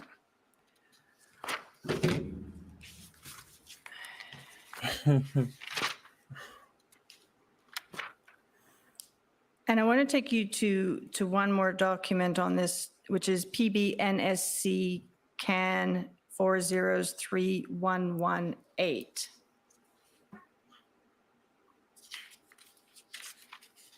Yeah, we've had, Susan, we've had different testimonies about where these different numbers are going. Might But the fact that the government is using this help time somewhat with at the this very end of Sloly's confusion. testimony to just talk about If we numbers just is scroll very down to the telling. bottom a little And not bit. talking about the actual important things A like the little Emergencies Act, further. So this, oh, no, too far. or the extraordinary This use is of an powers to email resolve a on, protest I believe that it's February 12th. the regular powers were not used to Uh, resolve, like and it's injunctions, from, declarations of a Mike riot, so on and so forth. O'Byrne from the RCMP Things that would be done to, legally, Ver- normally, if there was, things that they would do in a progressive,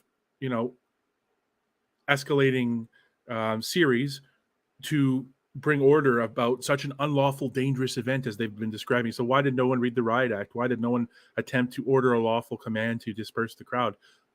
So I mean, you can't eat your cake and have it too. You can't do that. You can't do that. You can't have it both ways. You didn't even try to enforce the laws in any capacity, and then you just jumped right into martial law, basically, with the Emergencies Act. It's not justified because you didn't take the correct steps to actually resolve this thing in a lawful manner using, an extreme amount of different possibilities and venues. They were all shot down. So I don't know what to tell you. They didn't do their due diligence. That was a huge challenge for us. Again, this is in no way meant to be a criticism of the RCMP, but different police services call things differently. They count things differently. They account for things differently. And there wasn't a day that while I was in office, that I had a report from anyone, including my own folks, that anybody could say was 100% accurate.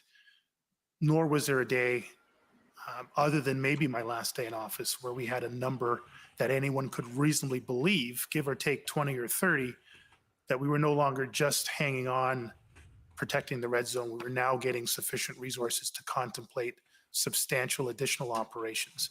But this was a problem right from the beginning when everyone was trying to figure out how many people Ottawa Police Service actually had in our theater under our ability to direct through our incident command system.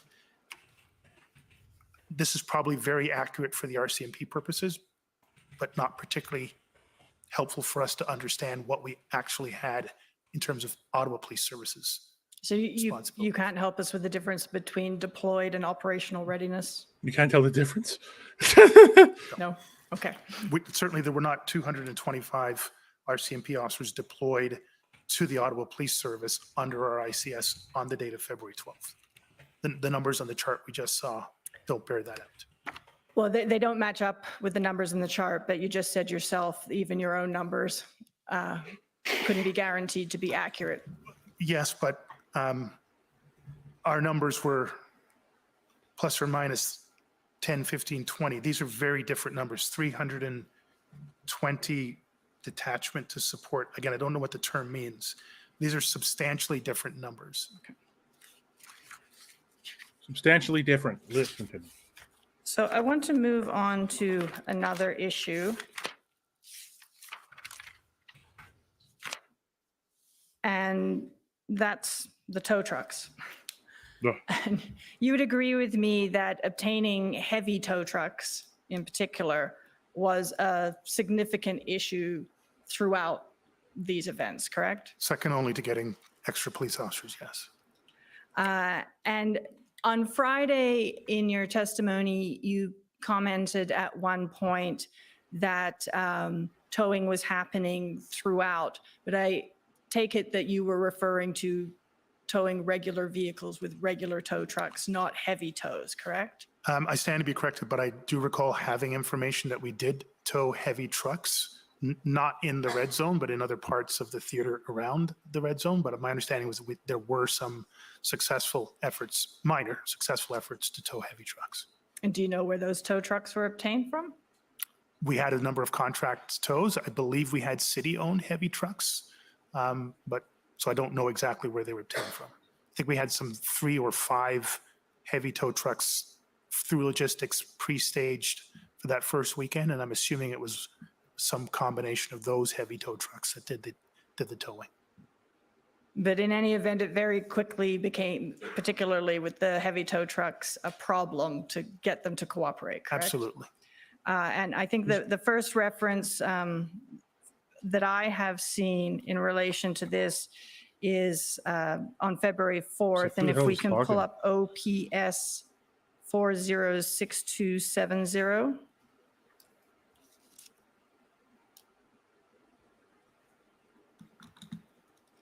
And so this is the notes from a command briefing that you appear to be have been at. Do you recognize the notes of this nature? I don't recognize these particular notes, but if it was a command briefing, unless I was tied up on something else, I would have been there. And this, the date on this is February 4th, and this is one of those ones where we have to subtract 5 from the time to get an accurate reading. So it would have been around 4 o'clock in the afternoon. Would that make sense for a command briefing? Yes, there's usually a morning and afternoon briefing cycle. Okay, so if we can scroll down to the bottom of the document, not quite that far there. You'll see there's an attribution to you in the last comment. And if we look at the very last couple of lines of that, it says, chief concerned about lack of heavy tow truck availability, need to manage public expectations if this is the case, add to operational plan as a logistics need not being met. If tow truck drivers are being threatened or extorted, this needs to be investigated. So as early as February 4th, you were hearing about tow truck drivers being threatened, I assume, from this comment. Yes. It's a rumor. And you are already having trouble getting tow trucks at that point. Absolutely. And then if we can go to OPP 401521. Yeah. So this is a couple days later on February 6th. And if we We're not really going anywhere with any of this particularly. No, she's just trying to argue, like back-end argue with appears to be between different statements various made federal previously. officials and Yeah. provincial and city officials. This is all the government has, man. They are woefully This is what underwhelming. I think what I would call the tri-level meetings. Yeah. Yes. And if we can go to page 4 to start, at the bottom, towards the bottom of the page. And you can see there's these comments are attributed to you. You're talking about the RCMP officers being sworn in. And then if we can scroll down a little bit, about 3 bullets down on the next page, you say Ottawa Police Service has 2 city tow trucks supporting, and they are looking for other heavy tows. So at that point, it appears you had two tow trucks. Now we've heard that OCC Transpo had two heavy tow trucks. Are those the tow trucks you're talking about? I honestly don't know. But in any event, you were still looking for other heavy tows at that point, and I assume you were still having difficulty getting them to cooperate at that point. That's correct. And in fact, I can take you there if you like, but in the February 9th plan, there's specific reference to the fact that tow truck operators were receiving hundreds of threats and some of them death threats. Is that your recollection? Not necessarily from the February 9th plan, but that was really just the state of affairs from the middle of the first week throughout. And at one point, there was an attempt to get the Ministry of Transport to assist with the tow truck issue. Do you recall that? Federal Ministry of Transport? No, provincial. I don't specifically recall, but that was such a regular discussion. We at one point, I think even Commissioner Lucky, I don't think she was flippant about it, but they were looking at Kijiji to find heavy tow trucks in Canada. And even on as late as February 14th, you were still making comments that you needed heavy tow trucks. Kijiji? Correct. And They were making Kijiji posts? this. Looking for tow trucks. Just looked at as one But we example. heard, You've referred to it as well. This was a Are you sideways? consistent conversation. We heard from we were the having OPP that with there, both federal or from ministers and we heard federal earlier that there was officials that 30 there was something tow trucks available and heavy ready, tow trucks to be had. and a Certainly bunch not came to Ottawa. Heavy tow trucks. Late, maybe later than this, but to carry out the work. Yeah, this is that you the needed to government's do dead horse. to deal They're with doing this this because the situation. OPP witnesses Yes, are gone. and just, and I think you mean it implicitly, but to make it explicitly, they were there. It's whether we could predictably count on their ability to support our operations was the gap that needed to be closed. They physically existed. Yes, Our ability to engage them reliably, predictably on scale was the challenge. because they were not cooperating. They did not want to participate. They were intimidated for a wide variety of reasons. The sum total effect was we could not access them predictably on scale. And that was a consistent message you were giving to your federal partners. Yes, And at no time did you tell them, problem solved, we've got tow trucks. not from me.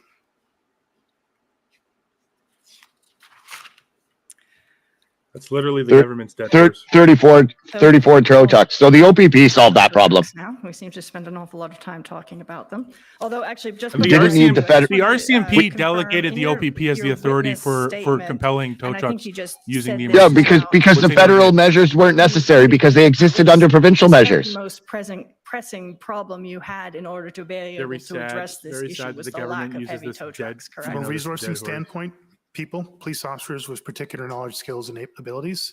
Secondly, from a resourcing standpoint, tow trucks. There were other issues that were challenging, but those were the two main resource issues.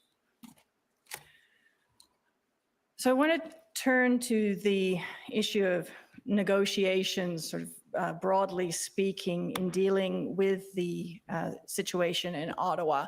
And there's been quite a bit of discussion about the work of the PLTs.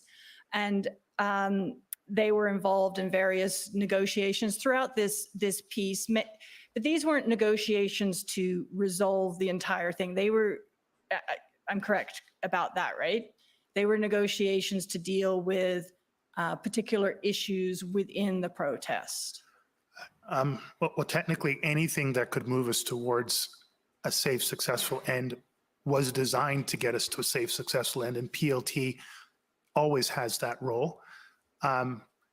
I couldn't tell you that any one PLT negotiation, there was a huge expectation that that in of itself No. would resolve the entire theater of risks and issues that we were dealing with. I think that would be unrealistic Yes, exactly. in any circumstance. Yes. So they were working at smaller goals, working towards the larger goal, correct? Working at smaller goals in support of the larger goal, yes, absolutely. For example, one of the things we've heard about is the Confederation Park negotiations, which resulted in Confederation Park being cleared. So That's that's an correct. example of one of the smaller goals towards the larger objective.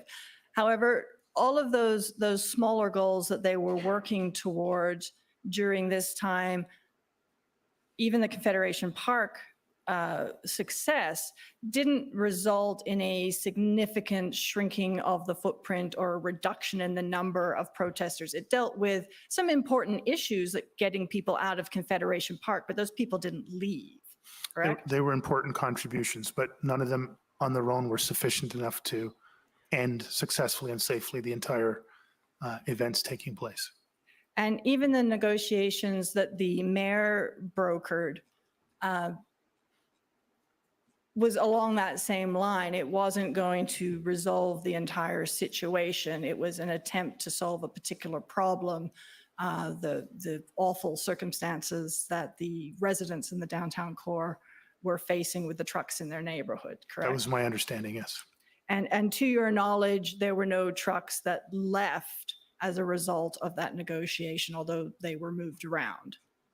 I don't know. I believe my understanding there was some that departed the theater, but again, I don't have any independent recollection. The There's theater. certainly a lot of The movement. theater. My understanding The was that some theater. of them left the theater, whether they Like it's a war. went outside of the They city left the limits, theater? or The left downtown. The theater, the Fortress Theater, I'll tell you.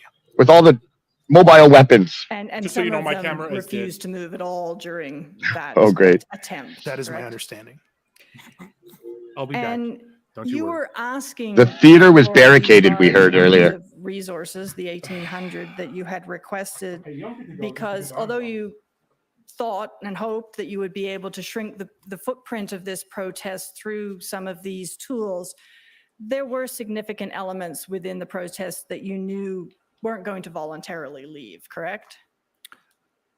Certainly that's part of the considerations. Leading the I go witness. back to the They didn't even February do the 1st basic meeting thing. with the public order unit commanders, where during the sort of open discussion phase of what's our understanding of what we're dealing with here and what's our best estimate at this point, I think barely 4 days into it, as to what it's going to take to substantially remove the red zone and bring about ultimately a safe, successful end.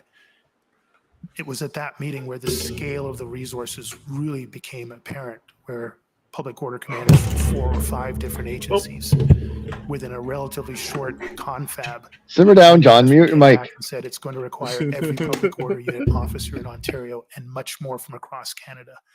I did quick math in my head. We all looked at each other. That's somewhere between low ball 700, high ball 1,000, maybe a little bit more than that.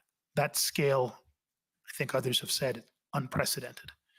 Add in patrol officers, add in investigators, covert officers, civilian dispatchers, crime analysts. Your number goes towards 1,800, ultimately, I think some 2,200. But the scale was clear. Absolutely. But my point was, at some point, even using a measured approach and using the PLTs to their utmost ability, at some point, given the nature of this event, there was going to have to be some enforcement action, correct? PLTs were never fully used, so we'll never know. I can't rule out, and Many things were never done. ruled in the There were likelihood tons that of options that were never PLT used. alone negotiated effort, or any negotiated effort, including the mayor's attempt, would not likely result in the penultimate safe, successful end. I can't rule that possibility out, though. The There you go. likelihood was very, very tiny, but I can't. Well, maybe if you wouldn't sabotage it, former chief. Happen that some combination of negotiation efforts by the Ottawa Police Service, by partner agencies, by some involvement of Good faith government, negotiations. an unknown and incredibly talented interlocuteur couldn't have arrived on the scene, and some combination of factors could have resulted in a fully negotiated end. The likelihood, though, was very small in my estimation. Right. An unknown interlocutor could have arrived on scene, perhaps. We're in a Sherlock And you Holmes were of novel. the view that the situation Holy crap. in Ottawa, particularly taken in We the got context Colombo, of now we got what Holmes. was going on The around GOC, country, the GOC was not happy with that created a answer threat at to all. national security, correct? That was my view. And why were you of that? Nobody's view? happy with that damn answer. And to be clear, I'm not a national security expert, but in the totality of my experience over 35 years, 30 of them in policing and Not an expert. almost 5 years in security and justice, which included national security work, supporting agencies doing that. This was the closest thing that I could see to a true I can national hear your clicks, John. security event. Closest thing to a national security event, When you but say not an nationality actual of national event, security what are you event. taking into consideration there. Absolutely what was happening here in Ottawa, but how that was He being just said coordinated closest thing too. He didn't say it was. across the country. Coots These and Ottawa guys, man. happening at the same time. The first real signal to me was I think it's captured in Hoots was ended Commissioner without the Creek's, Emergencies Act. either his statement or in his testimony, I forget. But clearly the move to Windsor as the southernmost point away from Ottawa for a significant policing operation was designed to split our resources across a significant. Wasn't designed. That theory, that's two conspiracy very again. That's not clear at all. That is not clear. That would Conspiracy demand theory. significant resourcing. Yeah, talk about Recall conspiracy those theory. You're right. conversations with Commissioner Creek. Windsor is where that border crossing is. Ottawa is the capital, and it's where it is. It's purposely far from the border for security purposes. Be careful to use this term, but capable adversaries who through command, control, and communication could understand the limitations of our resources and our logistics. Misinformation, Two major former chief. threats, literally polar opposite. Yeah, this is north literally and just a south. conspiracy theory. An actual one, though. Not one of these ones that I'm accused Your of. view that this situation was of that nature, that it created a national security risk? or No, threat, he said it was closest thing to that it was a earlier. view that you expressed quite consistently throughout these events, correct? And quite publicly? I can't recall, stand to be corrected if I used the term national security event while still in office. I certainly have used it consistently as I've appeared before various standing committees in my statement and in my interviews with Mr. Au and others. So, And your view of, even if you didn't use those words, of the nature of the event at the time. Can I use them for you? Was something that you would have communicated to Even the if you didn't various use that federal word. officials and federal ministers that you were dealing with. absolutely. Whether I used the term national security event or not, again, I stand to be corrected, but there was no doubt that my communication was this was not just an Ottawa event. This was provincial and Yeah, national. because there in was nature, and they had widespread elements there of was international. widespread support. There was no And international not only elements. was it not just a local event, but that it was All a right, let's very get this. serious event. We got to get Patrick Moore's back on. And that it was causing, created significant risks. Absolutely. Thank you. Those are my questions. Thank you. Thank you. Well, that established a whole lot of nothing. Yeah, they're just going for sound bites again. Just all Trudeau can do. That really established absolutely nothing. Good You afternoon. guys Mr. fez me Sloly. up. Good afternoon. Sorry, Mr. Sloly, my apologies. My name's Anne Tardif. I represent the city of Ottawa. Thank you. So I want to start by confirming what I hope is an obvious point. City of Ottawa, and that is city that the government, Ottawa Police Service was the lead OPS. agency with respect to the events that bring us here today. It was till my last day in office, and it's my understanding that it was until the end of these events here. Okay, thank you. And the only reason I raise that is in your witness summary, you indicated that the city saw OPS as the lead agency, and that's of course because it was the lead agency. Yes, that's correct. Great, thank you for that. Okay, now we've heard evidence already that obviously OPS would provide some briefings and messagings to the city in advance and during the demonstrations, correct? That's correct. And my understanding, and for reasons you've already gone into, is that in general, those briefings were at a fairly high level. Is that fair? Either with the mayor's office, his staff, and whoever they invited to the meeting, or at council meetings where we were invited to make presentations and answer questions. Okay, thank you. And I realize I was unclear, Mr. Sloly. I meant that the information provided would be at a fairly high level. Yes. Yeah, okay, great, thank you.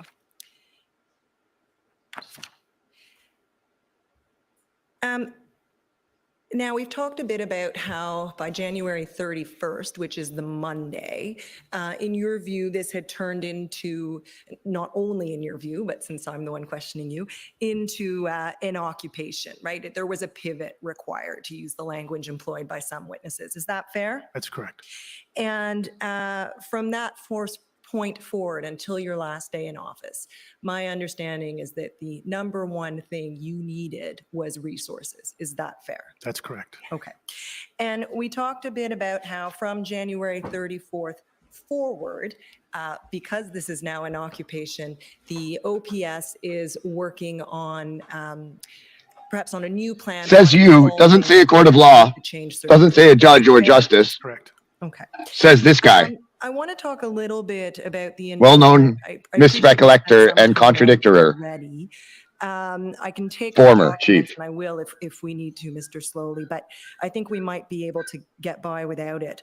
My understanding is that as early as January 31st, both Commissioner Lucky of the RCMP and Commissioner Carrick of the OPP expressed some concerns around an injunction, pardon me, being obtained at least at that time. Is that accurate? That's correct. And at least part of that concern had to do with an issue you've already raised, which is if you get an injunction, you have to be able to implement or enforce it. Is that fair? That's correct. And you did not, I take it until the day you left office, have the resources to do that. That's correct. Thank you.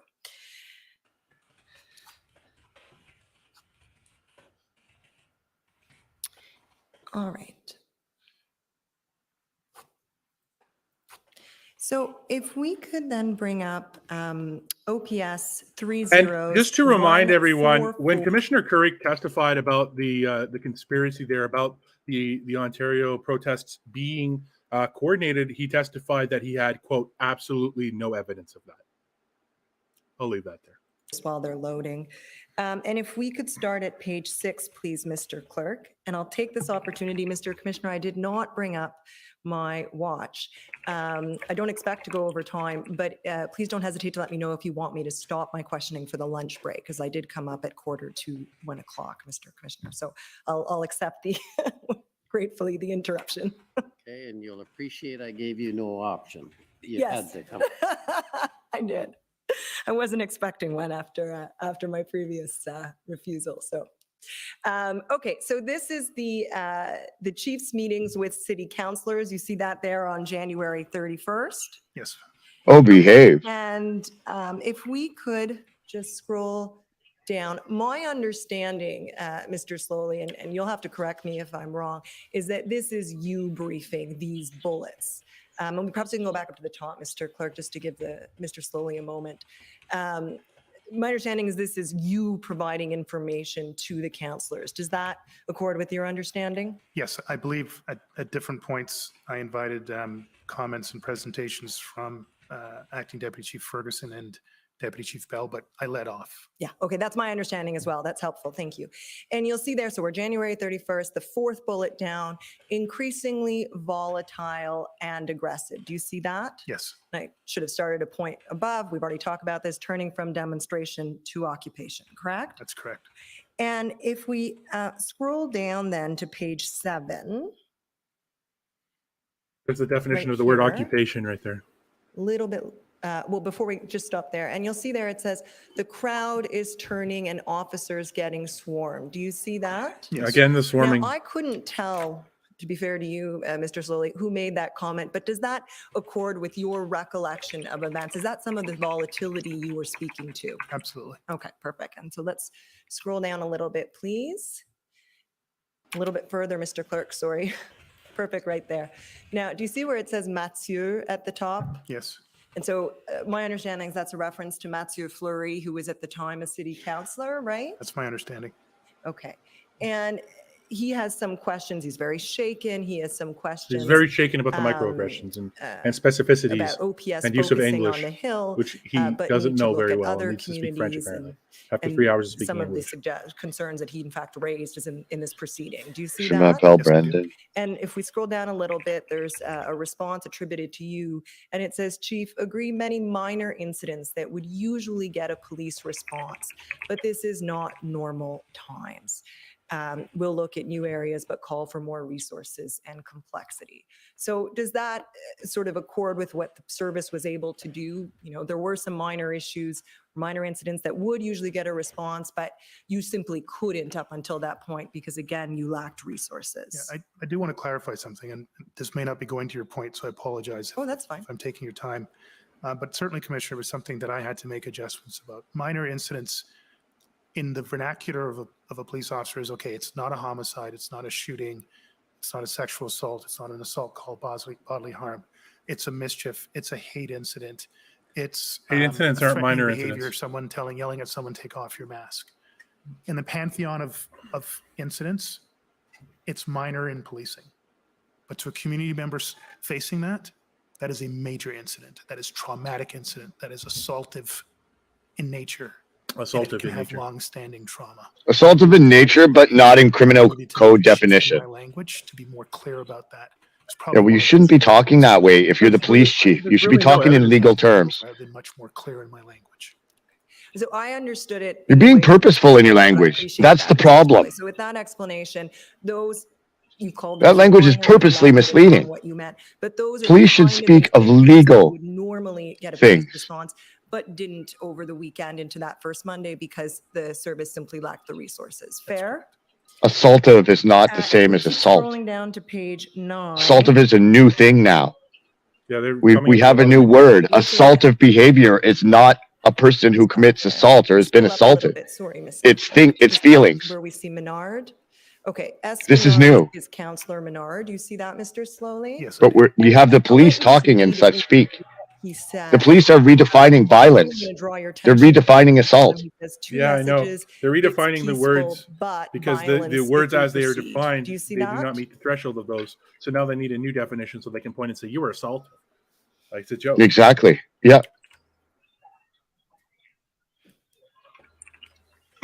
Yes, I'm not 100% sure what he meant by that, though. Well, then we'll scroll down to your response, or the response attributed to you in the notes. You say, better language, peaceful, because chief feels this is what's attributed to you. This is peaceful, pardon me, can't build a moat, I think that word is moat, around the city, re-people cars, charter violation. Do you see that, chief? Yeah, and thank you. Again, this, I think, goes to the clarification I tried to prefer. Peaceful meaning we had no deaths, no serious injuries, no rioting, no burning police cars. But we had a lot of other assaultive behavior. Assaultive and behavior is an illegal word. a term I think we can use more broadly, violence impacting communities, the closing of schools, the inability of people to get medication, Okay, please be more specific. constant, Thanks. at this point, constant noise and The constant and noise so many other things happening in the theater at that time. in the theater. Thank you for Again, I that. Daisy, tried can't hear not you. to use the term You muted peaceful yourself.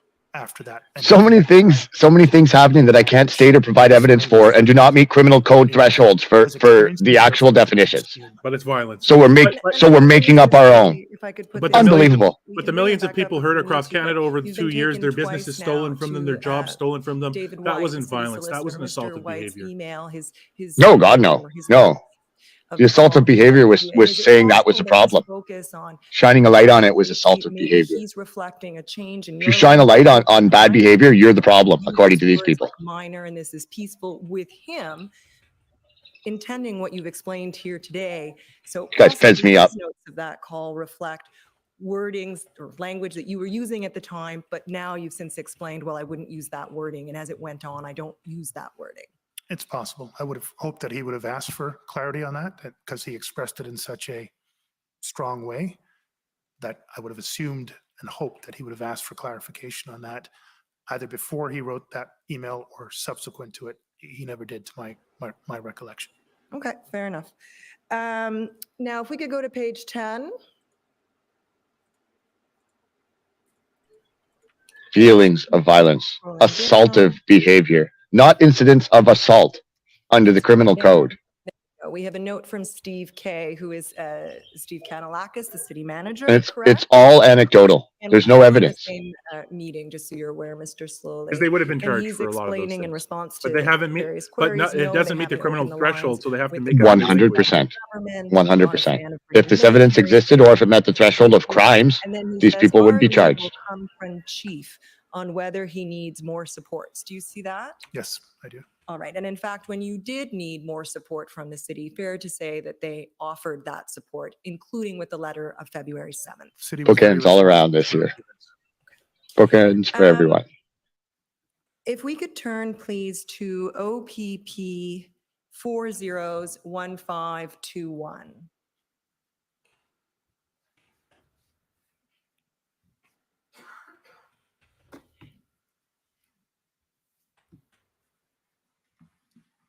And you've already seen this document, Mr. Sloly, but these are notes. They've been produced by the OPP and I believe also the provincial government of a call on February 6th involving you and various federal and one provincial representative. You're familiar with this document? Not the document, but the meeting itself. The yes. meeting, fair enough. So if we could scroll to page 2, please. A little further down, a little further down. Perfect, stop there. And you'll see here you explain to provincial and federal representatives, and I should mention there's also a city representative on the call, that the OPS was successful in negotiating the resolution of the encampment at Confederation Park, correct? That's correct. And that had been, in fact, just that day or the day prior, right? Confederation Park was resolved February 5th into February 6th, correct? Yes. And if we turn to page 3, in big bolded words, so Mr. Clerk, you can just go down. Perfect, thank you. And that's where you advise that the service is compiling a list of resources that the service will require for the next 72 hours, just 2 weeks, to assist in managing the situation, and it will be exhaustive and provided to the Mayor of Ottawa, correct? The only thing I would take some issue is the 2 weeks amount. That would not have been, we were not seeing it as a 2-week event. So that just may be a misinterpretation by whoever compiled the notes, but otherwise it's accurate. Sort of 72 hours till the end, if I can put it that way. Till the end, yes. Okay. And this is the list of resources you were preparing further to the direction provided you by the OPSB, the board, on February 5th, correct? That's correct. And you're giving them a heads up that this is coming, right? That's correct. Okay. And if we can go to page 4, please, of the document. Further down, there we go, Deputy Chief Bell. He's explaining on the 6th that the service has about, as of that date, 120 to 130 officers on the ground, and that's a combination of OPP, RCMP, and Ottawa Police Service, correct? I'm guessing that looks low, so I'm guessing that's Ottawa Police Service members. Oh, no, okay, he says, what date is this? February 6th. No, we should have had a lot more than that. You believe the numbers were higher? Yeah, because the 6th was the Sunday and that was a weekend, and so our numbers should have been a lot higher just based on the chart that we saw earlier on. Okay. So that just, again, maybe just a transcribing challenge as opposed to the accuracy of Deputy Bell. Sorry. No, that's no problem. The 100 to 130 officers, would that have been per shift or both shifts combined? That would, if it was, it would be per shift, and then you double or triple that number, and that would be a more accurate number based on my recollection of weekend staffing. Fair enough. And then at the top of page 5,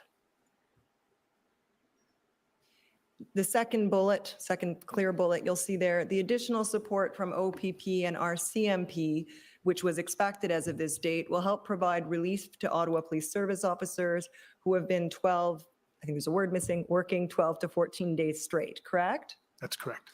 And the influx that was expected as of that time was really to help the service maintain its current posture. It was not to shift, it was not enough basically in the coming days to shift towards an enforced solution to the demonstration. Is that correct? Absolutely. We never reached those numbers until the final week.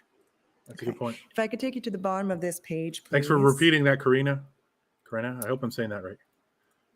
You'll see in the response from Chief Peter Sloly, you see that, Mr. Sloly? Yes, I do. And you'll see that first bullet underneath. He is concerned about the risk and efficacy of enforcement actions now. You say the powers of existing legislation are sufficient, but whether to enforce given the dynamic risk situation is the issue, and the number of vulnerable individuals, such as children and families embedded in the encampment, elevates the calculation for Ottawa Police Service, right? That's correct. And that's the same issue we've been discussing. That is that you can't enforce powers unless you have the resources necessary to do so safely. Yes, and the additional element in this, I believe it was around the end of the first week going into the weekend that I became aware of the presence of children and other vulnerable persons in the red zone in and around the critical areas. So it really was now two factors, the necessary resources to do it safely and lawfully, and then the additional risk factors of children and vulnerable persons in and around there that became even more challenging. If we could go to the bottom of page 8, please. Please. Bad. Right here, yeah.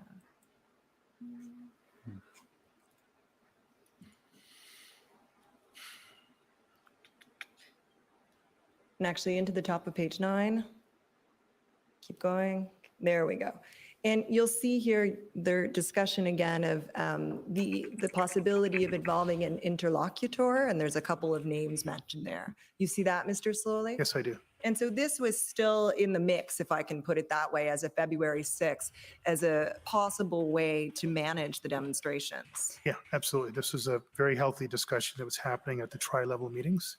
And I'd been asked a number of times to suggest names, and these were names that were top of mind to me. And I put the caveat, I knew some of them, but I couldn't in any way presume that they would be willing and able, or that the government would even want to go in that route. But as I was asked for potential names, I provided it in that context. So is it fair to say that by February 6th, we've still got the notion of a negotiation strategy, perhaps involving an interlocutor on the table? Interlocutor. But we're also So now here we looking go. at what a POU enforcement plan would look like, because you've testified at some length that you were looking for a POU. No one's ever heard of a damn interlocutor before today. It's like they And if we need introduce to go language the and then they keep enforcement using it. route, Specificity, then we're gonna need resources, no assaultiveness. questions. They And introduce again, this I'm language. sure you're aware, but even the enforcement route, just to be clear, still requires communication, negotiation, engagement, de-escalation. All of those things remain even in an enforcement public order focused option. Fair enough. But if you're going to end up, however long you get there, at the enforcement end, you're going to need those massive numbers of resources we've discussed, right? And was proven true. Right. And when we're talking about the involvement or potential involvement of a negotiator and interlocutor, fair to say First that word you've seen it ever. the person or the entity that the protesters really wanted to exchange with was the federal government, correct? I can't say that. No? I can't say that for sure. Okay, that was not your understanding. There was clearly a lot of information on different open source channels, but That was everyone's number one thing. go back to Federal wasn't government, please. a convoy or a demonstration or anything. There were a lot of interested parties, and a lot of them had cross purposes or no converging purposes. But there certainly was a lot of noise around it, the governor general, the prime minister. But I can't tell you that was the domino that had to fall over for any substantive negotiated end. Beds. Yeah, and I think I misspoke. What I was trying to say was you said earlier. we're over these are the lunchtime. Interlocutors, but you It's couldn't over. I say know. if the government would agree to that. Oh, I That was my know. question. Who's the government? am when you said hangry. that? Who are you referring to? Probably predominantly in my mind, yes, the federal government, but not exclusively. Yeah, fair enough. That's all I wanted to clarify. I can keep going, Mr. Commissioner, but my sense is that we're right around 1 o'clock. You have a good sense. So if this is a good time, we'll take the lunch break and come back in an hour. We'll be back at 2:05. The commission is in recess for 1 hour. La commission est levée pour 1 heure. Oh, who's that? Mr. Dirksen. You see him? There he is. Do the Oh, yeah, Dirksen yeah, I shuffle. see him. Yeah. Do the Yeah, I Dirksen see him. shuffle. Who else do we got here? We got Dee Dee. Yeah, that's, We got a few people in there. Amazing. yeah, I saw him there a second. Yeah, you can. That's him, can you? Okay, so what are we going to talk about? What is there to say, Chris? What are you getting from this so far? I've made some notes. Even I said I hope. I was just getting fessed up, man. Yeah, I have to make some detailed recollections. As you know, I have from the first part of the summary, and then some. I would prefer not to have to detailed recollect this. It's painful, man. The introduction of language is brutal. Like you have the former head of police here in Ottawa talking about assaultive behavior, redefining violence. We had the acting chief doing the same thing, redefining violence, making up words. Assaultive behavior doesn't mean assault under the criminal code. It means people who felt assaulted. These circumstances didn't meet so I'll tell you exactly what it means, chat. I'll spell it out Yeah. for you. It means what happened didn't meet a criminal threshold. So they have to redefine the language to make it sound better. It's better for the government narrative and other things if they could come out here and say Instead of just coming out and saying, I'm sorry, but the complaints that we received investigated to our lawful authorities did not meet criminal thresholds for reason A, B, C, D, E, F, G, H, I, J, K. Instead of saying that, instead of being outright and saying, no, the complaints we received didn't meet a criminal threshold, they're going to come out and say, they're going to come out and redefine fucking language, because they can't be outright with us and just tell you, no, I'm sorry, that the vast majority of the things that we investigated did not meet a criminal threshold. So instead of saying that and being a police professional, they're going to come out here and play politician and play goaltender for Trudeau and say, oh, there was assaultiveness, a word that has no legal meaning at all. Yeah, it's not just goaltender for Trudeau too. They're protecting their own asses, and they're throwing each other under the bus. Either charges were laid or they weren't. Either something met a criminal threshold or it didn't. It's that simple. It's black and white. Either behavior met a criminal, and they describe the violence, the horns, the fumes, this nonsense. What about the violence that the government inflicted on millions of Canadians over the last couple of years, stealing their businesses, stealing their jobs, stealing their property, stealing their homes because they had to go on the street. That's how you got this grassroots protest. And lose everything because of the stupid government policies that didn't do anything for anyone except hurt people. And made richer people richer and made everyone else a lot more poor. Yeah. You notice how the Walmart was always open? Walmart was always open. Costco. Thousands of people. Amazon's doing great. Amazon did better than anyone else. Amazon quadrupled itself over the last 2 or 3 years. When Amazon gets too dangerous and too big, the government will take care of it to protect us. But Main Street Main Street Canada, Ma and Pa's, general store or whatever. They're gone. They're gone. Gone. History been 200 years of business. Gone. Boom, overnight. Gone. Amazon quadrupled itself. McDonald's was always open. McDonald's could be open 24/7, but Lynn's restaurant had to close. Yeah, now McDonald's is closed too. Call yes. Anyways, and did you see they're trying to make the insinuation about specific, but corporate wise they're doing very well. Yes. They're open. Yes. Walmart, Yes. Costco did very well. Anything corporate. You were standing on pieces of tape, and the pieces of tape on the floor kept you safe from the deadliest event in human history. But in any case, it's like they're trying to make the parallel, make the claim that this was like Windsor was happening in Windsor because it was a planned and coordinated offensive to get the police separated and off their heels. Which is not the case at all. When in reality, Ontario is a massive place. The population centers in Ontario are spread out through massive distances. Ottawa is where it is by design of the government to hide, so it's protected from Americans back then. With the waterways and all. But yes, exactly. Yeah. Our major population centers are extremely far. Like from an American perspective, you can't begin to imagine how far our sizable population centers have distance between them. So it's the nature of geography, and that the protests were spaced out, and they happen. And our border crossings are where they are for a reason, not because by design, but not because of this. There's a reason the Windsor border crossing is where it is, and there's a reason people would go there. And those protests had absolutely nothing to do with the Freedom Convoy. It was happening in Ottawa. They were protests of sympathy started by random people. Well, let's go and do this on their own accord. Who had no coordinating at all. He makes that point, even arguing both sides earlier, saying that, well, it's not one thing. I can't say they wanted to speak to the federal government because it was all these different individual factions. So on one hand, he's making the argument that it's a coordinated attack. On the other hand, he's making an argument that even in the convoy, just in Ottawa itself, let alone coordinated across the country or the province, is not even one thing. Good catch. You can't have it both ways, former chief. Yeah, they are all doing that. It's all whatever's convenient in the second that they're speaking is what it is. So like you said, they do what they need. Whatever they need to do, they'll say it. They have their cake and eat it too. We don't have any damn cake, former chief. They're like, well, we want some cake. How could we negotiate with anyone in Ottawa when there was like 1,000 different factions in Ottawa? Meanwhile, they're saying that these factions are working against us, spreading us too thin. Meanwhile, they're saying that the protests sprouting up in the different parts of vast Ontario are coordinated in an effort to detract them. But meanwhile, they're saying that the people in Ottawa aren't coordinated enough to even talk to. So they're literally all over the place with this. And Commissioner Carrick of the OPP admitted that he had, quote, absolutely no evidence. This was a direct quote from him talking about the fact that protests were popping up in Nipigon, in Thunder Bay. Millions of people shared everywhere. Millions of people in Canada shared the sentiments of the Freedom Convoy and popped up sympathetic protests that had nothing to do organizationally or coordinatedly wise with it. It just so happens that our population centers are very far because province is huge, and there's a lot of open space between us. Just Yes. the nature of geography. Yep. Yep. Okay. Well, Yeah. we need a break. Yeah, I was just gonna say. We're gonna We will be back at what, 2:05? 2:05. 2:05. So it's Canada's- shortly after the time it says there. Just similar to that. We'll see you soon.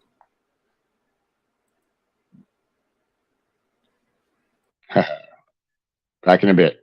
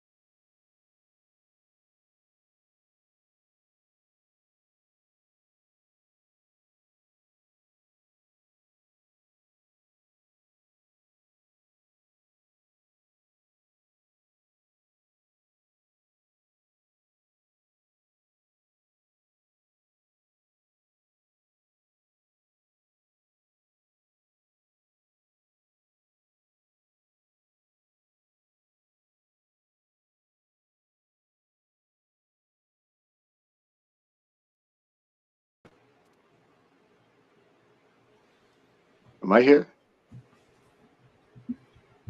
Oh, no. Order allowed. What do you think so far, James, of everything? The Oh commission boy, is reconvened. La commission reprend. that's a loaded question, isn't it? Yes, 1 second here. Afternoon. Good afternoon. Still Anne Tardif for the Okay. City of Ottawa. City of Ottawa. So what do you think so far of everything that you've been hearing? I can't say that I'm super surprised to see a lot of examples of we, the government, have investigated ourselves and have found ourselves innocent of any wrongdoing. That or the endless finger pointing at it being somebody else's fault, or utter collapses and failures in communication between departments. The elephant in the room, of course, I think that hasn't been explicitly stated except for maybe by, well, almost certainly by us and other commentators, is that the lion's share of these problems really just boils down to the fact that a lot of local, both individual police officers and the organizations themselves, were seemingly ready to do what would have been necessary and appropriate to actually address the needs of the peaceful demonstrators that were in Ottawa, but rather a few key figures, of course, in positions of the most political power or power in the police force were able to kind of put a stop to any reasonable conclusion. And it was that way it essentially forced the Emergencies Act to have to be instituted, because it seems like that's what they wanted to do all along. At the very least, it can't be understood unless it's seen as them testing the waters to see how far they're able to go and what they can accomplish with respect to temporarily suspending Canadian civil rights and then getting away with it. And how do we spell your last name real quick? Formosa, the former name of Taiwan until the 1950s. Thank you. Formosa. Okay, perfect. Done. So that's who that is. Let's go back to this. 325.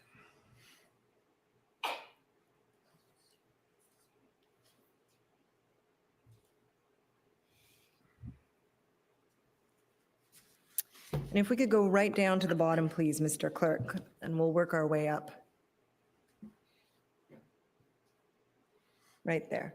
So this is an email, Mr. Sloly, from John Steinbach's, and you'll forgive me, I can't remember his exact title, but I do know part of it is communications. He's the Executive Director of Strategy and Communications. Okay, thank you. So from him to you and some of your colleagues at the service, and he says MO, which is the mayor's office. You can see that the subject line, mayor's office request. This is on Monday, February 7th. And he says, MO, mayor's office, called Chair Deans's office this AM, advising that we need to send a letter of request for staffing to our federal provincial counterparts prior to sending a letter to SolGen, meaning the Solicitor General and Public Safety Minister. Has this occurred yet? If yes, can we bundle them all and send over to Chair and Mayor? If not, Kevin and Michelle are on this email and can assist in drafting, organizing John.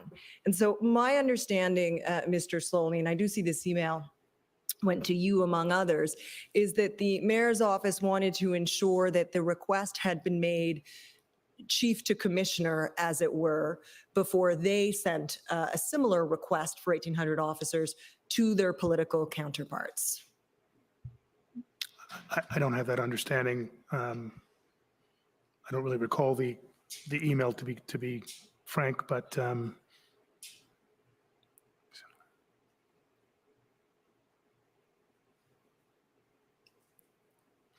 read it the other way. We need to send, we meaning the mayor and the chair, need to send a letter to their federal counterparts. I'm assuming that would be the premier and prime minister, prior to us sending a letter to the Solicitor General and Public Safety Minister. So actually read that the other way around. But it's still a bit confusing for me. Right, because I take it in your capacity as chief, you never sent a letter requesting resources to the premier or prime minister, correct? Nor did I send one to the Solicitor General or the Public Safety Minister. Fair enough. And I think the way I read it is because it's John Steinbach's drafting the email. He's the author, and he's with Ottawa Police. So the way I read it, just so you understand, is that the we was police. And if you read it differently, that's fine. But my understanding is that in the ordinary course, before, the first level of request would be from chief to commissioner. Fair? Again, I have no recollection of the email, and it's a bit ambiguous in the way it's written, so. All right, can we scroll up? Maybe that'll help. Past the redactions. No, scroll down a little bit. There we go. A little bit past the blacked out part, So you please. can see who it's from. This is from Michelle Gauthier, and she works with John Steinbach's. Is that right? She was supporting him directly, yes. Okay, and it's to John and you, among others. And if we scroll down, she says, this is what I have so far in terms of requirements for immediate 30 days, greater than 6 months, getting more details through my calls with superintendents, et cetera. My discussions this AM is focused on immediate needs as per 9 a.m. call. We'll need a breakdown of the officers, general duty, and public order officers in terms of immediacy. So fair to say she's trying to put together the numbers, correct? Yes. That are being requested of other forces. Yeah, she's sort of the central hub for all the spokes of information coming in. Okay, and Mr. Clerk, could we scroll up from there, please? No, and this is Blair Dunker now forwarding the information because Blair Dunker, I understand, is the one who would have, in addition to Michelle, all of the information around resources. Fair? Well, she was the CAO, so she would have had a material role to play in all this, but my recollection actually on this email now is that Michelle really was sort of the quarterback of all the requests coming in. Blair would oversee our HR and finances area, so she would have an active role. I don't know if she was practically driving the numbers in the way that Michelle was. Okay, and just to make sure we've gone to the top, to be fair to you, Mr. Sloly, can we scroll all the way up, Mr. Clerk? I think that's it, right.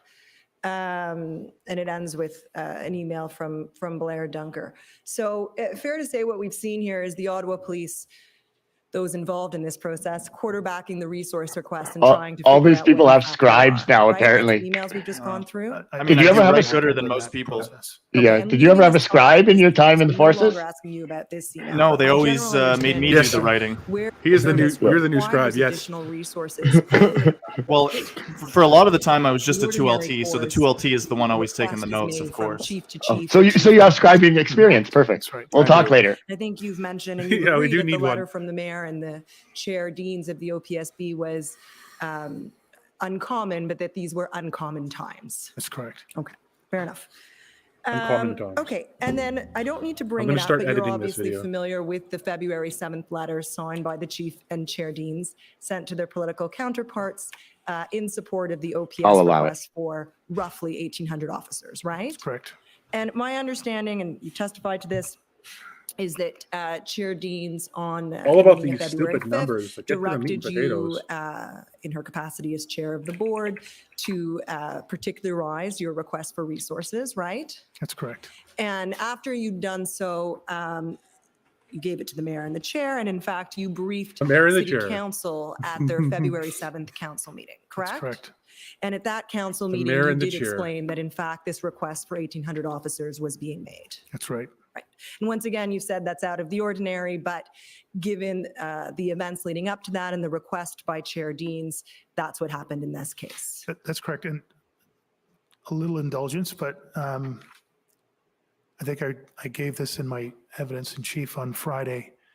The board meeting on the 5th, the chair's commencement of that board meeting was really around, do we have the ability to adequately, effectively provide police services, ... direction to chief, send us the request for adequate and effective, the resource request for adequate and effective. Not only was this out of the norm, but it was the board, I believe, trying to exercise one of its sole primary functions, which is getting us the resources that we need. The chair and the board were very aware of all of our efforts to get resources, including the February 5th announcement in the middle of the meeting that the RCMP was coming in with 250 resources. So it was unusual, but I think my interpretation, and I recognize that comes with some difficulty, but my interpretation of what the chair and the board were trying to do, the mayor and council were trying to do, was to help us to get those resources through unusual but direct means. Thank you. If we could now turn up OPS 000-14565, Mr. Clerk. And while that's coming up, Mr. Sloly, you told us that after the pivot to recognizing this is an occupation on January 31st, the service had to evolve its plan, right, to address these new circumstances. And my understanding is that the service did that, and we have seen, I don't need to bring it up, but we have seen as part of these proceedings a plan that's not what's on the screen now, Mr. Sloly, a plan that's dated February 9th and that's referred to as the 3.0 plan. You're familiar with that plan? The 5.7. So this is your scribe notes of that same day, February 9th. It's Interesting not that the plan, but unclassified scribe notes of that also have same to be day. so heavily And if you redacted. scroll down, Mr. Clerk, right there, you'll see There are there's times in reference here to a where phone call that's information being is received redacted and they from identify the mayor, redacted Steve people Cadillac, right away. city manager, They did it to Tom Matt, Marazzo. who's the mayor. It's like, are you talking about Tom Marazzo? In the Yes. afternoon of February 9th. You see that? Yes, we do. And the scribe indicates only heard chief's side of conversation. So I think we're safe attributing these bullet points to you. So you explained to the city representative that you've been in a meeting all morning and into the early afternoon with the RCMP and representatives from the Big 12. And that's the Big 12 police forces in the province of Ontario, correct? That's correct. Regarding the resource requests that went out yesterday, and I assume that's the request for the 1,800 officers or so, correct? That's correct. And you say making progress, but we have not gotten one officer out of it, right? Yes. And then a few bullets down, there's a bullet that starts with if mayor hears anywhere. Do you see that? Yes. You say if mayor hears anywhere that we don't have a plan, we have a plan, right? And that's what you were communicating to the mayor on that day. That's correct. Okay. If we could turn now to OPS 000-11411.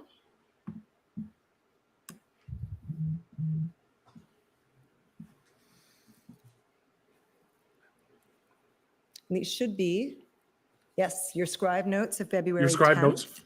Oh, And we're I'm blocking going that. to scroll to page 2, please. We'll do that. A little further down. Put you down there. And then just Bring the call in with the Steve Cadillac, scribes. Mr. Clerk, so we get perfect. Good Do you see God. there at 9:48 a.m. on February 10th, you had a call with the city manager? Yes, I do. When does it get combative right? again? And It's hard to again, say. you explained to him, Nobody really knows. and it's the second bullet there, we spent almost 24 hours with OPP and Big 12, presented them our plan, right? That's correct. And although obviously the city would not have participated in that meeting, I assume that's a reference to the February 9th meeting that we've heard something about in these proceedings. Yeah, it would actually be the February 8th meeting out at RCMP headquarters. And then A lot of this is wondering where the heck it's going, James, and also what it has to do with the invocation of the And act. then you'll see Welcome to there's the a PA. reference there to, again, we cannot do anything. It should get more if lively don't once give they us the actually have to numbers. That's you represent those communicating to the city who were manager part of that the you still need convoy or part resources of at to act. least trying to come to a peaceable solution before they invoke the Emergencies Act. But we'll see how that goes. They'll probably have questions like, so why were you people so awful? Like they're leading with that. Yeah, Yeah, I'm that sounds excited about to see right. how they treat the convoy because I don't think they're going to be like this at all. Last bullet of the call, do you see it says we, and I assume, but I'll ask you to confirm that you mean Ottawa, we are not their number one priority. Their concern is Sarnia and Windsor. Was that your understanding at the time? And this is February 10th. That was my understanding. That's probably more so a self-assessment than an explicit expression from there, whoever there is. I'm assuming that's OPP, but I just can't put that on them as a statement. I won't do that. Fair enough. And then you say chief has low expectations. And I take it what you mean from that was you knew it was going to take a little bit of time for those resources to come to Ottawa while the situation was resolved in Windsor. Fair? And other locations across the province. There were multiple locations at that point. Understood. And one final document, if I may, Mr. Clerk, it's OPS 30-10373.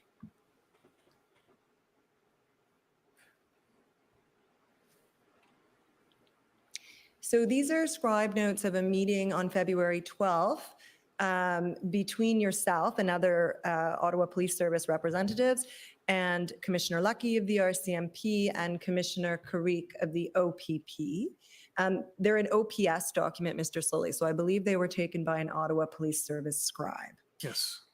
If we could go to page 2, please, Mr. Clerk. So do you see the comment there that's attributed to Commissioner Lucky, getting exhausted that someone cannot communicate with Mayor or Steve Kanalakos? Do you see that? Yes, I do. And I expect that we will be asking Commissioner Lucky what she was referring to then at that point. But given that you're in the meeting, I thought I'd ask you whether you recall that comment or a comment to that effect, and if you know what she may have meant by that. Yeah, I think there was a general concern, not just from Commissioner Lucky, about the accuracy of the numbers. And, from our standpoint, we were being promised more than we saw on the ground. And from the standpoints of other agencies that I don't purport to speak for them, but that they felt that what they had said they were going to provide were there and available. The just numbers did not reconcile. By this point, the level of integration with the chief party-led team was substantially underway. And I think everyone was starting to feel that with their planning and logistics capabilities, what they were doing centrally for the province and even more for the country, that we would very quickly get to a greater level of certainty, if not 100%, but we weren't there yet. And I mean, as much as I could feel the pressure on people saying exactly how many people do you have, I'm sure Commissioners Karik and Lucky and other police leaders were feeling similar pressure. I take it from all of that, that's the expression that we got. Add on to that, when there are statements made in the public about this or that, then the rollback towards the chief of jurisdiction or commissioner of jurisdiction would have been substantial. So just an expression of that frustration that the numbers that the OPS was providing the city and the numbers that the RCMP and OPP were providing provincial and federal politicians didn't add up. An expression of that frustration. That's the way I took it. Okay. Thank you very much, Mr. Sloly. Those are my questions. Thank you. Is it bad that I want to Thank you. ask The what next exactly is that line of the, questioning accomplished? Ottawa No, residents, that's exactly what it's like so often. Sometimes it's obvious what they're trying to accomplish, like they're trying to get a soundbite or build a bit of a narrative. But in this, like, This just the feels government like of Canada lawyer was similar. Like, I didn't know where they were going or why. all it really feels like this is piece of evidence number 476 as to how these departments once again utterly failed to communicate with one another, and they're just really bad at their jobs. That's one of the biggest takeaways is the absolute. My name's Emily Tamman. Well, I'm one it's of the chaos lawyers inside representing OPS. Ottawa residents and OPP businesses. seemed a lot more professional. And it's a group of community associations and coalition. BIAs who are most Oh, impacted yes. by the Coalition conflict. of aggrieved citizens and business people. And I want to start by acknowledging how validating it is for our clients to hear you acknowledge on Friday and again today. I'm so glad their significant feelings were harm and acknowledged. trauma Yeah. that they experienced Assaultive in the course of behavior, the not real operation. assault. You were But you asked hurt on my Friday feelings. by my friend Ms. Rodriguez for the commission whether the streets of Ottawa were more akin to a family fun festival or Yes. a tinderbox waiting to explode. And you'll The recall, first one. Unless I'm mistaken, that you Yeah. didn't hesitate in expressing the view that it was more akin to a tinderbox. Is that right? Yes, from the That's correct, police ma'am. attempting to be violent With towards just a little protesters. indulgence, if you don't mind. Again, I'm always mindful, I've said this before, about pejorative Indulge terms. away, former chief. The overarching sense was a tinderbox, but there were clearly elements in areas where it was less so and elements in areas where it was far Like all worse. of Wellington Street. I want to be careful about that. I think Purge there was- like we heard too. Purge I like. think there were some genuine people trying to do some genuine things, and there was a lot of disingenuous people doing very dangerous things. Like the So I police. just want to be careful about pejorative terms, but overall, the sense was a tinderbox ready to explode. For sure. And the residents wouldn't be attributing their experience to any particular individual or group, but that was the reality you'd agree that they were experiencing within their community. Yes. And so I The take it then reality you'd agree they with were me that as early experiencing. as January Never 21, mind I'm objective also- reality. you I'm had the from that opportunity community as well. to Like, I You're not wanted in to. reality. witness for Is yourself that what what was you're saying? happening, Yeah. that there was extremely wild. loud and prolonged honking. Yes. that there were spewing diesel fumes from idling trucks, Yes. I wonder why nobody that was blockading there a at the street. trucks got sick from fumes as opposed to the people threatening up in an their 10th antisocial story or apartment. assaultive behavior, as you've described it, Yes. Assaultive and a general behavior, sense of not chaos assault, and lawlessness. but behavior that I feel is like If assault. I was a resident, yes, I would have that sense. Resident or business owner. Okay, and as the occupation dragged on, I'm a resident. I did not and have the that sense at all. significant, trauma Not and an occupation. victimization that local residents and service providers and city workers and businesses were experiencing were caused by a number of different things. And that would have included, again, the honking, the fumes. And I think you'd agree that also just living under the constant threat of potential what? fires and explosions as a result of fuel canisters being stored beside burn You're a barrels, professional wooden explosion pallets, type and fireworks, related thing, aren't you? a tinderbox waiting yes. to explode, as you described it. Yes, ma'am. It's like all of this stuff And could have I happened believe you'd if agree as somebody well had that any there intention were a whatsoever to number do of it, but it never residents did. But it and, could workers have. and So I'm really businesses who scared. did experience harassment and intimidation by some Oh, protesters. the government intimidated the people of Canada. And you've been very careful to say that you would never take away from someone's feelings. And so I take it then that you'd agree that there Maybe was at a some feeling point we among should. many in the poor that they had Yeah. been abandoned by their government and by We- their police. We should probably, though, have our police chief talking about assault under the So law I and not think then assaultive that you would feelings. agree that enforcement activities in and around the red zone not only had value, but were actually quite critical for public safety. Absolutely, yes. No. And my friend from the Ottawa Police Service this morning put it to you that your interest was more about being seen to do something, and you disagreed with that, right? Absolutely. And that to describe them as small wins or a kind of pandering to residents really grossly underestimates the legitimate risk to public safety throughout that occupation. Please right? provide evidence More to than demonstrate that, this. I think it disrespects They the won't. residents and businesses who are actively calling for that directly, indirectly through their counselors and through many other channels. All you have to ask is Right. how many people were charged with violent offenses. Now, my friend from the Freedom Corporation this We morning have that stat. put it to you that any and all complaints of criminality would be investigated and charges laid if warranted. And you agreed with that, but subject to They the didn't- caveat that they didn't meet police the had a criminal wide threshold. discretion based on officer safety, right? And second caveat, that we would pursue those charges when they were more appropriate and safe to do so. Right. But you wouldn't have direct knowledge of incidents that were That's a good reported way and not of saying investigated, that- either due to the exercise of officer discretion or a simple lack of resources, do you? Not to that level of detail. That was the general briefings that I was getting, but exact incidents and that, not to that level of detail, no. Okay. And in fact, there were a large number of complaints, or there were a number of complaints made to OPS, which would have been difficult, if not impossible, to investigate because the location and or identity of the alleged assailants weren't known to the complainant, right? That's correct. And are you aware, or maybe you've heard in the course of these proceedings, that Councillor Mathieu Fleury made a report to the Ottawa Police Service regarding intimidation and harassment by protesters at his personal residence? Actually, I'm not aware. I was aware of something in relation to former Councillor McKenney, other public officials. Can't recall if I spoke directly to Councillor McKenney. I know I called another public official, a very high profile public official who was receiving some type of threatening behavior. A lot of public Monsieur officials- Fleury fled the Vanier district or wherever he's from. He fled. And Is it because Councillor people Fleury, might have said evidence not before this nice commission, things in to fact, him with was that he regards to his reported own it to behavior and police and he action? never heard back from Could anyone be. about that. Perhaps they were trying to hold him to So account for I his think for his I put choices, that to but you as who an knows? example that I know he probably wasn't really hurt assaulted. his feel- likely That probably are really hurt his feelings. unknown He to probably you, felt really numbers threatened by of- being held of complaints accountable. that for one reason Nobody or broke the another law, in I a tell you very that much. chaotic environment were not followed up on or investigated. I would expect and hope that there would have been some occurrence taken, whether or not, meaning an occurrence taken of whatever the nature of the threat was from Councillor Fleury. Even if it didn't meet the criminal threshold, there would be a record of it, Boom! if not an active investigation into it.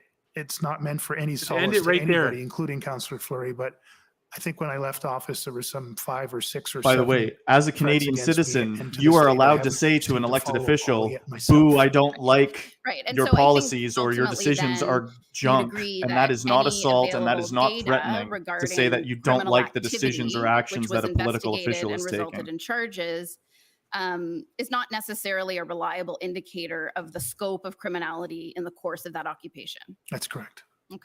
It's What if one you of the reasons describe why that as within potentially our threatening request, behavior? It's we a very requested handy way additional of preventing investigators, people from crime analysts. criticizing their own government. We just couldn't keep up with the volume of intake. We needed extra dispatchers. So a lot of it was public order and yes, investigations, but the ability even to do intake of complaints, follow up on complaints were significantly restrained during my time in office, I suspect for weeks, if not months after all the events concluded.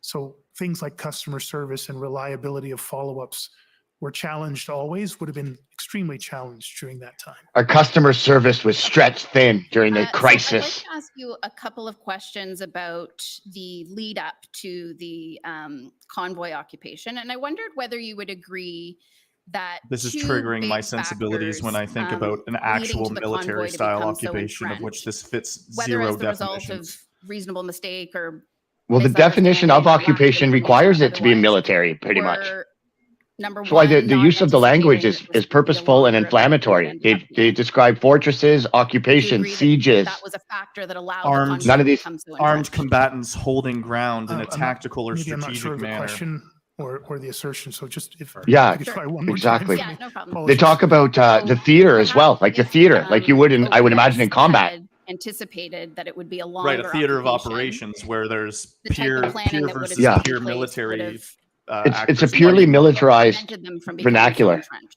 That was a factor. Yeah, so thank you. You probably said it clearly the first time. It just my ears were slow catching up. It's not the Yes, only but thing no. slow catching up. Okay. So length of time isn't the issue as much as it is the quantity of the people that would be staying. So it was clear to me in the week leading up that I was getting regular briefings from the intelligence threat risk assessment side of things, that there will be a small group of people staying longer, but that we had experienced those things in the past. There were well-established contingency plans and I'll be back in a flash. removal plans that would go through stages of days, weeks, sometimes months, and that our partners in the NCR were well versed in how to do that. So there was always a sense that there would be a longer portion to the weekend demonstration involving a smaller group of occupiers. He had to do What this we did not have, and to for this day, we occupiers. still have not been able to see, even in hindsight, is there will be a massive number of people who will remain behind for weeks, if not months, and they will be engaging in a wide range of social disorder and criminal assaultive type behaviors for that entire Type period. behavior, And that's fair. You've been clear but to not say that criminal that was and not assaultive. also probably one of the missing pieces They've was redefined the that number word of for people us. who would stay. And would you agree then, and again, not asking you necessarily about the reasonableness yet at this point, but that had the trucks not been allowed to enter the core, it likely would have been more difficult for the protesters to have become as entrenched as they did? Couldn't deny them from going in the Again, court. yes, but no. Entering the core, meaning entering Wellington Street and the immediate streets east and west of that. I have heard this even before the convoy events arrive, but closing down our core, closing down our interprovincial bridges for any reason are hugely problematic, and they create a range of public safety and community wellness issues. For example, I believe it was in the late spring of 2021 where there was a provincial order that related to the pandemic, that interprovincial bridges and access points be closed. There was very little, if any, material consultation with the Ottawa Police Service that of all the police of jurisdiction in Ontario had the biggest impact by that order. And it caused a significant staffing challenge. We did close the bridges to the letter in the first 24 hours, but the pushback was massive and immediate from the healthcare sector, from the business sector. Closing things anywhere in the downtown core, anything in the downtown core, it's going to cause a range of public safety, wellness, and economic impacts on the city. The concept of closing the entire downtown core, I think you've heard from other witnesses, would probably use as many resources as it took for the public order operation.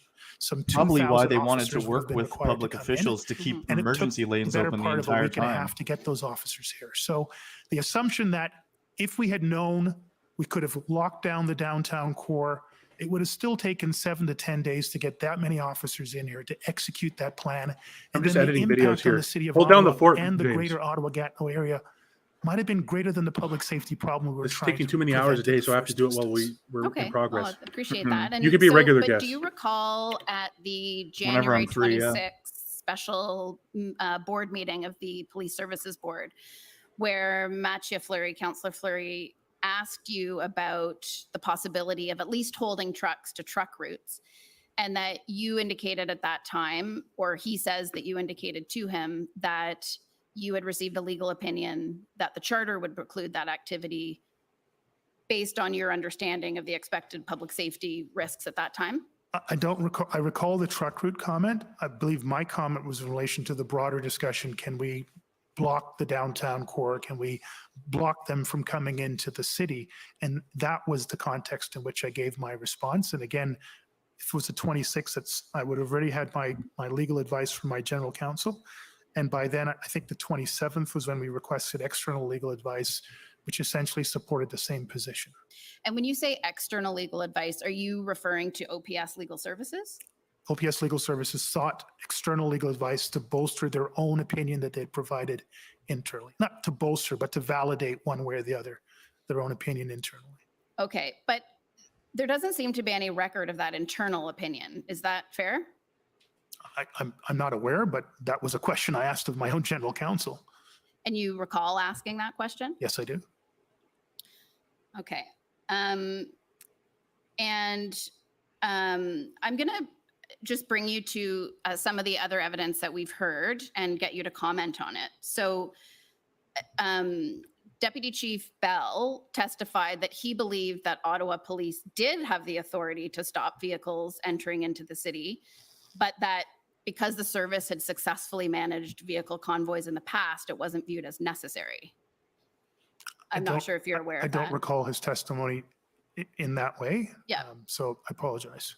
No need to apologize. And my review of acting Deputy Chief Ferguson's evidence was that she couldn't recall whether a legal opinion had been sought, but that like Deputy Chief Bell, based on decades of past experience managing events, OPS believed it had the capacity to manage trucks in the core. Again, I've watched much of their testimony. I just can't recall those specific elements. But is it possible, do you think, that you never did receive a legal opinion before January 28th, and that in fact, the question of whether to stop trucks coming into the core never arose? I wouldn't have gone to external counsel unless I'd started with my own counsel first. Okay. Okay, so I'd like to ask you, just going to move on to another topic then, if you don't mind, sir. You had a discussion this morning with one of the council about the role that Navigator played in the course of your managing of the occupation. And if I could just ask Mr. Clerk for you to pull up a document, please. It's OPS 405912.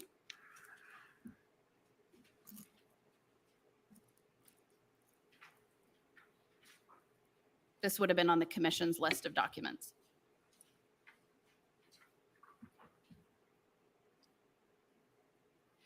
Things are happening. I'm back. And now we have to go back and if to... we could just go back I'm here as down well. to the start I'm with of it. the I'm chain. just visiting with Steve G's for a minute. Okay. Hi, Steve. Okay. Jeez. So here we have an No, I don't think email. Freedom Can you just George go will be up a teensy testifying, bit Paula. more? Yeah, from John Steinbachs from Corporate Communications to Aaron Kelly and Lee Thompson. Now, who are they? That's with Advanced Symbolics Incorporated. So that's ASI. That's correct. And what is that exactly?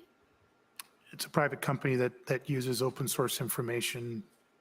I'm not going to do a great job on the company's description, but to a degree it's sentiment analysis, but it also tends to predict, small p predict. what opinion will be around different topics. Okay. And in that first inquiry, if we could just scroll down a little bit, the question is, are there any sentiment indicators you can provide us relating to, and then it lists a number of issues. So, and The then sorry, what's accuracy your of this understanding of what a information is sentiment in indicator question is? because, like, is this accurate sentiment or is this sentiment that we Again, want to probably doing a massage to disservice fit a this certain company, but, political narrative? Broadly speaking, in the industry, Like many of their polling that drives a scrape of social policy. media sentiment expressed on various platforms, and then rating it one way or the other, positive. Because if they neutral. express true sentiment, they would know that millions And of what was the Canadians were purpose of supporting seeking this this before it even got to Ottawa, and that they knew Again, they'd to be see there how for weeks, if people not within our months, if community, 1 million necessary. people across the largest municipal geography in Canada, the second largest in North America, were feeling around an incident that was happening, unfolding in a very, very small area. Again, to see, we had policing responsibilities across the city, and we obviously had increasing policing responsibilities in this micro percentage point in the heart of the city. And you would have received regular briefings from ASI, I take it by email, over the course of the time that you were managing the Yes. occupation? Okay, so if we could go back up to the first page, please. So this is now an email dated February 3rd, again from Aaron Kelly, to yourself and others within the Ottawa Police. And it starts, "Hi team, we ran the scenario. The chief asked, what if we were to take further action and what happened in Alberta were to happen in Ottawa?" So what did you mean when you asked what happened in Alberta? So Coutts, Alberta was happening almost concurrently. I forget whether it started on the same day, the 29th, that our events happened or escalated. And I recall whether it was the Sunday or the Monday, but early in the week, there was an attempt by the Coutts, by the operational, there was an operation attempting to remove the blockade in Coutts. And I could see just from mainstream media, and I believe I got a briefing later on from Commissioner Lucky, that it wasn't successful, that literally within minutes, what looked like a well-planned and well-staffed exercise was frustrated and failed within minutes by a wide variety of countermeasures, whether they were planned and exercised before, or they were just done in the spur of the moment. And my concern was that if Like that people was on lining a up and singing "O two-lane Canada." highway in a very rural part of Canada, with no other buildings on sides of the road and no density and no school zones or anything else, a much smaller footprint of vehicles and protesters and a proportionally much larger amount of available resources, if it failed so quickly, then any effort that we would do here could be extremely dangerous. So it was in that context that I asked that question. Okay, so you're asking for their assessment of what would be the impact on public sentiment vis-a-vis the Ottawa Police Service if there were to be a failed operation to dismantle the convoy or to... Yeah, I don't know if I put the emphasis on the failed, but just on the operation as a whole. Okay. But yes. Okay, fair. And so Aaron Kelly then goes on to say, having undertaken that assessment, currently under 10% of people in Ottawa are experiencing deep concern about how the trucker convoy is being handled. Most of these people are downtown. That wouldn't be surprising to you, right? That the people the most concerned were the people that were experiencing it. If you were to take an Alberta type action, you would get a 10% lift in public opinion from Centertown residents because they're happy you took action. But you would take a 50% hit from residents in other parts of the city who are currently not expressing any concern with the situation. If things went south, like in Alberta, then they would blame the Ottawa police. It's a very roundabout way of saying that So actually a large, if not a sizable majority of the local public was in favor of the convoy. That's rather what than I'm against hearing. it. That's what I'm hearing through that. It's like, and if you guys really tried didn't to matter to me overstep at your this bounds point, and to be quash honest. it, you'd I'd get already more had my angry meeting on people than if February you 1st took in action. Canada with the public order commanders. That's The exactly level of how I effort heard that we as would well. have, the scale would be, as I said, somewhere between the 700 range to the 1,000 plus range to even begin to contemplate an operation that happened in Coutts. So, I mean, I don't want to say it was too little too late. Whatever modeling was taking place here, it really was immaterial. The situation in here just required a scale that we couldn't contemplate a similar operation. So the circumstances on the ground were just changing so rapidly that What are you taking weren't even away really from this whole contemplating exchange a so far, Coots James? and Alberta-like intervention by the time you received this analysis. Yes, Well, and from this importantly to the point, I particular think you're line of questioning, Any quote particularly that you're bringing out from this? Or is it gobbledygook? well, with a lot of these things, the unfortunate aspect of this, with it being so many days long, is that they seem to be quite adept at dancing around a lot of the more relevant facts, or facts that ought to be actually discussed or brought up. The fact that, like we have in here, it wasn't an occupation. People were not so aggrieved as they would like to have you believe. But in terms People's feelings matter to them, but that's usually where, at least previously, where the buck used to stop. But now it's being used as the impetus for sweeping political action or the infringement upon people's rights. And the facts of the matter remain the same, regardless of all their blustering. The fact that there was a sizable proportion of the Canadian public, let's say millions of Canadians, that actually supported this action, that it was, by all standards and reasonable standards and definitions, a peaceful, lawful demonstration, fully within the boundaries of the law. And the only way they were able to do anything about it was to bring in an unprecedented political move that took away your rights temporarily to allow them to do whatever they wanted without consequence. And they're still trying to avoid those consequences The now. Alberta effect, and they already testified earlier that Alberta had nothing to do with Ottawa. And for the record, Alberta Coots was resolved 100% without any emergency order at all. They just decided to pack it up and leave. So right, they were going through same thing with something really the other bridge Absolutely, there I that can was see closer to the city. Oh, the bridge was more. That required enforcement action. In Coots, they literally packed up. They're like, we're leaving, and they shook hands. They got in the hockey line, and they all shook hands, and they left. In Windsor, the police executed a public order riot. I could look at crime stats up and down, but I can tell you can actually have crime going the wrong way and public trust going the right way. For instance, underreported sexual assault and domestic assault. When you can win public trust, what happens is you get an immediate spike in reporting. Right. And so sometimes a crime trend up is an indication of public trust up.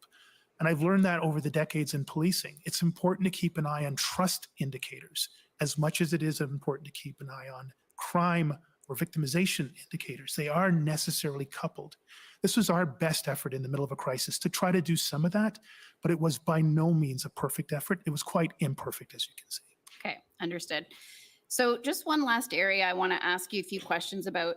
In your testimony on Friday, you indicated that misinformation and disinformation caused a number of are causing challenges as far as policing is concerned, right? Yes. I'm seeing that right now. And I'm going to still be in and out. I'm on the move though. that there was a perception in the public that there were elements within your police service and other police services who were sympathetic or even supportive of the Freedom Convoy. Yes. Right? But if I understood your evidence correctly, it's your view that the public perception in that regard was based on misinformation or disinformation. They're so desperate to not have people realize that this is such a uncontroversial stance to actually hold that many police officers were in support of it, just like plenty of Canadian Armed Forces members were also very much in literally support within of line it. of sight, would question a lot of things, again, without having background information or other context. It's just it's simply too damaging for them to admit that it is such a normal staff aspect of Canadianism, Canadian culture, what it means to be Canadian, that you could disagree with your government and peacefully, lawfully demonstrate to that effect. And that it could be so egregious of a violation that even regular folks in all kinds of uniforms would also agree. Around not sympathy, but actions that in any way undermine our ability to keep the city and the community safe and bring about a successful, safe outcome. We took documented, formal, measured actions. Okay, and I appreciate that more detailed and nuanced answers, because certainly I think your evidence on Friday might have left the impression that you rejected completely that any high five or selfie or fist bump could be anything but a calculated effort at de-escalation. Well, And so that's not your evidence. I appreciate the chance to clarify that with some subtlety. The majority of it, I believe, were genuine officer efforts to keep people calm and situations calm. But I can't rule out that some element of that at some point could have been more nefarious. Nefarious as in I'll they appreciate actually that. just were being decent human beings towards the other You're human aware beings they then, I saw on the take it, street, and they of had reports in similar the media, views, and you similar may even unacceptable be aware views, of this course. from your own, Being people. tenure No as being chief, people. that there are at least just 2 need to obey the government, and current that's and it. former members of the OPS who have been identified as donors to the Give, Send, Go campaign that was raising money to support the Convoy occupation. I've seen some media reports. Not an but, occupation. that information wasn't available to me during my time as chief.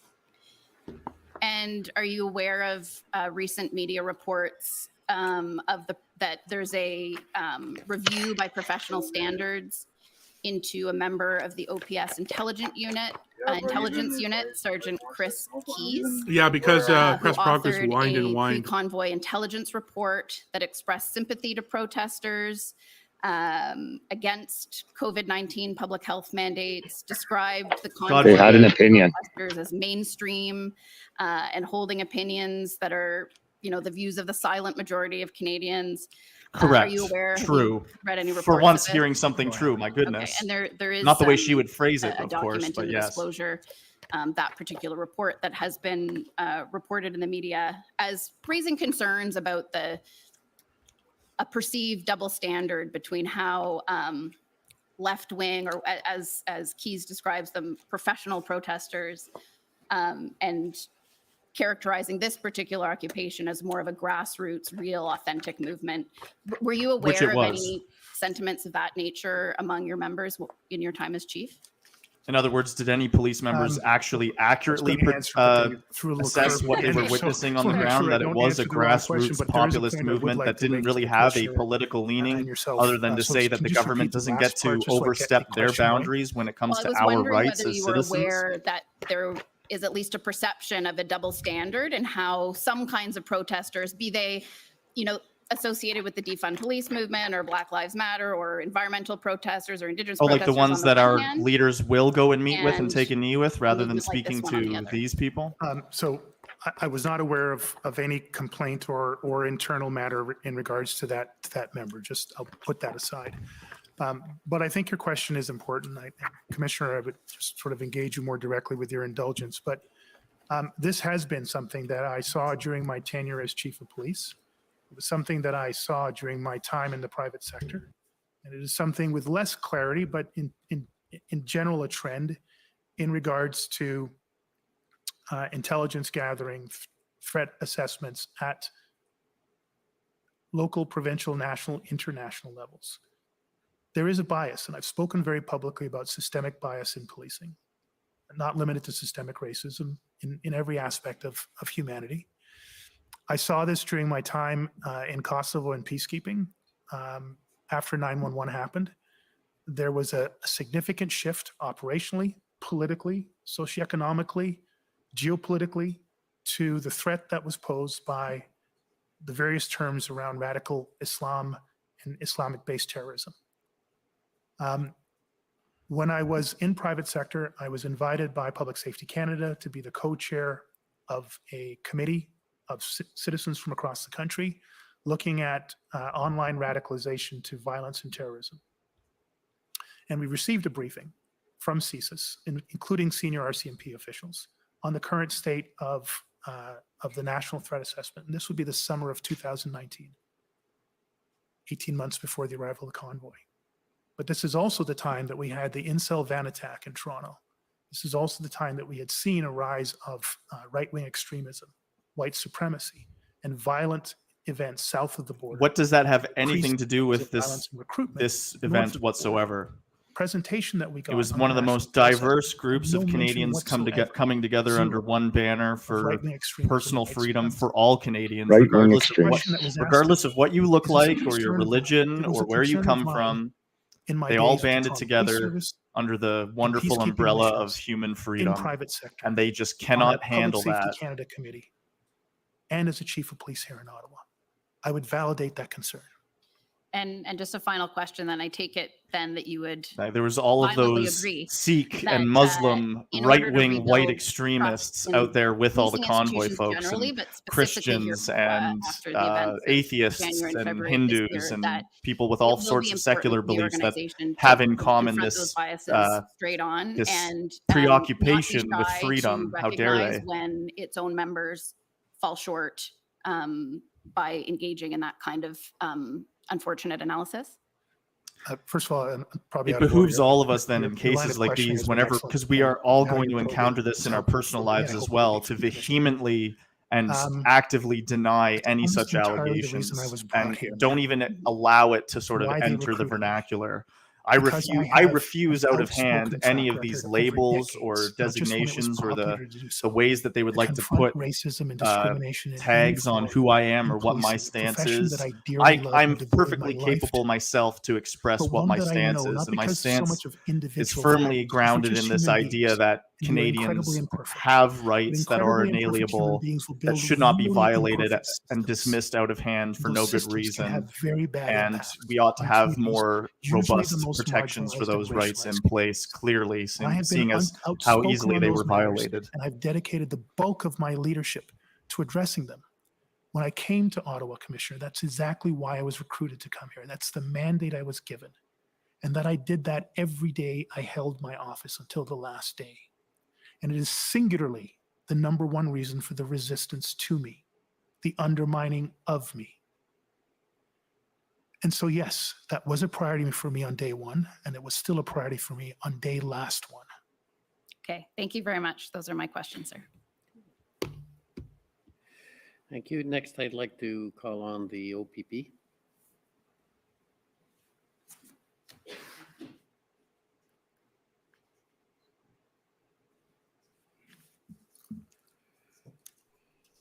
So we have counsel for the Ontario afternoon, sir. Provincial Chris Police Barber coming up. for the OPP. Good afternoon, sir. Just a couple of topics that I'd like to discuss with you. The first one relating to OPP assistance that was received by OPS during this time. As a general proposition, I'm sure that you would agree with me that the OPP provided a significant level of assistance to the Ottawa Police Service from the beginning to the end of the Convoy's plural presence in Ottawa. Yes, sir. And even before the convoy arrived, the OPP was already offering to provide assistance, correct? Yes, sir. Now, we've seen text messages between you and Commissioner Carrique. Is it fair to say that you communicated with the Commissioner Carrique almost every day, if not every day, during the course of late January until the day you left? Yes, sir. So we can go, please, to OPP 4586.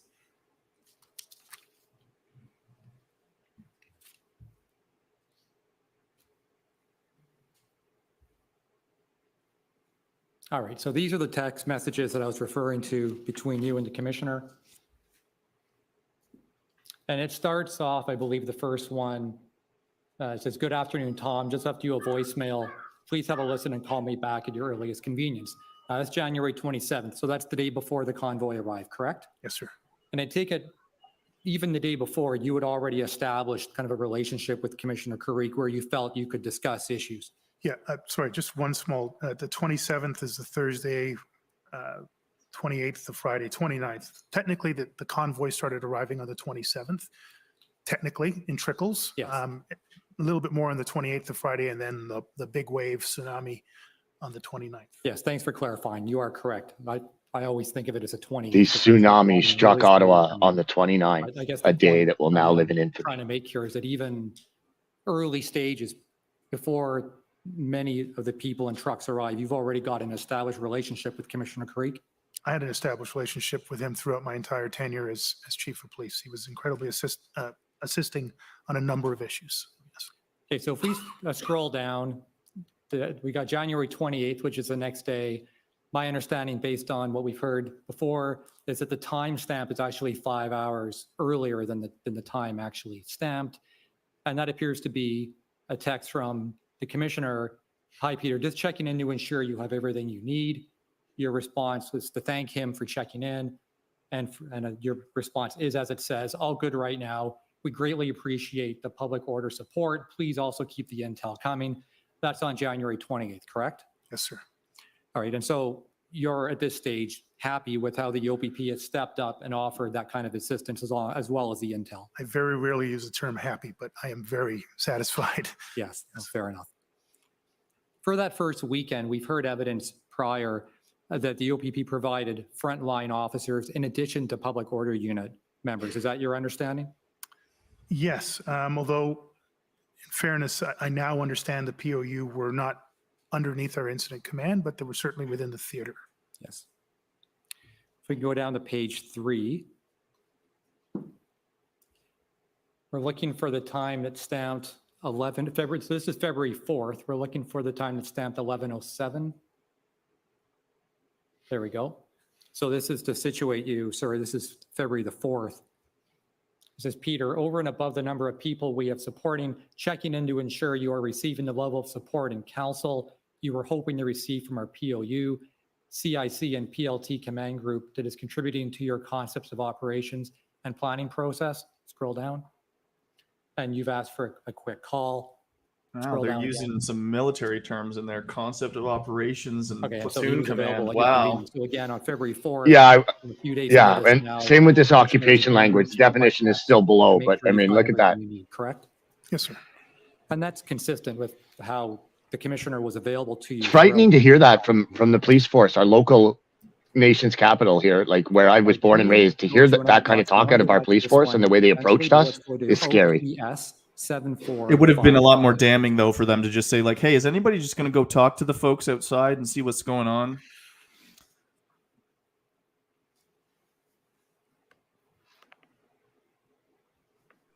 These guys have all these militarized terms and all these plans and public order units, which means riot police with beating sticks and 40 millimeter multi-launchers and carbine rifles. And they're all dressed in green, and they refuse to say that they look militarized or military style.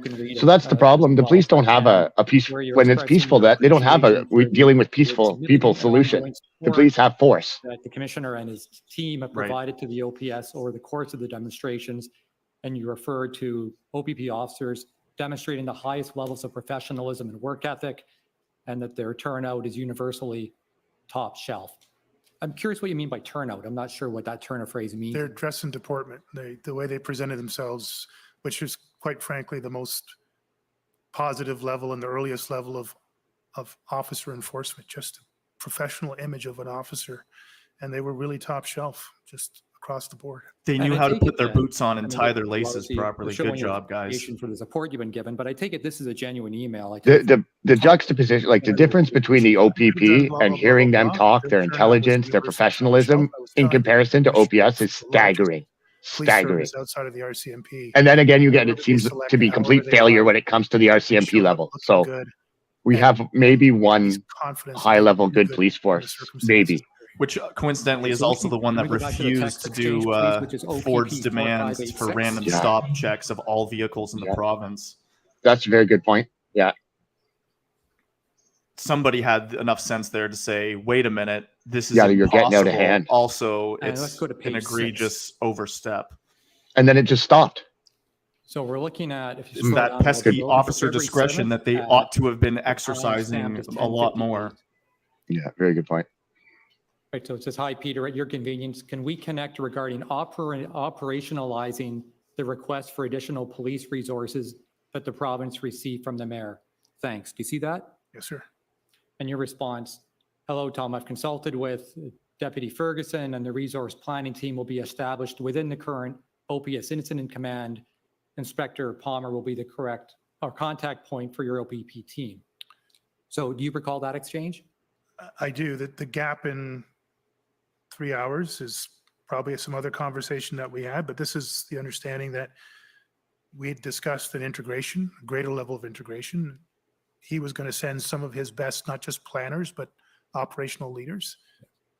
Chief Superintendent Party's name was one of those, and I welcomed it, welcomed the support of expertise and experienced leaders, and welcomed the greater level of integration. And this is just me advising, yep, I got point people on our side to make this thing happen as quickly as possible. Yes, and you also indicated that this would be under OPS command. So I guess you're just being clear so there was no misunderstanding. This is an OPS operation. And that's what we had agreed to in our conversations, that you're not coming in to run our shop. you're coming in to help our shop run at a higher level. And I take it the commissioner respected those jurisdictional boundaries at all times? Not only did he respect them, he understood that what we needed was help. We did not need, and I think I won't put words in his mouth, but I think his testimony ultimately said that there wasn't a need to come in. Right. And because we understand under the Police Services Act, the OPP just can't walk into another police service jurisdiction and take over, right? Well, it can't, and it shouldn't. And there should always be a reason. Right. And there's only very limited exceptions that would even allow that under the Police Services Act. That's my understanding, sir, yes. And you felt at the time that the OPS was more than capable of handling this with extra help. That's correct. And I again, don't want to speak for the commissioner, but I AKA believe without the that's Emergencies what he Act shared being with me invoked? throughout our daily calls, and nothing changed to my Yeah, last a lot of talk, but you got to pull out the one second In sentence that addition, really not matters. only All that really document, means is we didn't need the Emergencies Act. Exactly. To his understanding, Commissioner which also maybe is chaired why they kicked him out of the various chair. calls almost every day with Big 12 Exactly. or OACP to help coordinate further resources, correct? Again, that was a phone call that Commissioner Creek and I had, I think it was the first weekend. A suggestion that I had made that we have some sort of a convened group of police leaders. I think I was focused mostly in Ontario. And as Commissioner Creek would often do, he said, you know what, let's get on that. We'll run that for you, Peter. You're busy. And then what he established was more than I requested and grew in a relatively short period of time. Right. And you may be aware, you may not have seen the document. It's an OPP document, but he sent correspondence out to other police services trying to integrate all that. Absolutely. I was very much aware of it without even seeing the documentation. I had that sense he was lifting that to the highest level possible. And so you understand, of course, that the OPP provided not only boots on the ground, but a lot of specialists as well. And services such as logistics, aviation, PLT, undercover, incident commanders, planners, POU. Yes, sir. And did you hear Commissioner Creek's evidence? For the most part, yes, sir. One of the comments he made was that when it comes to providing assistance, the OPP unfortunately doesn't have extra officers that he can take off a shelf and send where they're needed. Do you recall him saying that? I do. I feel his pain. Yes. And so he also indicated that every frontline officer that goes to help with Ottawa or Windsor or anywhere is taken out of a community where that officer would usually work. I had the same experience in Toronto where we had to move hundreds of officers on a regular basis to other jurisdictions, and they were not available for their primary duties in Toronto. And so you can recognize that when, and I believe the OPP's institutional report, and I won't pull it up, I think the maximum number of frontline officers on any given day was 463 on one day in Ottawa. You would recognize and understand the kind of strain that could put on the OPP and the other communities it polices. Absolutely, sir. All right, the other area I'd like to move on to intelligence, because I think one of the things we're trying to figure out here is kind of what happened and how do we do things better going forward. And so we need to figure out what happened on the intelligence We have side. a few suggestions. I've spoken about the different levels of assistance, but I'm sure you would agree that the Hendon reports and the daily conference calls on intelligence were another form of assistance provided by the OPP. Yes, sir. Well, I believe your evidence was, and if I misstated, please correct me, was that you became aware of the January 13th Hendon report, you received it. You understandably had a lot of other things on your plate at the time. And so you asked Deputy Chief Bell to conduct an intelligence review. Is that correct? No, well, it is mostly correct, but just I asked Deputy Chief Bell to oversee, not to conduct himself, the intelligence threat risk assessment. That would then inform Acting Deputy Chief Ferguson, who was assigned the role of developing the operational plan, an intelligence-led operational plan that was reliant on the intelligence threat risk assessment. The Hendon reports would be one of many things that would go into the intelligence threat risk assessment. And that made sense, of course, because Deputy Bell at the time was responsible for intelligence part of the portfolio. Yes. And Deputy Ferguson was responsible for planning. Yes. And if I get the chain of command incorrect, then please correct me. But under Deputy Bell, would it be Superintendent Patterson at the time on the intelligence side? I believe so, yes. Now, when it comes to Deputies Bell and Ferguson, you did give some evidence about a lot of the changes that were taking place and the challenges you had in senior command, COVID, turnover, other things. But neither had been in their positions for long, correct? That's correct. The transition had happened at the command level, I think the second last week of December 2021, and then functionally it flowed down into the first week for superintendents, inspectors, and civilian equivalents. But both of them were senior officers. Very though, good right? point, They Brenda. were Yes, the OPS for a intelligence long time. report based on the They media both had many reporting years that of was experience bought and paid for dealing by with the large same protests in governments Ottawa. that they're trying to cover for I now. don't know to what extent Deputy Bell had. I don't think he had as deep experience in that area as Acting Deputy Chief Ferguson. But yes, they would have both been around and seen and been involved in, to some degree, events. I think Acting Deputy Chief Ferguson's actual experience as a critical incident commander and training was a little bit more than Deputy Chief Bell's. But either way, you trusted in their ability to review the intelligence and prepare an appropriate plan, correct? Yes, sir. Now, you testified that you did not review the Henin reports in detail, that for the most part, you skimmed them when they came in. I read reports in detail, but not every one. I skimmed other reports, and sometimes I would not have had time to open my email. But again, at that point, I would have known that these reports were being sent to individual members within the Ottawa Police Service, but particularly within the intelligence section. Right, because there were a number of OPS members on the distribution list, so you trusted in your team to review them and to keep you apprised as necessary, correct? As necessary, yes, sir. And I take it that once you skimmed or once you saw the first Henin report, I expect that you knew that that could be a valuable source of information as the convoy made its way across? Yes, sir. That's why my recollection to this day is that I've forwarded it on, but I stand corrected. Now, I take it you did not participate in the daily Hendon conference calls? No, sir, I didn't. And that's something you would have relied on, either Deputy Bell or Superintendent Patterson or someone within that. Someone would have had that delegated responsibility, yes. Now, you testified that it was your expectation that this would primarily be a weekend-long event, correct? Yes, sir, with a small group remaining behind. Right. Now, this is what you were told by your team. You're not coming to your own assessments necessarily at this point. You're relying on your team to tell you that. That's the sum total of the balance of information and the threat risk assessment that came from it that was briefed to me. Right. And so I believe in your witness summary, you indicated that you were advised by Deputy Bell that he expected the vast majority would leave at the end of the weekend or shortly thereafter. Yes, sir. Did he tell you, and this is where I just want to get into kind of your own personal awareness of what was in the Hendon reports, kind of when you knew.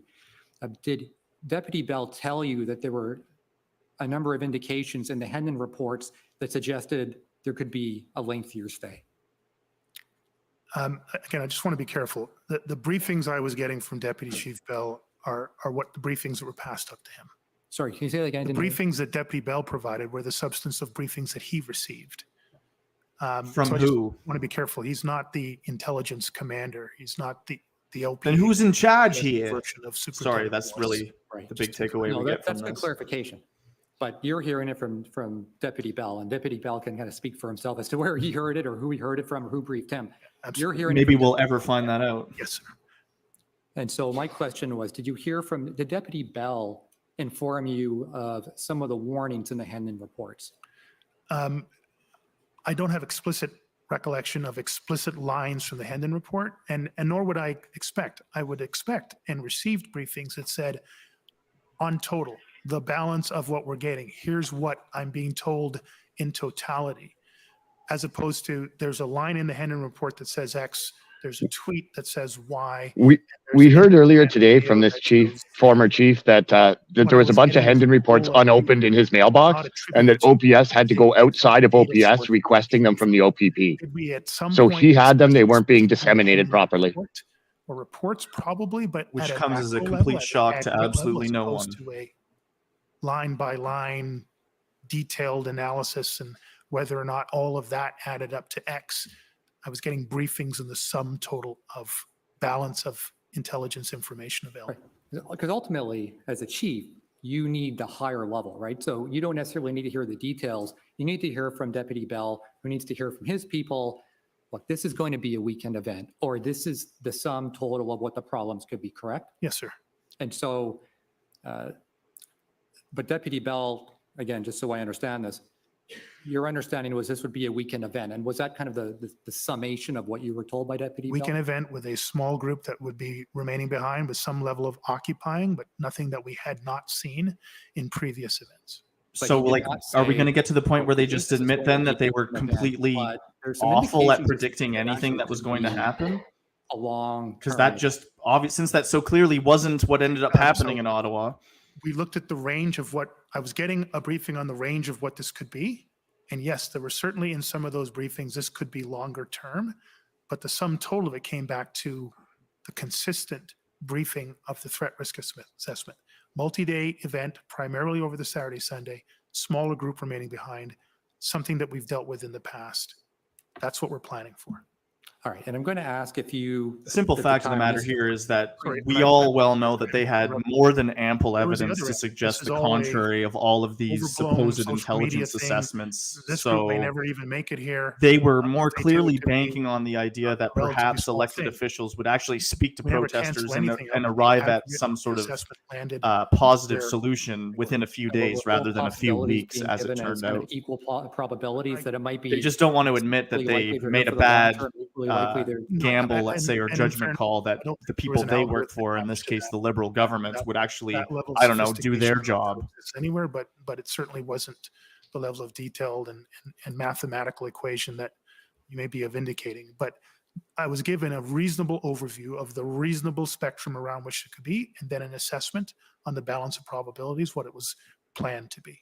All right, so what I'm trying to understand now is, again, and I know you were briefed, and then that was primary source more than your own review of the Hendon reports, correct? Yes. And so I'm just trying to understand kind of what you knew before the convoy arrived. Did you know, for example, that the reports indicated that there was no exit strategy?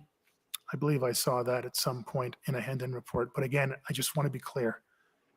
I can't tell you how many protests and demonstrations pop up or planned where the presence or absence of an exit strategy were weighted in any significant way. I'm just telling you what my experience has been.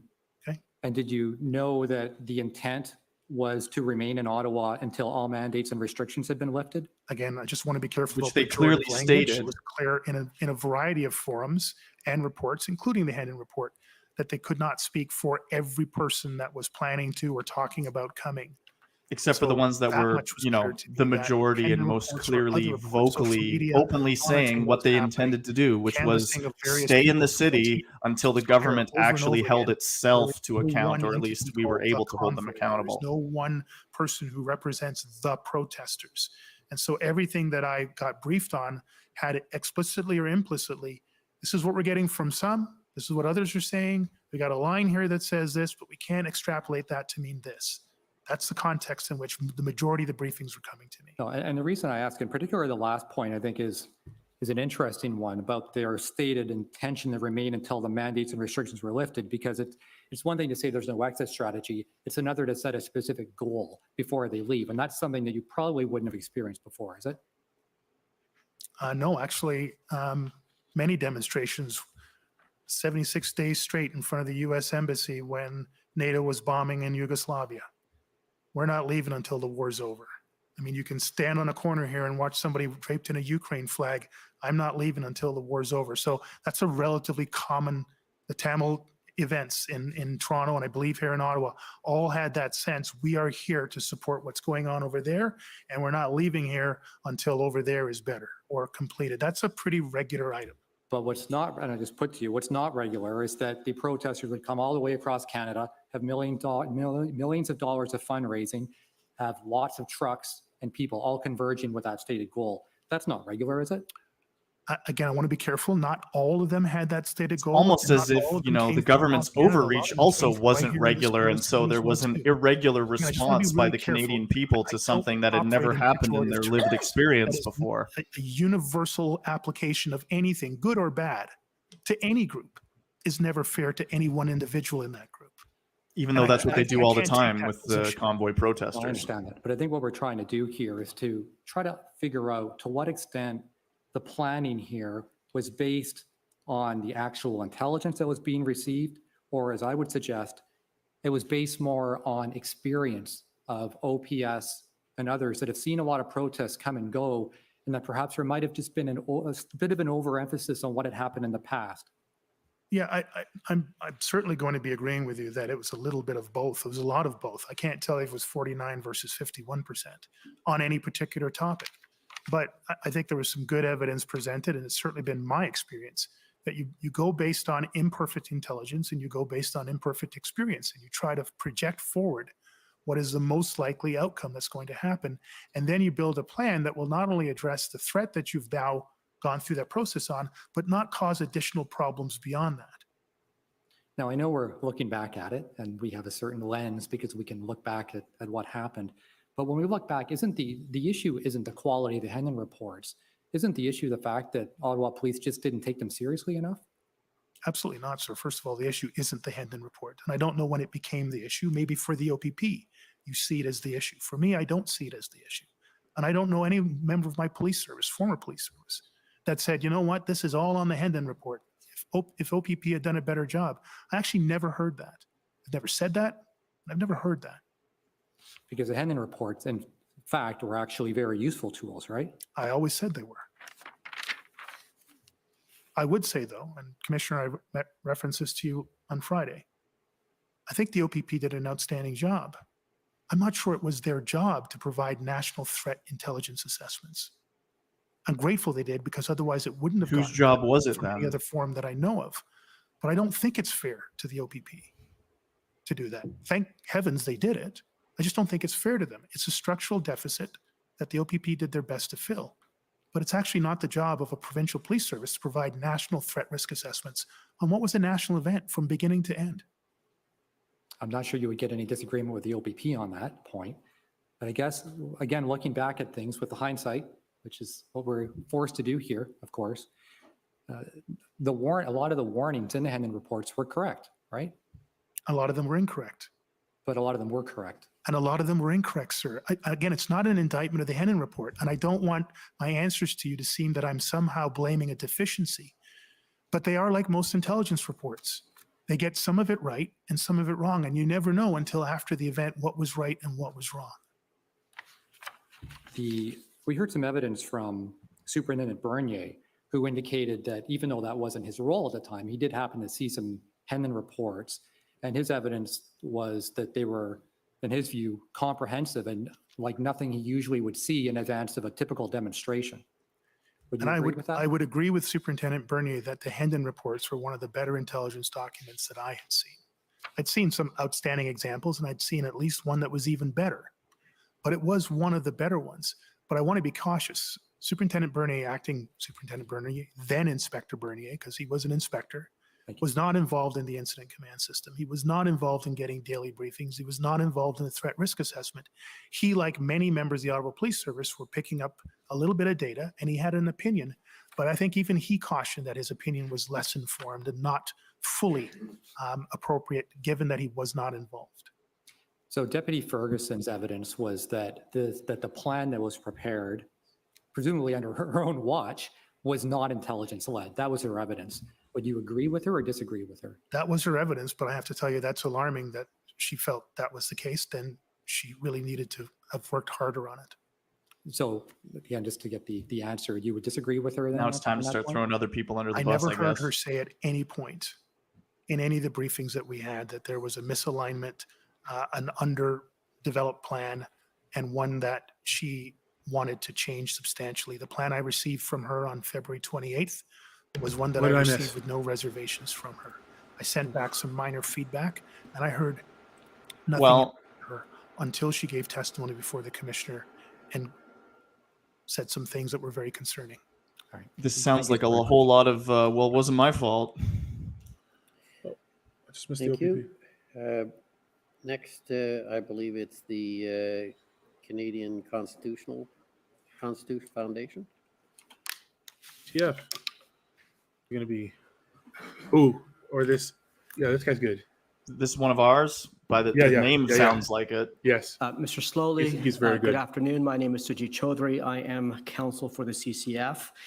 I'd like to begin my questions to you by returning to the theme of your conversation with my friend, Ms. Nygaard, from the Government of Canada. And I think that my recollection is that you agreed with her that there was no need for the OPS, or for that matter, for the City of Ottawa, to reach out to the OPP or the province first before going to the RCMP for assistance. It was perfectly appropriate for the OPS to go to the RCMP directly in parallel with outreach to the OPP because Ottawa is the seat of the federal government and of federal institutions?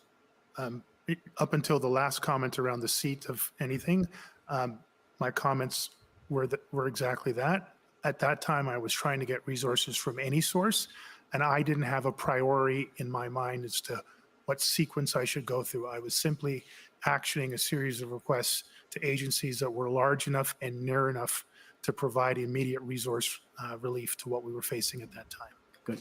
So let me take you back to when you dramatically increased your request for resources. And I'm speaking here of the February 7th letters, one sent to the province, one sent to the federal government. I'd like to focus on the federal letter, if I may.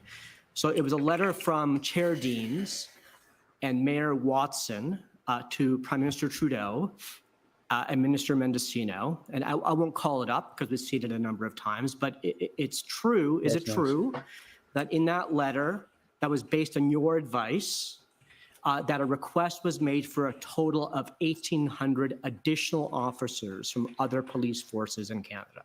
I believe the number was 1,790 and change. 1,800 has become the rounded number. And some 100 of those resources were civilian, but yes, substantially, yes. And is it true approximately that about 1/3 of that number was to come from each of the RCMP, the OPP, and other municipal forces? I never put those restrictions on there. I've never heard those numbers, those divisions of responsibility until you've just put it to me now. But Mayor Watson put it that way to Prime Minister Trudeau. In the letter? No, in a phone call with him on Friday. I have no idea what that conversation was. Okay. Well, and so how many RCMP officers did you wish to be deployed from that 1,800? I never put a percentage or a number against it, sir. Okay. So, Commissioner, I'd seek leave to pull up the interview summary for Minister Bill Blair and to show it to Mr. Sloly, if I may. Okay, well, that's unusual. Is there any objection?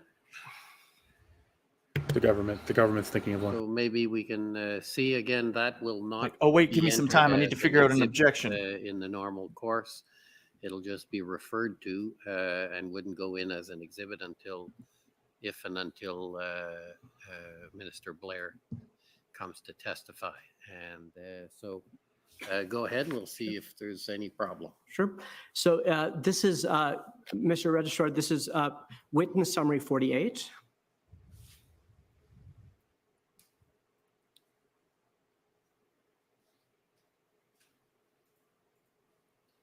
And could you please go to page 5?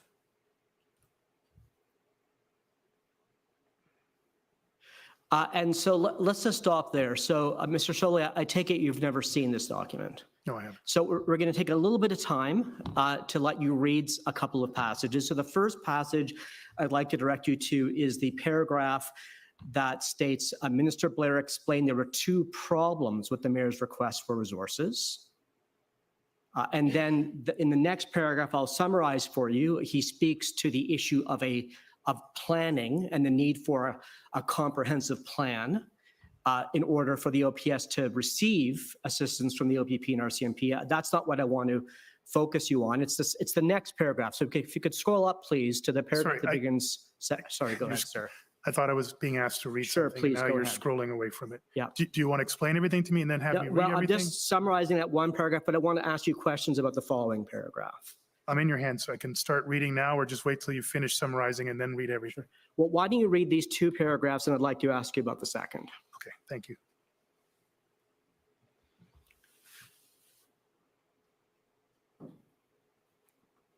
Issues with turnover of OPS personnel, lack of solidarity within the OPS command structure, and issues between Sloly and his subordinates.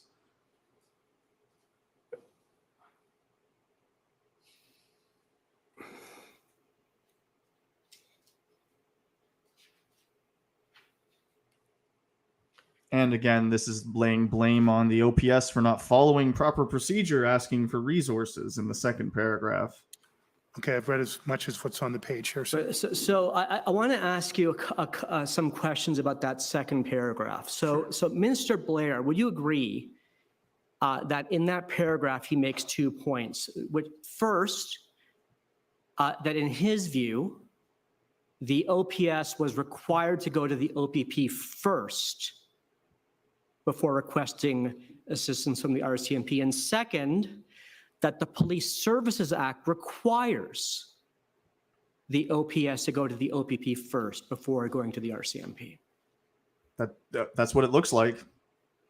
what's the question? Sorry. So do you agree that that's what he says? It's a bit confusing because in all my times in the Toronto Police Service, when he was a chief, that was never the case. Okay, well, I want to go. I wonder if he's ever read the Police Services Act. So before we get there, I want to talk about and ask you some questions about the tripartite meetings that took place on February 7th, 8th, and 10th. And if you were at two of those meetings, February 7th, where you came a little bit late, and February 8th. I was at, I think, 4 or 5 of those meetings. So Mr. Sloly, I'm sorry, in the course of the commission's work, we've referred to 3 of those meetings, 7th, 8th, and 10th. So let me focus your attention on those 3 or That's those fine, 2. but I was at far more of those meetings. Sure. So let's go to, if we could, Mr. Registrar, if you could please call up the readout for the February 7th meeting, and the document is PBNSC CAN 2335.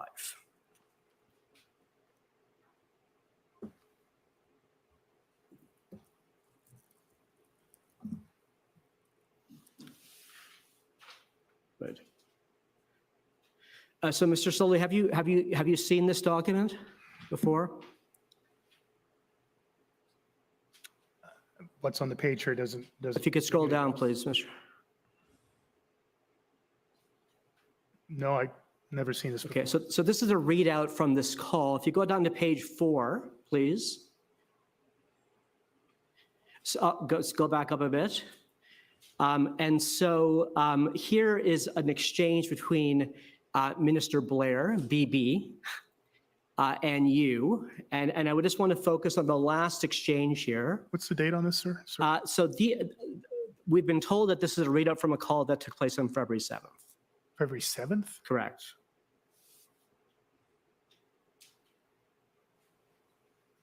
The only recollection I have of a direct conversation with Minister Blair was on the last weekend. But I may be wrong. So, sorry, continue on. Well, let me ask you a question based on this evidence. Sure. Yeah. And so there's an exchange here at the end where you discuss how you have great respect for former Chief, now Minister Blair. And Minister Blair says, "We are working to provide the city with the resources you require.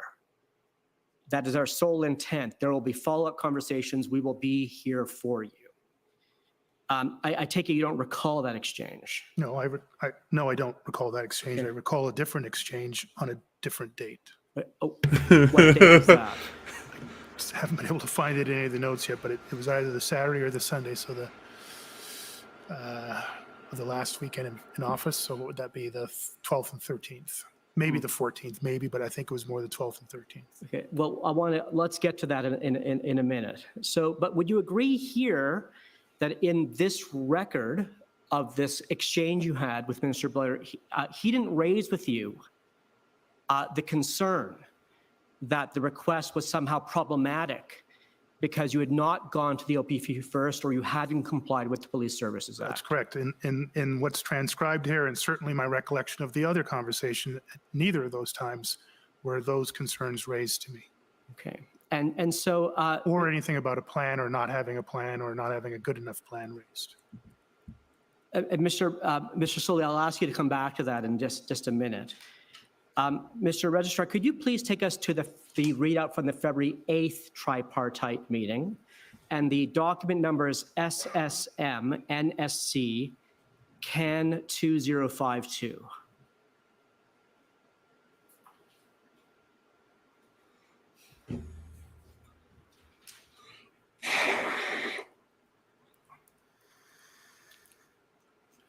And so, Mr. Sloly, do you recall participating in this call? I imagine there were hundreds of calls, so probably not. Sorry, I'm looking at a date. Could you scroll down a bit, please? Wednesday, February 23rd, so that definitely wouldn't have been me. Oh, I think we might have the wrong document. Oh my God. Give me a second. I like how it please. slowly gets dragged off the screen. That's fantastic. And I apologize, Mr. Registrar. Give me 1 second.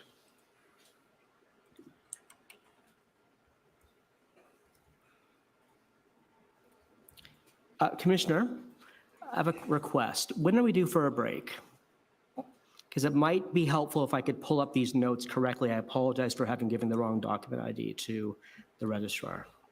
Council, is it a February 8th meeting? Yes, it is. You have it. Thank you. We've had excellent service with our document. Yes, we have.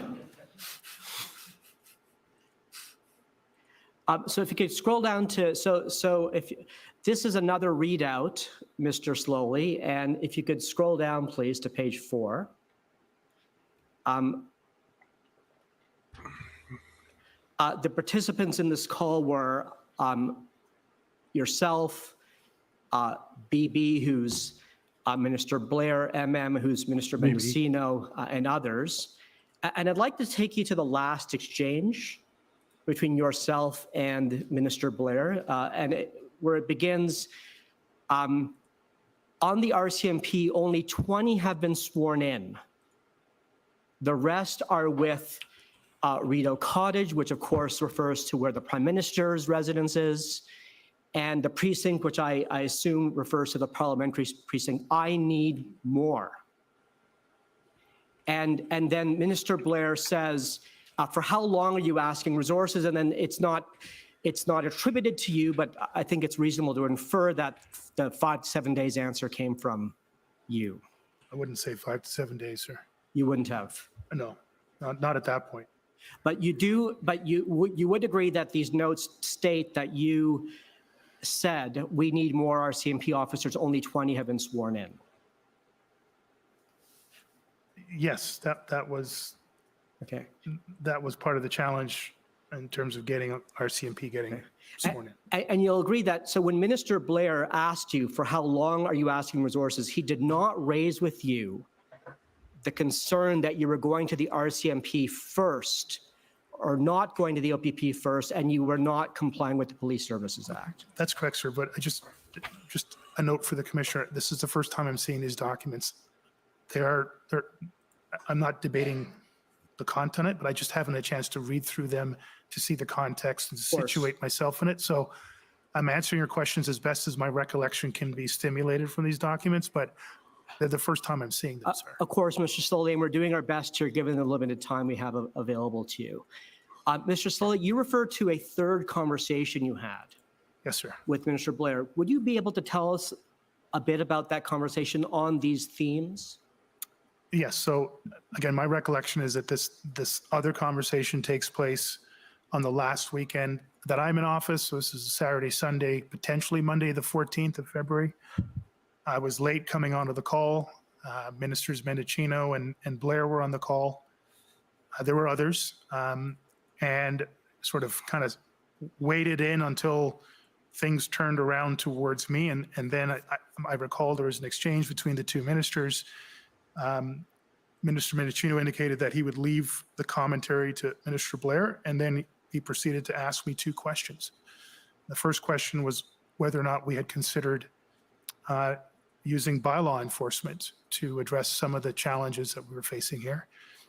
I thought it was an odd question, and so I said, yes, we've actually issued hundreds, if not thousands, of bylaw enforcement tickets, but that any level of enforcement was difficult, both in terms of the potential volatility of public safety impacts and the resource restrictions. He then asked a second question as to whether or not we considered towing trucks or vehicles. And I said, yes, we towed hundreds of vehicles and we'd actually towed some heavy trucks. But again, there's an extreme volatility around that type of enforcement action, and that we had resource challenges with the tow trucks, particularly heavy trucks. And that was the sum total. Because nobody wanted to do it. So he never raised these procedural objections that he appears to have be raising. Neither the procedural objections or the concerns around the plan or lack thereof a plan. So, Mr. Sloly, how long have you been or were you a police officer in Ontario? I think just over 30 years in total in 2 different police services. And so you're familiar with the Police Services Act? Yes, sir. And is there any provision in Section 9 of the Police Services Act that requires a municipal chief of police to go first to the OPP before seeking assistance from the RCMP? Not that I'm aware of, and I stand to be corrected. I assume by there is one. Lawyers who understand might the be act the better reason than I for ever this. will. But I said, my practical experience has been over the course of those 30 years in 2 police services, and for a substantial amount of time, or actually performed that function for Chief Blair, that if we needed help, we went to the best agency available where we were likely to get the best help from. I wasn't directed to, nor did I have a system where I had to reference Section 9 and call the commissioner of the day from the OPP, and then through that process, find my way to the right resource. I would call north of Steeles and say, hey, York Region, can you send us a public order unit? I'd call west of the 427, hey, Peel, can you send us a public order unit? I'd call over past the zoo and say, hey, Durham, can you send us a public order unit? I And love they how would he's do the naming all same these thing, and we geographical would do that locations. in reciprocity. I'd never before seen any reference to Section 9 of the Police Services Act. And Mr. Sloly, RCMP officers can be sworn in as special constables. That's my understanding. Pursuant to Section 53, Sub 1 of the Police Services Act. I'll trust you on the section. And as far as you know, there's no condition for swearing in an RCMP officer as a special constable that a request must first be made to the OPP. I'm not aware of that, sir. And now, Mr. Sloly, if we had more time, I would take you to the RCMP Act. But I'd put it to you that there is no provision of the RCMP Act that requires a local police force to go first to its provincial police force if there is one. I'll trust you in that, sir. I have no understanding of the RCMP Act. And so would you say, Mr. Sloly, that at best, so there is no federal or provincial law, there's no RCMP policy, there's no OPP policy that required the OPS to go to the OPP first? I'm not aware of any of those things, sir. I've just used a practice that was long established and never previously challenged by any level of government or any other police service. And Mr. Sloly, do you wish that these concerns about procedure had been raised with you at the time so you could have responded to them? That would have been the fair thing to do, yes. Thank you, Mr. Sloly. Well, thank you. The next, if I can call on the CCLA. Ooh, the Canadian Civil Liberties Association. They're good. Good afternoon, Mr. Sloly. I'm joining you via Zoom. Can you hear and see me? Good afternoon. I can see you, yes. Okay, thank you. My name is Kara Zwiebel. I'm a lawyer for the Canadian Civil Liberties Association, and I have a few questions for you. And I think I apologize because I know you're having to go back and forth in time here, but I think we might actually talk about some of the other sort of tripartite type meetings that you were just mentioning, some other ones that you had participated in. So I'm going to be asking you about a few meetings that involved Commissioners Lucky and Carrick, as well as the head of CSIS, Mr. Vigneault, as well as Deputy Minister Rob Stewart and Jody Thomas, who I believe was the National Security and Intelligence Advisor to the Prime Minister. Before we do that, though, we're gonna do that by looking at some of your legal counsel's notes, the notes that we've looked at a number of times. But before we go there, I just want to take you to some of your notes and ask you a few questions. And this is document OPS 30-14484, and we would be starting at page 20, please. These are, I think, notes you said you sometimes sort of send yourself an email or make notes through Outlook or your email program about things that are going on. So on page 20, this is a call, sort of reporting on a call. I'm not sure whether it was a call you made to Yasser Naqvi or a call that he made to you. Do you recall? I remember it was a phone call. I forget who contacted who. Okay, I like these lawyers because they're really good at getting to the bottom of it. It's a Monday, yes. Yes, the Monday, okay. And he was contacting you because he's an MP in the Ottawa area. Yes, sir. Yes, ma'am. Okay, and he also was asking how he could help. Yes, I mean, I think it was both a situation update and what can we do to help you, Peter? Okay. And do you know, was he going to engage with his network within the federal government to see what he could do? Was this the sort of first outreach from someone within the federal government? Other than my communications with Commissioner Lucky, I think this was the first time I'd spoken with anybody else. Okay, so the sort of the first political person, let's say, within the federal government. Yes. Okay, great, thank you. And if we can just scroll down, I think it's the next page. Thank you. This is a call from the Deputy Solicitor General of Ontario, Mr. D. Tomaso. Yes, that's correct. And this is from February 2nd. If you could just scroll down a little bit. So he asked you if there was any interference of hospital or medical staff from the demonstration, and you advised yes. He asked if you were getting help from the OPP, and you advised yes. And that you were also getting support from the local Crown office.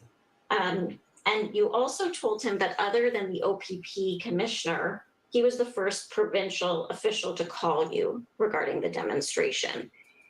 Do you recall how or if he responded to that statement? He did respond, and he asked if I would like to have a call with then Solicitor General Jones. And okay. I said yes. Okay, and did that call happen? It did. I think it was scheduled for later on the same day, somewhere in the evening hours, I believe. And I mean, were you making that statement because you were surprised that by this point, I guess February 2nd, we're at the Wednesday or Thursday? Wednesday? It's a Wednesday. Yes. That by that point, were you surprised you hadn't heard from someone at the provincial level yet? Yes. Okay. Do you recall where things went with Minister Jones with the Solicitor General when you did eventually speak to her?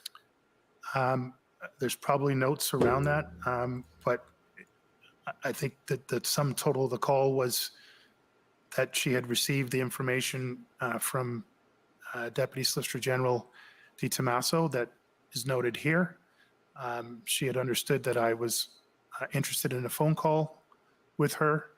I provided for her a very brief update on what had transpired locally. She quietly listened to it and said thank you. And there's sort of a bit of a pause. I asked if she wanted to get a deeper briefing, if she felt there might be any need to engage other ministers or even the Office of the Premier. I can't remember what her exact response was, but essentially, she would consider that on her own undertaking, and that was the substance of the call. Okay, thank you. Thank you very much. Okay, and now if we can take a look at that other document I mentioned. So this is OPS 30014454. And we're going to start at page 35. So these are once again Ms. Huno's Sorry, notes. I apologize for interrupting. No, go ahead. In my update to Minister Jones, I did reference that I felt at this point, February 2nd, that this was going to have a significant impact across the province. While I didn't have specific locations, I don't even think at this point the planned protest to Queen's Park had been announced, or I wasn't aware of it at this point. Certainly the Windsor and Sarnia events were not known at all at this point, but it was clear to me that this was going to have a larger provincial impact. And so it was actually more of a suggestion than a passive voice that the Premier be briefed to some degree and that other ministers be prepared to engage beyond the Solicitor General.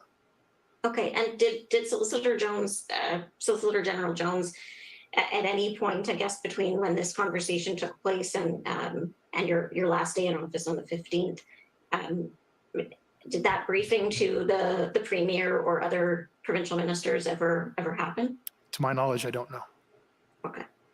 But you didn't provide a briefing and you weren't asked to arrange one? No. Okay, thank you. Okay, so this is, again, Ms. Huno's notes, and this is looking at the February 3rd meeting in the evening with Mr. Kanellakos, Mr. Stewart, Kevin Maloney, Commissioner Lucky, David Vigneault is at this meeting. I'm not sure what that middle name is, Press. I don't know if you know, that's fine. So I just want to, if we can scroll down just a little bit. So there's the Prime Minister's office, wants to open up a line of communication here. And I'll give you a moment to read through this. I'm going to ask you about a particular part.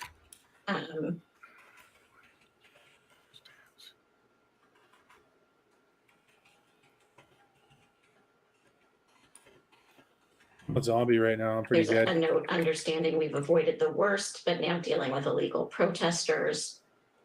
We are risking public confidence to solve this problem. Who decided it was illegal again? It has limits. Oh, I don't What know. can we Somebody's do? aunt's If grandpa we are or going something to like that. engage, then who would we engage with? There's I drink questions coffee, about man. I bylaw think and the it Highway infused Traffic into my Act blood. enforcement. Can we scroll down a little bit more, please? This is what I need. What is that? Yeah, is that, keep is going. that rum? No, it's I my know that, boomer juice. There's a bit. I can't Sugar-free drink monster. A little bit. Next page, please. Sorry. I can't drink boomer juice anymore. It Okay. hurts me. I'll go get some. And then, sorry, can you scroll down just a little bit more? So these are, I think, RS refers to Mr. Stewart. And he's asking about enforcement and what leverage do you have? And this is the note that your counsel has written. If you want an assessment of risk of this demonstration, please frame the questions properly so you can get the info you need. Don't appreciate you suggesting I police differently based on color. And I think Mr. Stewart is saying that, or there's a reference that a minister said this. Your observation is very insulting to me. And he's, I think, saying, I hear you. And then you're providing him with a briefing about the risk assessment. Do you recall this exchange and what this was about? Very much so. Do you mind telling us about it? This was the first of the tri-level meetings that I attended. I'd been advised about their existence, I think, the day before from City Manager Kandelakos. He suggested that I participate in it, and I welcomed that invitation because it would allow me to be able to speak to all three levels at the same time and ideally to secure resources that we so desperately needed at that time. So I attended the meeting with great expectation and hope, quite frankly, that this would be a very productive and constructive environment and one that would accelerate the delivery of resources, not just police officers, but across the board support. I have a feeling it wasn't, that though. we desperately needed here in Ottawa, and I think increasingly the province and the country we're dealing with. Coots, Alberta was active. Other locations across the country were active. I think by this time we knew there was something going to be happening in Queen's Park on the weekend. So I was looking forward to this. The section on the page above that you scrolled through was largely, I'll describe it as a monologue that Deputy Minister Stewart was providing to the group on the call. I wasn't familiar with most of the people on the call, so I was just quietly listening and sort of waiting for it to become more of a discussion. But there was a comment near the end of that isn't captured by my general counsel, but it's what I reference on this page here. And this is not an exact quote because I don't have, so I'm going off of memory and it's not captured in these notes. But essentially the comment was the Ottawa Police Service seems to be wanting to help a group of extremists and white supremacists to take over Ottawa, Wellington Street. It is that comment that I took great offense to. I took great offense to it because we're not helping them, we hate them. Or was it And they're every ism something and that had been said by a minister elsewhere? It wasn't I would sort of love for them to purely finally in the produce who any of those people were. I took it as a comment from Deputy Minister Stewart. I don't recall him clarifying, as that note in the corner says, that this is something he heard a minister say. Like I sure they won't label the group of Sikh individuals who were cooking food and providing So would you agree that those even kind at of this point, amenities we're at to the the protesters third during it. They February, probably weren't there white is, supremacists. you're starting to feel some significant pressure from the government about this situation? Well, I would go well past pleasure.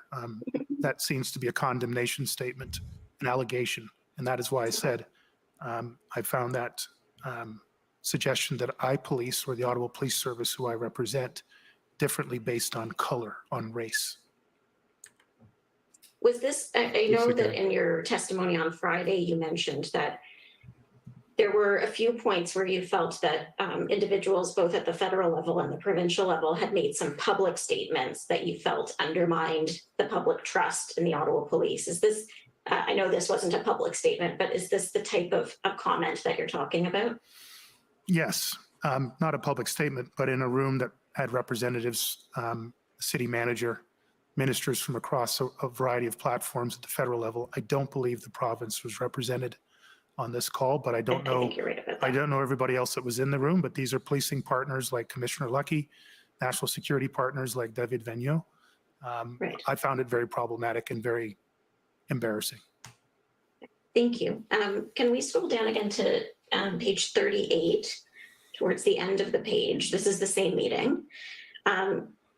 And I think you've been talking, there's been some discussion about the possibility of negotiations. I think Mr. Kanalakos had maybe asked, is it worth it to negotiate? Mr. Stewart, can we scroll down to just the next page?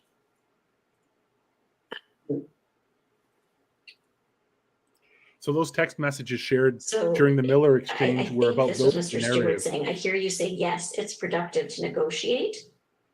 And you say, I need constructive conversation and questions from all levels of government. Yes. So in this meeting, am I right that you're communicating or trying to communicate to the federal government representatives that, as you said before, all options are on the table? The federal government, I think Mr. Stewart was interested in understanding what the group needed to feel like to have a win. There's a statement, I think, earlier up that was attributed to him. Is that sort of the nature of the discussion that's happening here? Yes, we got into a very constructive dialogue at this point, and that is the gist of it. Okay, thank you. And can we just go down to the middle of page 40? This is where Mr. Vigneault comes into the conversation. I think that first note is this is unprecedented, the word of the word of the day or the word of the commission, I would say. The social media is creating reactions. And then he talks about command structure. So we need to break this down better. We can look at foreign interference.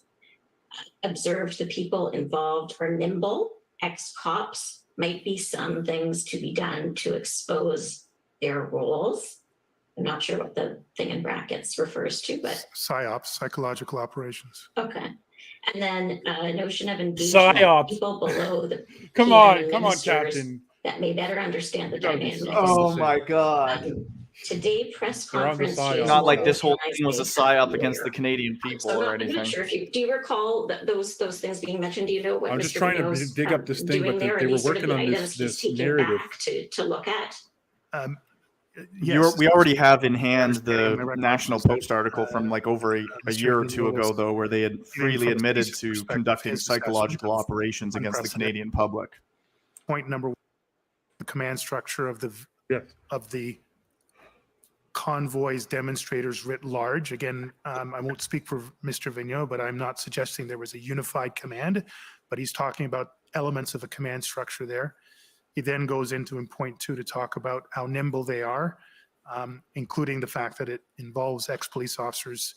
I forget if he talked about Maybe the best of them who are, military or I don't know, national maybe more security. competent or were more competent at their jobs than the ones currently in charge. PSYOPs is a term that I knew from my time in peacekeeping in Kosovo.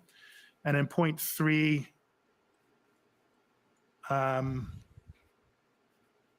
engaging and educating, my word educating, his word engaging Prime Minister and ministers to better understand the dynamics of what's actually taking place here. And he used the example of the press conference, I believe that day, to give an example of the level of ability and capacity to use social media, use mainstream media for leadership that seems, if not unified, cohesive, as examples of capability around his original term. This is unprecedented. We haven't seen this before.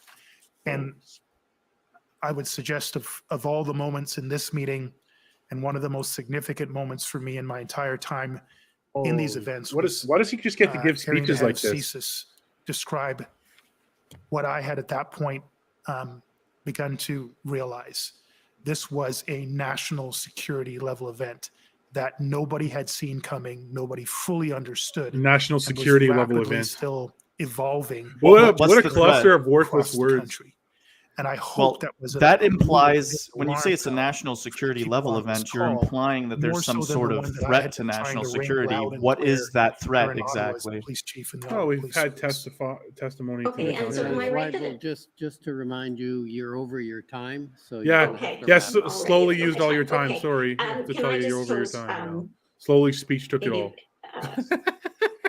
one or Of two course. brief questions, Commissioner? As long as they're quick and sharp. All right, I will do my best. Oh, it's him who's not Can sure. I just ask about Mr. Vigneault? Is it accurate to say that at this stage, he hadn't formed any opinion or hadn't made an assessment about whether this was, a foreign influenced Just like you shouldn't take it lightly when they call it an occupation. Similarly, we shouldn't take it lightly if they try to levy against the Canadian people that the Canadian people were conducting psychological operations. They've basically tried to repackage grassroots populist political action by Canadian citizens as a psychological operation because it's classic projection here. They have to accuse all of you of what they were doing. This is another one of these meetings, I believe this is the one on February 6th. When Mr. Vigneault and Mr. Stewart are in this meeting again, as is Mr. DiTommaso.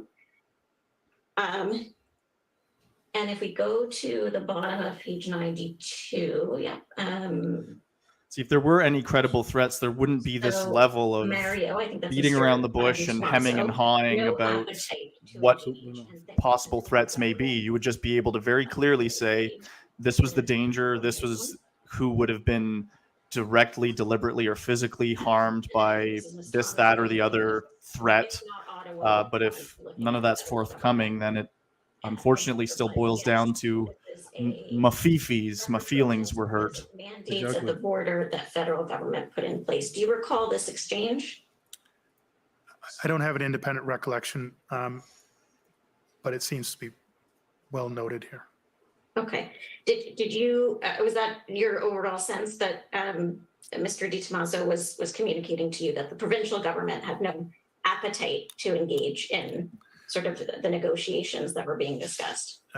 Again, with great reluctance, I don't want to presume intention on anybody. It's been used against me too much. I can only give my observations. It was several days into it before there was any outreach from the provincial government to me directly. The first two meetings that I was on in the tri-level meetings, I don't believe there was any provincial representation. The next two, I believe there were. Those are the only facts I can tell you. I won't try to put intention into anybody's comments. Thank you. Thank you very much for answering those questions. And thank you, Mr. Commissioner, for the indulgence. Okay, next is the National Police Federation. But before we turn to them, this might be a good time for the morning break. The morning break. I don't mean to. Again, the morning break. You did this last week too. Sorry, the afternoon. I'm just having. It's so exciting that I want to hear more. I'm sure. Thank you for the correction. I will take the afternoon break for 15 minutes. The commission is in recess for 15 minutes. La commission levée pour 15 minutes.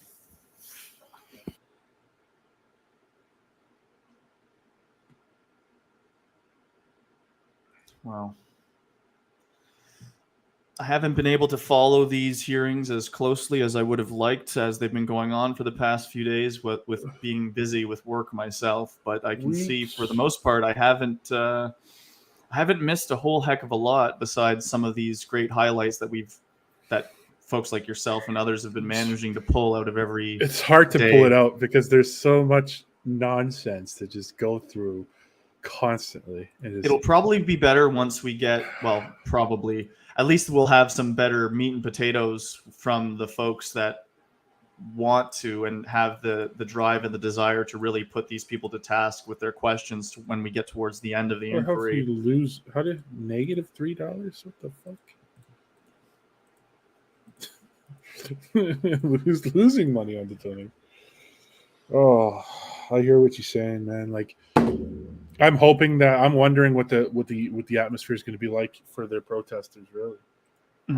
What they're going to get to do or say. They're gonna. I predict the kind of questioning, especially if they try to levy it against the pro Convoy folks. It'll be the similar like philosophical trap of like, so how long have you been beating your wife for? Where there's no good way to answer the question to say, but wait, I don't beat my wife. Like, it'll be the classic sort of gotcha where there's already a prepackaged conclusion, and they just kind of want to ask, well, how do you even more awfully fit into this caricature we've made of you, which has no bearing on objective reality. That being said, it behooves all of us to directly call this out and hold them accountable and say all the things that actually need to be said, and to do so without concession or apology. So this thing about the exchange that they had allegedly with the Brendan Miller, when he was able to, they were coordinating with global people in the PMO in the Mendocino's office to basically, man, I'm dazed, but it's like something about like crafting a narrative, like we have to make the story look a certain way to suit our purposes, never mind whether or not it has any bearing in reality. I think that's fair. Apparently Global and others are working on stories. Maybe we see how those land and we don't see the rest. But from those screenshots were in the background when Brendan Miller was making his cross, and people. It's basically they're trying to craft a narrative, right? It says we'll always support the right to peacefully protest. Some of the calls that this is their narrative points. We will always support the right to peacefully protest. Some of the calls that organizers of these events are making are concerning, and we're taking them seriously. In parentheses, would need something to back this up. So this is a talking point they want to make, but they have no evidence of it. We'll continue to monitor the situation closely. Fine line to walk would be like ensure we are not looking like we are directing the police, which is exactly what you look like you did. And you were crafting this narrative before the convoy was even in Ottawa. And what did all the OPP and everybody else testify about the convoy before it got to Ottawa? Do you remember? Remember what the OPP had to say about that? Oh, me personally? Do you remember this?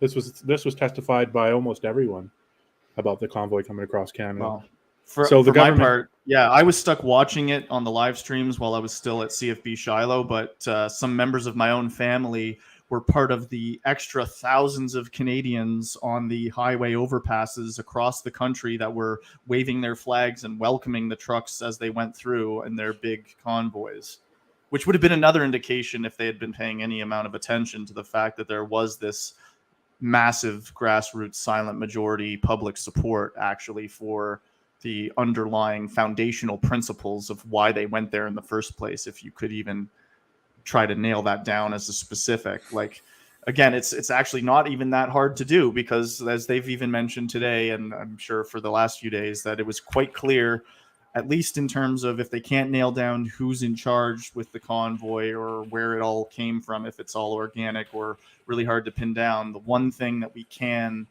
confidently tie to it is this idea that we're coming to Ottawa, we want these restrictions and mandates rescinded because they violate our fundamental rights, and we're not leaving until something is done about that. And lo and behold, even with all of their nefarious deeds on the parts of the government, they actually did, and to some degree, achieve some of those ends, because they made it impossible for not only our country, but for countries around the world to ignore. Oh man, it was a beautiful thing, and I just can't. I'm wondering, because typically sometimes it'll go as late as like 7 o'clock. So I'm wondering if we'll be taking that approach to this today. Like, here, James, you want to carry the stream? I'm just going to go make a video really quickly. Well, actually, unfortunately, I'd have to say that this is probably the best time for me to take my leave after popping in Okay. here for a little bit. No problem. Sorry, I can't be with you guys as long as I'd like to. I'd like to be here all day, every day if I could, but It's tough. It's tough and tight. I will try it at every time that I can be available to pop in here and give my 2 cents whenever it's possible or appropriate. I do appreciate the opportunity to come in and sit in with you guys, and I want to say keep up the great work. I really appreciate everybody as well too who listens to all of this and has taken the time as a private citizen to take it upon themselves to be as informed as possible as to what's going on with all of this somewhat of a circus as it seems to be at times. It's still very empowering to have this knowledge and to know what our elected officials and leaders and members of police and government are saying about us, so that we know what we ought to be saying in response. But with that being said, I wish you all the best, and I hope to be back on with you soon, as certainly more times before this commission is over. Thank you so much for joining in, James, Captain Formosa, former. And thank you so much for being here and sharing that insight and perspective. As we go forward, you're always welcome to come back. So thank you so much for taking the time to be here today. Thanks for having me. Appreciate it. See you guys next time. James Formosa, out. Sorry, that's you say that. Out, guys. See you next time. See you next time. All right, so I guess I'll have the stream carry itself for a little bit because I need to keep filming. And Daisy has disappeared into the woods or something. I don't know what happened there, but you know what? He has carried the stream a little bit the last few days, so I'll give him that one. We'll have to figure something out. Okay, so I'll put them on. I'll go do some stuff, and I'll be right back.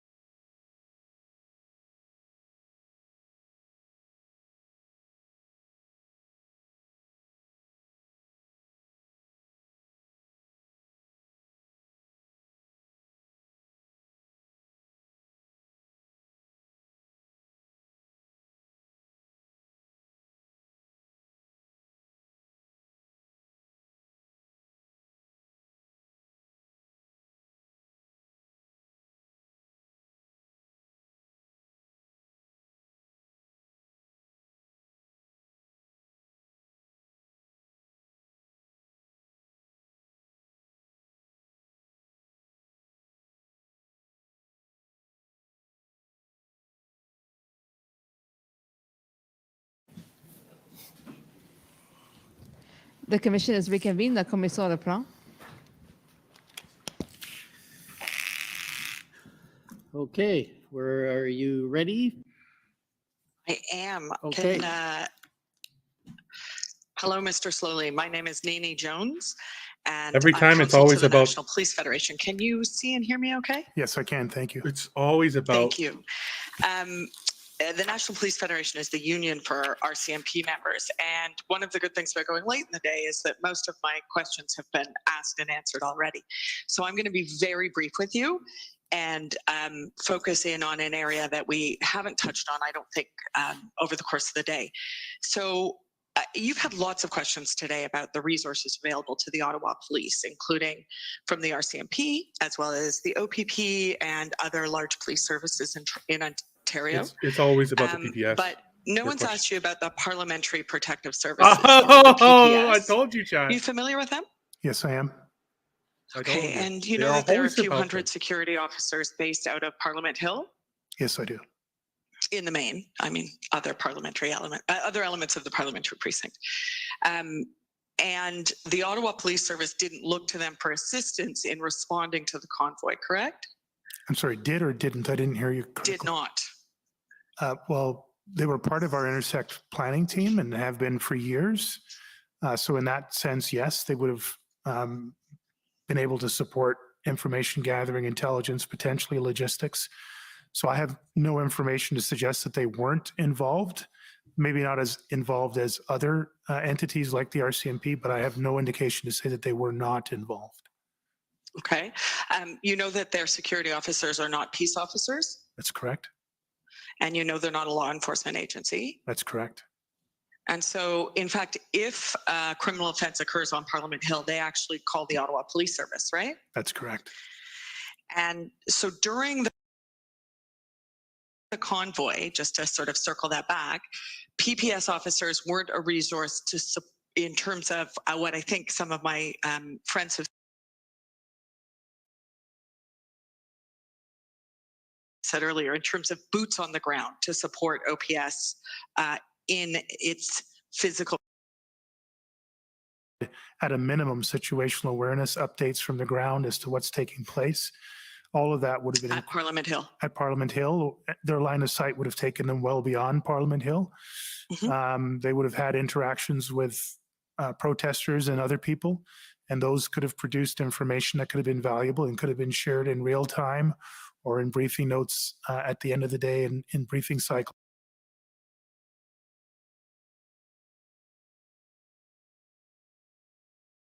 So again,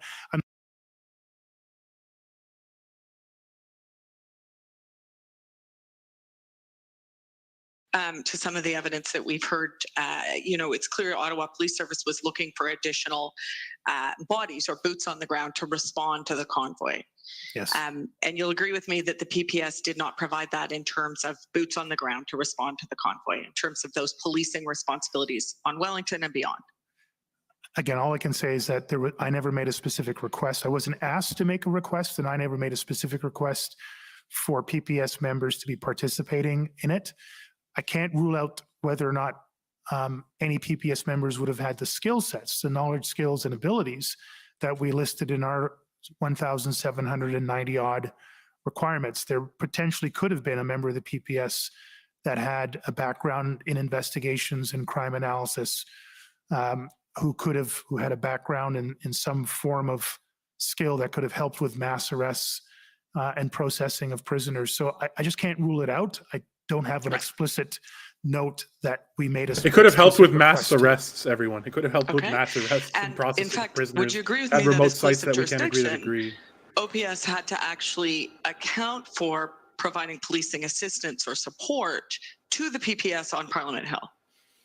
That would have been a risk area that we would have had to assess. But I would suggest that by the virtue of the PPS and their capabilities, that would be, there was some capability there for us to lean on, as opposed to a condominium building next to the red zone that didn't have any security, that probably would have required more direct and urgent help should something go wrong there.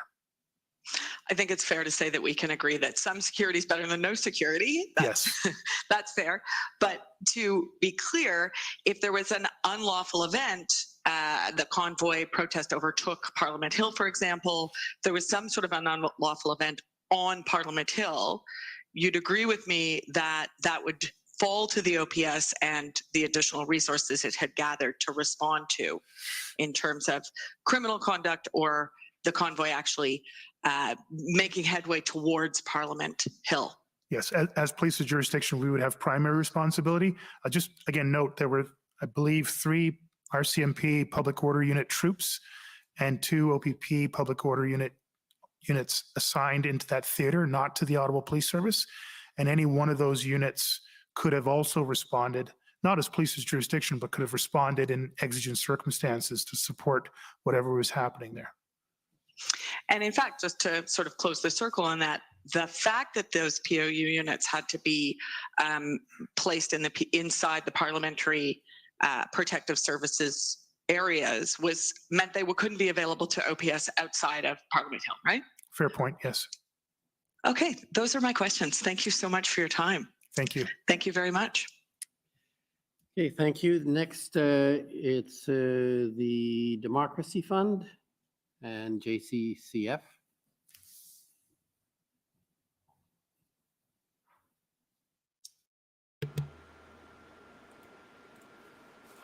Oh, the JCCF.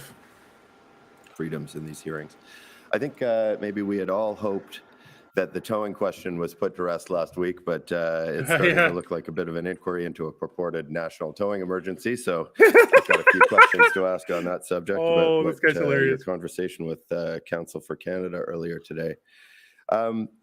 You indicated that you felt that there were 2 main obstacles to clearing the Ottawa protests. First, you needed additional resources, meaning about 1,800 people, skilled police officers or skilled associated people. And second, you needed to secure heavy towing services. Is that a fair characterization of your testimony? From a resource standpoint, that's what I was needing. I was needing a lot more beyond resources to have a safe, successful outcome that was envisioned. All right. So maybe on that note, I'll skip the next 2 questions and jump to something a little more certain. In your conversation with Counsel for Canada, you said that while you may have had some concerns about their willingness to participate in clearing the protests, tow trucks were there. When you say that tow trucks were there, you're talking about the city's standing order towing contractors, weren't you? So my understanding was we had somewhere between 3 to 5 tow trucks available to us on the first weekend. And those numbers did not increase to my knowledge until my last day in office. Right. So those would be the towing contractors that you typically deal with when you have towing to do on any given day. City-owned vehicles and or tow contracts. But again, I'm not certain about the tow contract part of things. Right. Just the number of vehicles. Okay. You weren't directly involved in the procurement of towing services for the eventual police operation that cleared the protests, were you? No, sir. And in fact, that procurement was handled by the OPP and not the OPS. Isn't that true? I don't know who handled it, sir. Right. It was the OPP. But you don't have any direct knowledge related to the out-of-town towing services procured by the OPP at all, do you? No. So you really don't know if there was any reason to think that the tow trucks procured by the OPP weren't, as you put it earlier to Counsel for Canada, reliably and predictably engaged to provide towing services during the police operation, do you? Well, what I was talking about to Canada Council was the need for reliable predictability around the resources necessary for any operational plan of the scale that was being considered. If your question is that, did I know whether this contract was going to prove reliable and predictable, I had no involvement in that contract. Right. And the towing providers that eventually participated in the police operation had traveled long distances to Ottawa. And if the OPP was confident that they were in fact ready, willing, and able to participate in the towing operation, you have no reason to disagree with their opinion, would you? I had no involvement in whatsoever, so I can't comment on it whatsoever. Right. But you'd have no reason to disagree with their assessment. Again, I had no involvement in it, sir. Okay, fair enough. And Counsel for Canada also asked you about now. national security issues relating to the protests. I take it that you agree with the evidence from all OPP and OPS officers who've testified on the subject so far, that there was no credible intelligence or evidence indicating a threat to the security of Canada, as that term is defined in Section 2 of the CSIS Act. Do you? I'm unfamiliar with Section 2 of the CSIS Act, and I've heard some testimony.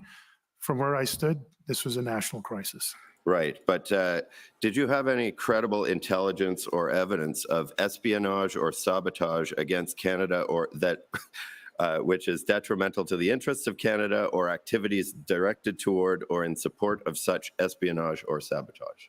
No, sir. Did you have any credible intelligence or evidence of foreign influenced activities within or relating to Canada that were detrimental to the interests of Canada and were clandestine or deceptive or involved a threat to any person? Well, he doesn't want If to you'd say like no. me to read that again, I'm happy to do it. Insofar as From that where I sat in Ottawa and the information available to me, there were significant elements of foreign funding. There were briefings that people might be coming north of the border to join in some of the protest activities. I can't rule out, as police chief here, that there were not some elements of other nation involvement in one way or the other. Whether it rose to the level as you're describing under Section 2, I don't have any ability to say that. Sir. Right. So you're saying that you had credible intelligence or evidence of such a threat? I had information available to me that suggested there were activities taking place beyond our borders. That there were activities taking place beyond Canada's borders. That's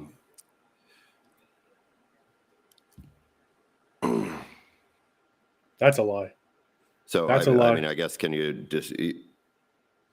I didn't test it with any great measure. I again, the level that you're You have describing to. in Section 2, this is Right. just the vast funnel of information that was coming to me. And there was different calls where questions were being asked or information was being provided about whether or not convoys were joining from United States into Canada, whether or not the convoys here were impacting other countries, whether or not money was flowing into any of the different funding projects from foreign sources. So I'm just telling you, in the sum total of all the information that I was aware of, some of it related to activities outside of our borders. Right, but would it be fair to describe that as you had a information or a suspicion that there might be participants in the protests coming from outside of Canada, and that some amount of funding might have been directed, donations to the GoSendMe account or GoFundMe account or whatever? That's the balance from of the outside information that I Canada? had, yes. So that would be the that's what you're talking about when you're talking about foreign influenced activities. Yes, sir. All right. And there was nothing mentioned in the Hendon report about a credible threat on that.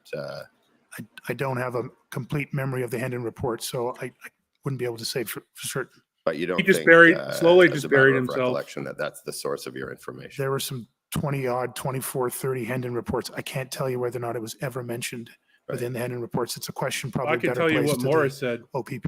Sure. I can tell you the with question regard was to your posed own to them. recollection on this subject. The can you question was remember what posed to source of them, the and they information said you're that talking below. about was? There was a discussion at one point on the tri-party level where I believe CSIS Director Vigneault referenced his discussions with CBSA and other entities around whether or not convoys were coming north, people were crossing the border. He made some reference to international funding as an example. And that would be funding in the level of donations to the GoFundMe I couldn't account, tell you. nothing I couldn't more. tell you how he broke down the funding comment, but that's my recollection, sir. All right. Well, then I'll move on to the last two items here, and I'll be finished with you for the day. So did you have credible intelligence or evidence of activities within or relating to Canada directed toward or in support of the threat or use of acts of serious violence against persons or property for the purpose of achieving a political, religious, or ideological objective within Canada? There was a wide array of social media posting. I don't know to what extent they were all identified, validated, and in one way or the other canceled as a threat, but I So was aware of a not wide credible. variety of open source social media that made a wide range of Open source threatening social type media, behavior that might touch on TikToks. one or more of the points that you raised, sir. And do you Random consider TikTok any profiles. social media posts to be a credible threat? On its own, no, it has to be validated and corroborated by other information. But you aren't aware of any social media post that was validated and corroborated? Not by to other my awareness, sir, no. Okay, thank you. He just completely buried himself. And was there any credible intelligence or evidence of activities directed towards undermining by covert unlawful acts or directed toward or intended ultimately to lead to the destruction or overthrow by violence of the constitutionally established system of government in Canada? No, sir. All right. Well, thank you very much. And my sympathies and I'm very impressed with your sheer endurance here and on Friday. Thank you so Thank much. you very much. Now we Thank need you. some clarifying Next, questions. If I could call on the province of Alberta. Alberta and in Saskatchewan, you have some work to do here. Let's see what you got. Thank you very much. I have just a few brief questions this afternoon aimed at possibly clarifying just one aspect of the timeline. Mr. Clerk, if you could please pull up document SSM.NSC.402052_REL.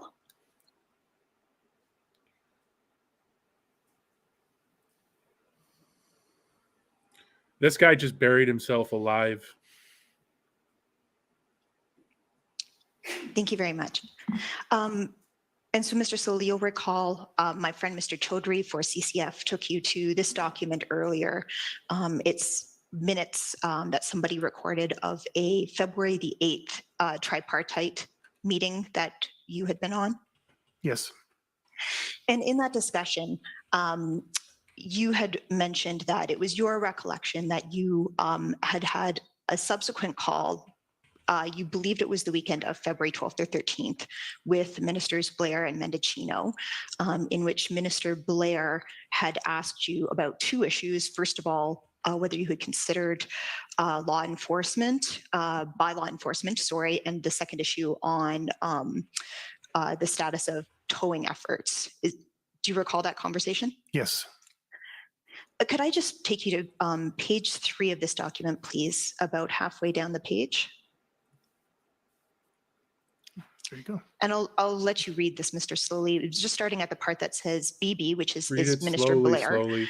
Read it Then there's a slowly. brief response from the mayor, Keep and then there's a burying paragraph yourself. indicating your response to Minister Blair. Oh, thank you. This is hugely clarifying, and that's why I was hoping to be able to read the whole document the first time. But so this would be the one and only time I did speak to the two. Well, I was on a call with the two ministers, and it does relate to the conversation that I had with Minister Blair. Could I just read the document now, though, because it is refreshing my memory?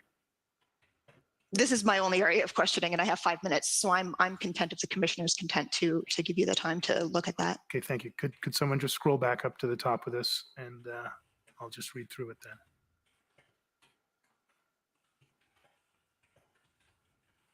Sorry, can you just go up a little bit further, please? Okay, thank you. Just, yep, even further then, please. And these are all notes from within the same meeting? Yes. Okay, please go further. Up to the very top, please. Sorry, I just need to know when I come into this meeting because I recall coming in part way. Okay, keep going.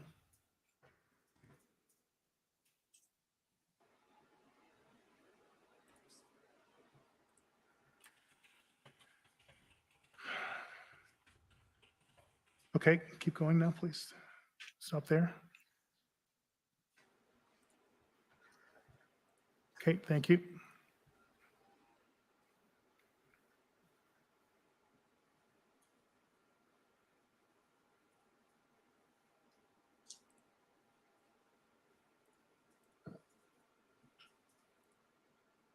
Okay, next.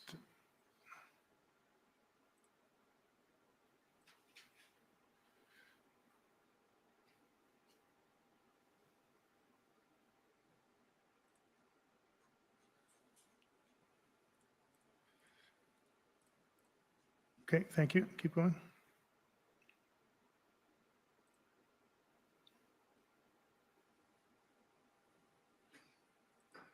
Thank you. Keep going. Oh, sorry, just down a little bit.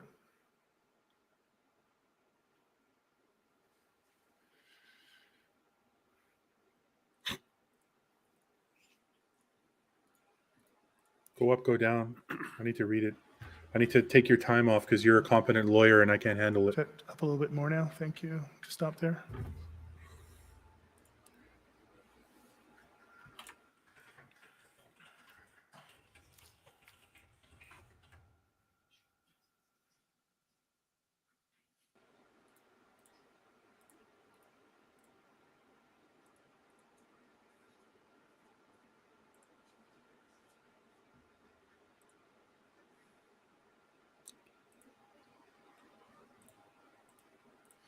Okay, up to the top there, please. Keep going and stop there.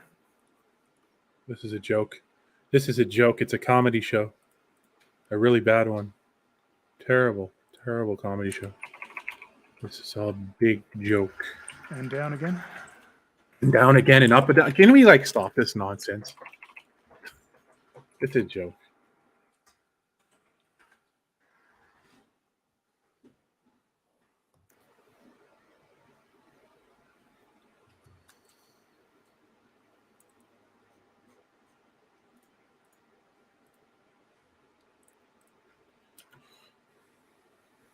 Okay, I believe that's the end of it. Yes. Thank you very much, Commissioner, for your indulgence here. And so, Mr. Clerk, if we could return to that portion on page 3, please, with the exchange with Minister Blair and Mr. Sloly. Would this then, for the transcript briefly, Minister Blair asks whether you'd looked at traffic laws, et cetera, and expands on that. And your response is rest assured. You talk about a number of ticketing efforts. We're looking at insurance and licensing. We're looking to create an impound zone. Simply put, we can create this zone, impound these vehicles where they are until we are able to remove them with the trucks we have or get more trucks. Very, very brief summary of what the exchange is. Would this be the exchange that you thought had occurred perhaps on February 12th or 13th? Yes, it is, in fact. Okay, thank you very much. I just wanted to clarify that. Those are my questions. Thank you. Okay. The next is counsel for Mr. Sloly. Sloly's counsel gets to go now.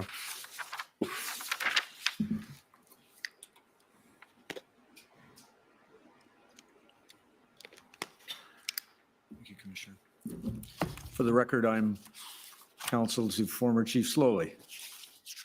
I just have a few questions that I'm going to ask you to help. And you are? Tom Curry. Sorry, I left that part out. Thank you, Commissioner. The voice would have given an indication which counsel, but I think there are 3, so it Yes. doesn't say everything. Thank you. Chief Sloly, a few things for you, please. Chair Deans of the Police Services Board has told the Commissioner that when you became chief of this police service, she described as the honeymoon period was very short. Do you agree with her? It was here, yes. And counsel for the OPS has raised a number of issues about trust and confidence among the members of the command staff, including some issues raised in notes that he took you to, including a conversation that you had, I believe, recorded with a meeting with Chair Deans, February 14th. Wonder if I could just ask you to look at that to refresh your recollection of it, please. For the registrar, it's OPS 14566. And it should be found on, I think, page 3, or it's 1314 hours.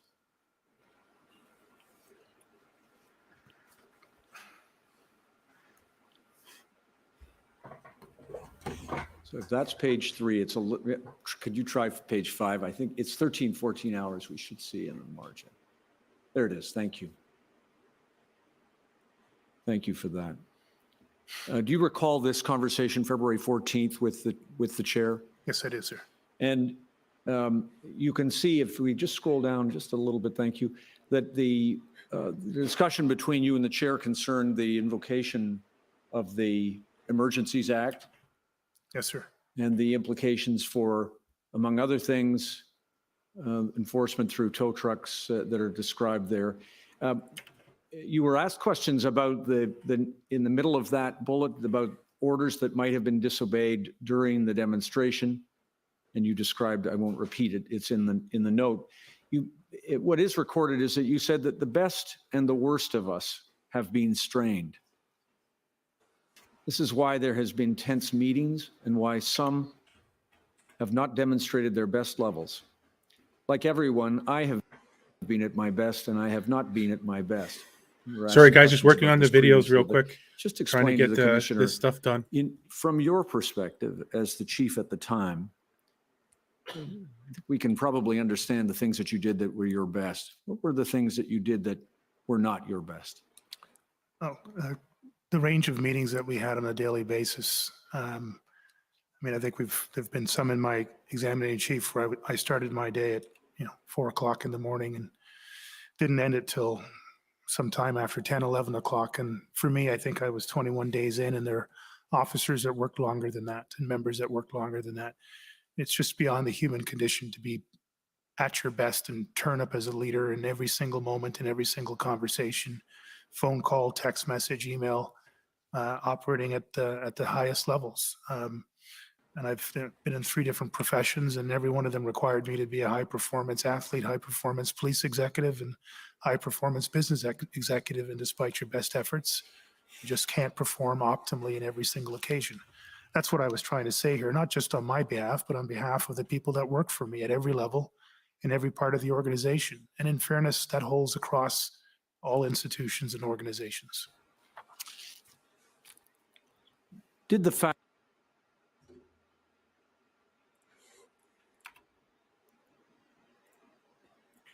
have implications for the points that you made in this conversation? Absolutely. Chair Deans, again, I think it's been well documented that the board of the day was seeking an outside chief of police, one that would tackle a major change agenda. Almost all of the questions put to me and all of the components of the negotiation for me to sign a contract were around a change mandate. The introduction of me by Chair Deans to the public in late August was all around an outsider coming in to change an organization that was in significant need of change, and a change that was well established for years and was going to be a very large effort. Almost every conversation, board meeting that I was involved in during my entire tenure of chief of police had some element of major change, culture change, administrative change, HR change, operational change, change of the relationship with our communities, particularly racialized and marginalized communities. So it couldn't have been emphasized more before I took the job. It was continually emphasized literally every time I had any interaction with the board, and certainly was the focus of the vast majority of my efforts as chief of police internally with our members. Chair Deans told us that, of course, you were the first Black police chief in this community. That's a fact. And how many, at the time that you assumed that command in 2019, how many police services in our country had Black police chiefs? Only the Ottawa Police Service. She also discussed that, and has discussed publicly and also in her evidence, in her view, you had faced issues of racism during your time as chief of the OPS. Oh my God, all this stuff. And did that impact your ability to lead the service? Well, absolutely. I mean, it's an outflow of resistance to change on a variety of levels. It's an indication of the depth of the change needed. And any personal attack on the office holder of chief of police will be a challenge to manage. But attack of that nature on the office of the chief of police, I would suggest, is a very significant indication of the depth of the challenges that were facing me and the board and the organization and the city. I want to ask you some questions, please, about staffing. My friend from the Ottawa Police Service asked you about the event commander, and in particular Superintendent Rayom, who was event commander, and when you learned that change had been made. Do you recall those questions? Yes, sir.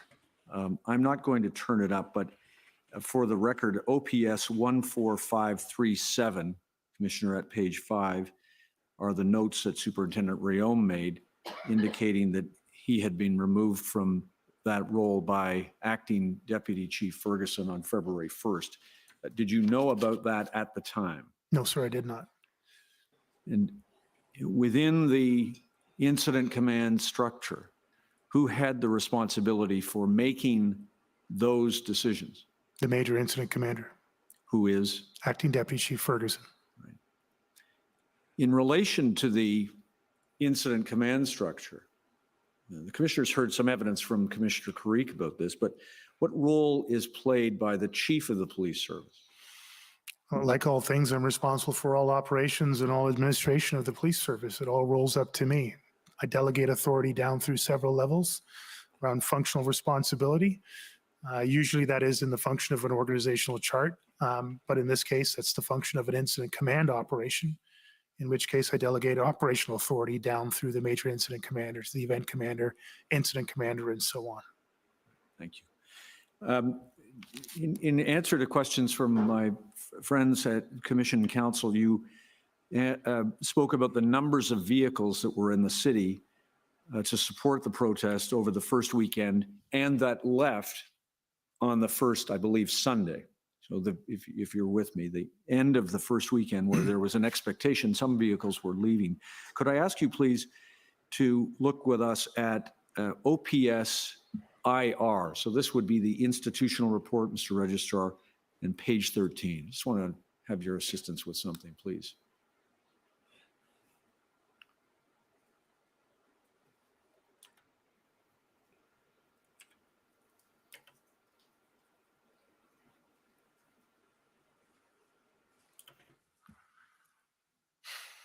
This is an institutional report prepared by, on behalf of the Ottawa Police Service, I believe by our friends who are counsel to the OPS. So if I understand, just look at the paragraph in the text, please, Chief Sloly. In actuality, thousands of vehicles descended on Ottawa for the first 3 days.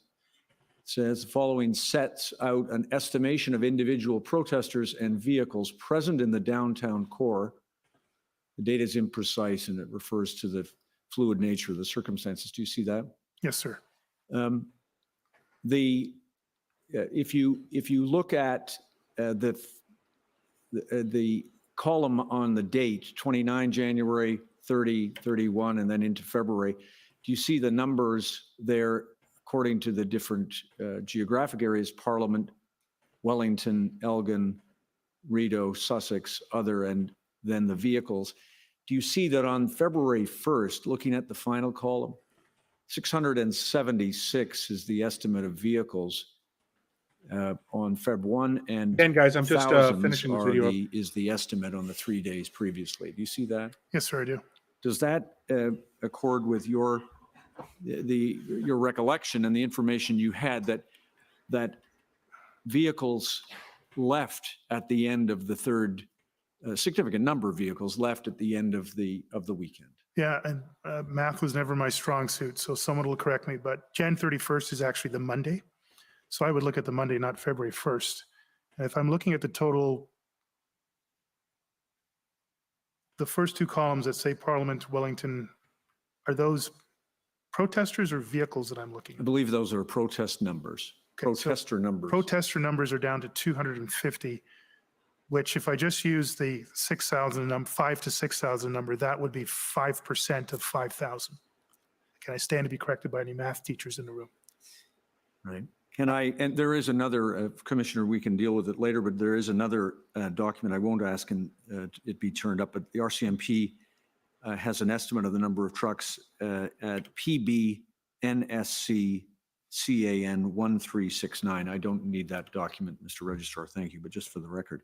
I want to ask you some questions, if I can, about the plans and mission statements. Yeah, and sorry, just not to interrupt you, sir, but again, there's been a lot of questions about, well, what did you know? There's a large group coming and some will stay behind. 5% stayed behind as of Monday. I don't have the number of trucks because it says thousands, but I think the estimate of trucks was somewhere between 3,000 to 5,000. Again, 676 would indicate around 10% of the vehicles stayed behind. I think that falls more closely to the bucket of some than all. Right. And of course, the numbers continue to increase on the weekends, as you have already described. Absolutely. I want to ask you then some questions, please, about the plans and mission statements. You were asked by my friends for the commission about a February 5th plan. Could I please ask you, Mr. Registrar, for your help? OPS 6941. Do you recall those, well, that document's coming up, do you recall those questions? Yes, sir. I'm interested in in two things in this document. Mission statement, first of all.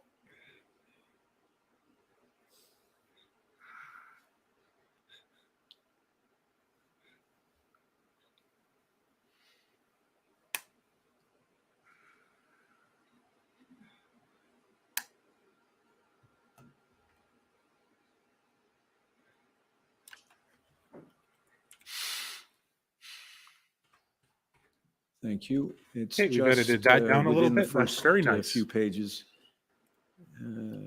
It's after the. Not a lot of truth telling going on here at all, Carol. Very true. Keep going. I think there. Well.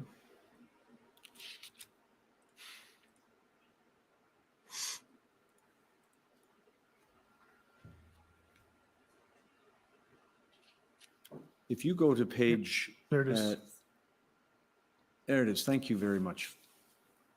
You'll see that the mission statement in this plan was for the Ottawa Police Service in a collaborative approach with other police agencies, et cetera, to provide a safe and secure environment in the city during the Freedom Convoy event. The primary goal is to end the protest peacefully, may be achieved through proactive engagement by all officers, including police liaison teams, facilitating communication, de-escalation, and negotiation. Do you see that? I do, sir. And was the idea of negotiation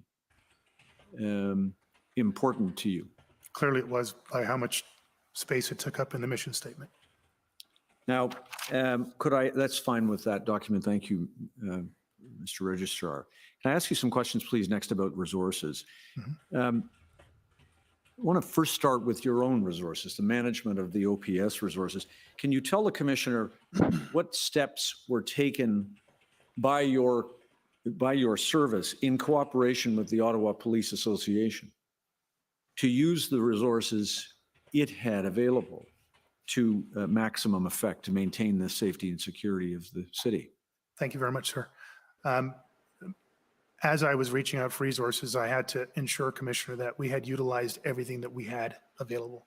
In good faith, I couldn't ask for other police services to go down in capacity when we hadn't exhausted everything that we had. To that effect, I think by the end of the first weekend, we had extended shift schedules, increased our overtime pay. We then canceled a COVID reserve platoon that we kept in case a new wave of COVID wiped out a platoon, that we'd be able to bring another in, not have any gaps. So we canceled that and deployed those resources. That would be the Monday, Tuesday after the first weekend. Shortly around that time, we got into negotiations with the Ottawa Police Association. I don't want to exclude the Ottawa Police Senior Officer Association, because we probably needed to extend our senior officers and senior managers as well. That was assigned to CAO Blair Dunker to lead that. I believe towards the end of the first week into the second week, we achieved a successful negotiation with the OPA, and that allowed us to change the shift schedule timing. Yeah, there's really nothing here, and that but brought additional hundreds I think more I think the officers commissioner will get into to bear. ask some We questions. had already notified that we'd be canceling elective leave, and I think at that point we just canceled everything.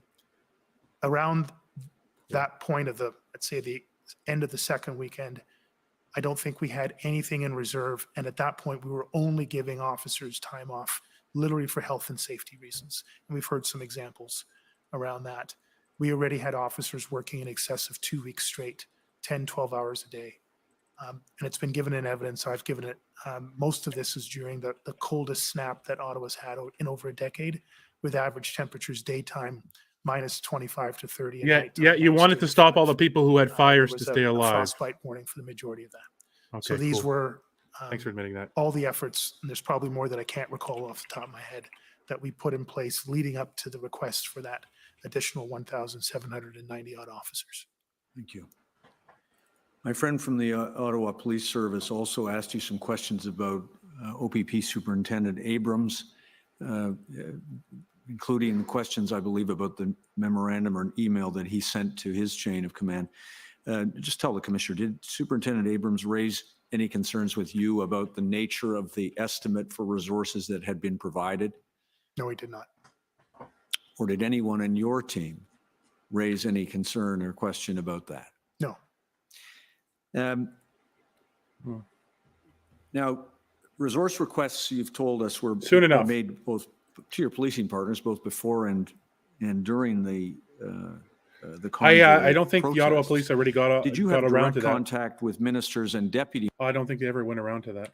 and police leaders throughout the Ottawa police? entire period of occupation concerning your need for resources? Yes, sir. Now, a couple of just questions to fill in for the commissioner. Who is the deputy minister of the Solicitor General, Mr. Di Tommaso? I'm sorry, I don't. Did you know, we saw the deputy minister, Solicitor General Ontario is Mr. Di Tommaso. Yes, sir. Were you familiar with him? Very, very much so. And how do you know him? You and I were colleagues together in the Ottawa Police Service, worked together for probably the better part of 2 decades. I'm going to stop you. You said Ottawa Police. Sorry. Yeah, sorry. Toronto Police Service. Thank you. We worked together for the better part of 2 decades. Probably the closest time working together was when he was promoted to staff superintendent. I was already a deputy chief. So his promotion would probably have been around 2012, 2013, and he reported directly to me. He was one of 2 useless details. staff superintendents that reported directly to me. Ran an area of responsibility of some 7, 8, 9 business units, mostly frontline operations. Right. I also became very involved in a significant incident in Mario's life, and I won't go into it for public record, but it was a significant incident and one that I was able to provide as much support as I could beyond my role as his supervisor to him and his family during that period, as an extended period of time. And you were also asked questions about Deputy Minister Rob Stewart, and we've seen communications. What about Mr. Stewart? Did you know him prior to the events of the convoy? No, sir. Now, I want to ask you some questions about an exchange that you were asked about again concerning between the 2 commissioners, Commissioner Lucky and Commissioner Carrick. OPP 4583, please. Page 3 and 4.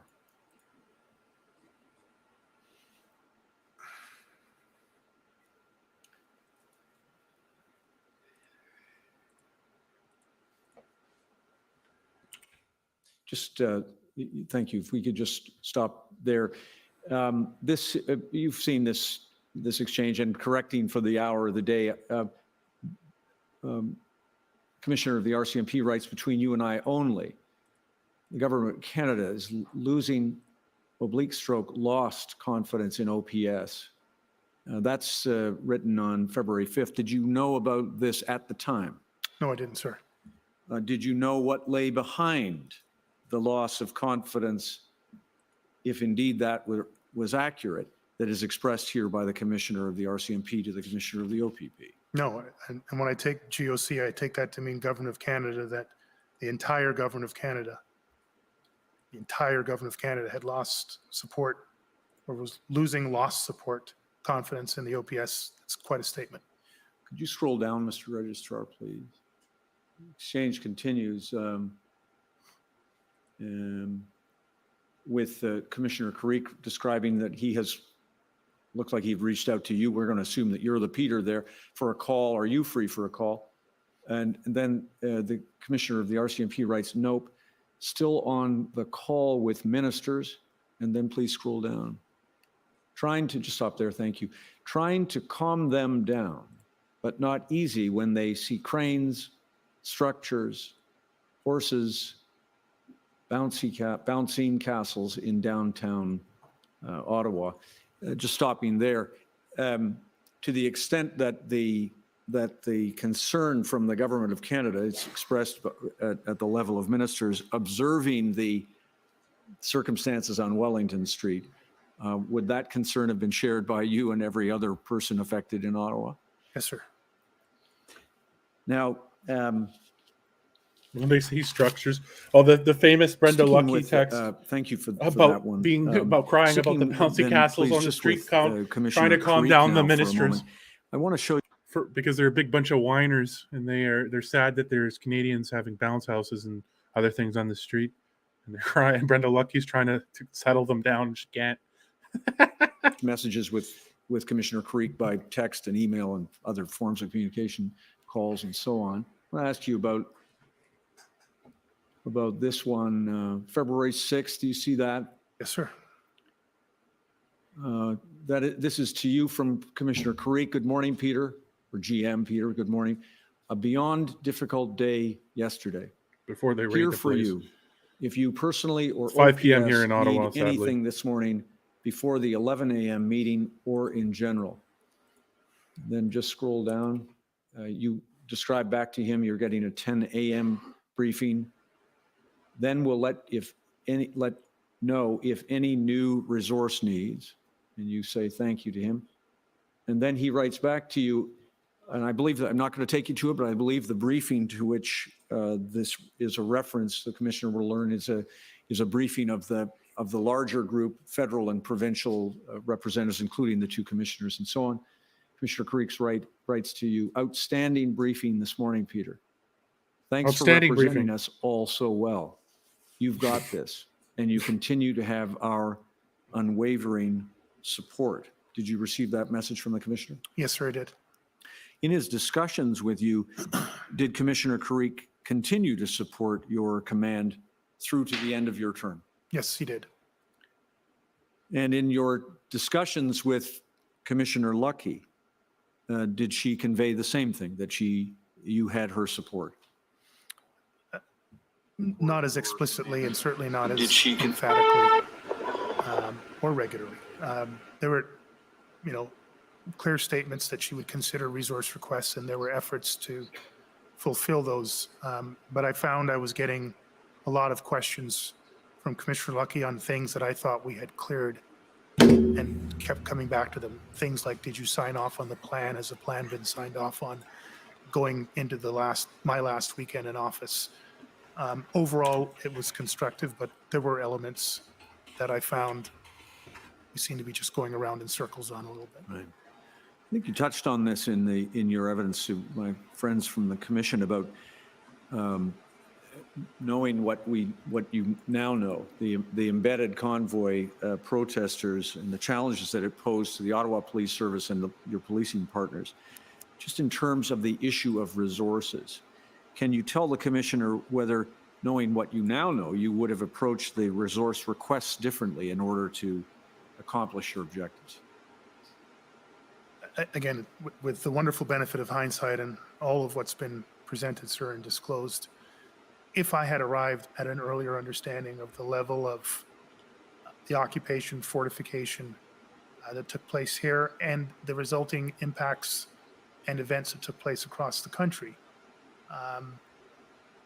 at any point that became crystal clear, I think the effort would have been around convening a very specific meeting, probably with the big 12 agencies. I would have no doubt either hosted or asked OPP Commissioner Creek to host it, or Commissioner of the RCMP if she felt other agencies from across the country should have been involved. But essentially, I think we needed to have the discussion around greater integration leading to a unified command structure, as was where we ended up on the 13th of February. There would have been a joint assessment, as there was on February 1st in Canada, where we had multiple POU commanders, experienced, credible commanders, whiteboarding an understanding of the scale of resources, and very quickly coming to an understanding that it was going to be of a scale that we had never seen outside of a planned event. in the range of 1,000 POU officers, and that within that same 72-hour period that I asked for a three option plan to come back, we would have had an integrated, if not a unified effort across big 12 agencies nationally, 3 levels of policing, putting the logistics and planning in place to lift those officers into this jurisdiction or any other jurisdiction that was facing a similar level of threat. Which was none. That's probably No the threat. number one thing that I would have initiated, and I suspect if I had this information, Commissioner Creek would have had this information. Commissioner Lucky would have had this information. Interim Chief Jim Raymer would have had this information, and we would have been blowing up each other's phones There saying, was. we need a call, and we need a plan, and We need a to call. pull this thing together. On We need to behalf pull of this Canadians. together on behalf of Canadians. Well, you stomped on You just- Canadians' you liberties. raised an issue about planned events. Were you a member of the Toronto Police Service at the time in 2010 of the G20 summit? Yes, sir. I was a deputy And- chief. And I understand from Justice Morden's report that the Toronto Police Service had 4 months to plan for the G20, approximately. I recall 5, but Call it 5. Did you play a role in the G20 or in the response to G20 by the Toronto Police Service and other police services, either before or after? yes, sir. I was asked by Chief Blair to attend the initial briefing up in Muskoka. That was a briefing done jointly, I believe, by OPP and RCMP on the status of the G8, G20. At that briefing, feels like about an hour into a 2-hour briefing, the announcement was made, we're severing the G20 from Muskoka. It will go down to the city of Toronto. That's a memory that won't leave me very quickly, because at that point, even without fully understanding the implications of that statement, I knew that our colleagues there had some 4 or 5 years of planning lead time, and we were going to be really behind where they were to take on the G20 aspect in the city of Toronto, and driving straight back down to provide that information to the command team. Did your experience in G20, Toronto Police Service, inform any part of your response to the events that unfolded here in Ottawa? Hugely. Boring. Bunch of Now, then, a couple of other things then, please. Navigator, you were asked by my friend again from the OPS about Navigator. I understand Navigator is a best-in-class advisory firm dealing with communications advice and crisis management. Yes, sir. Have you been involved in other complex crises other than the protest that we're dealing with here? All too many, sir. And have you made use of, or other police services, to your knowledge, made use of experts in communications? Yes, sir. Yes.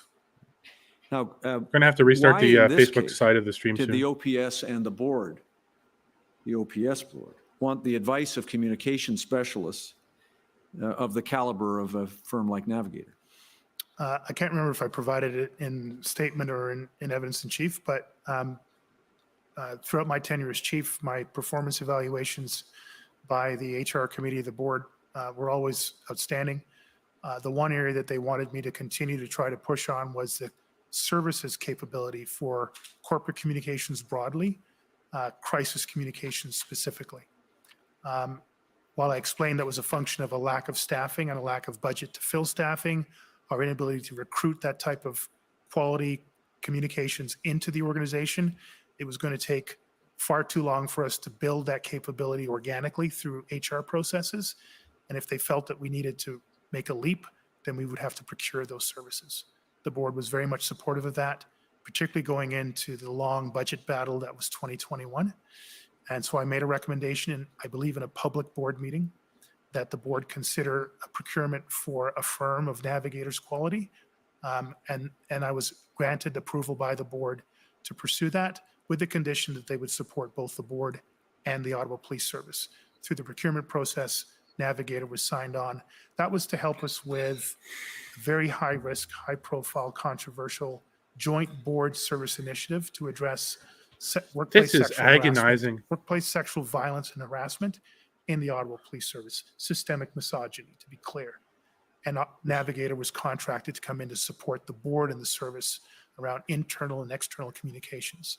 When the Convoy events arrived here, I recommended to the board that we continue the contract with Navigator to support both the board Agonizing. and the service around Agonizing communications circles. and crisis communication. I'm just so glad that we're actually getting to real My witnesses friend again from the Ottawa within Police hours Service or by asked you tomorrow.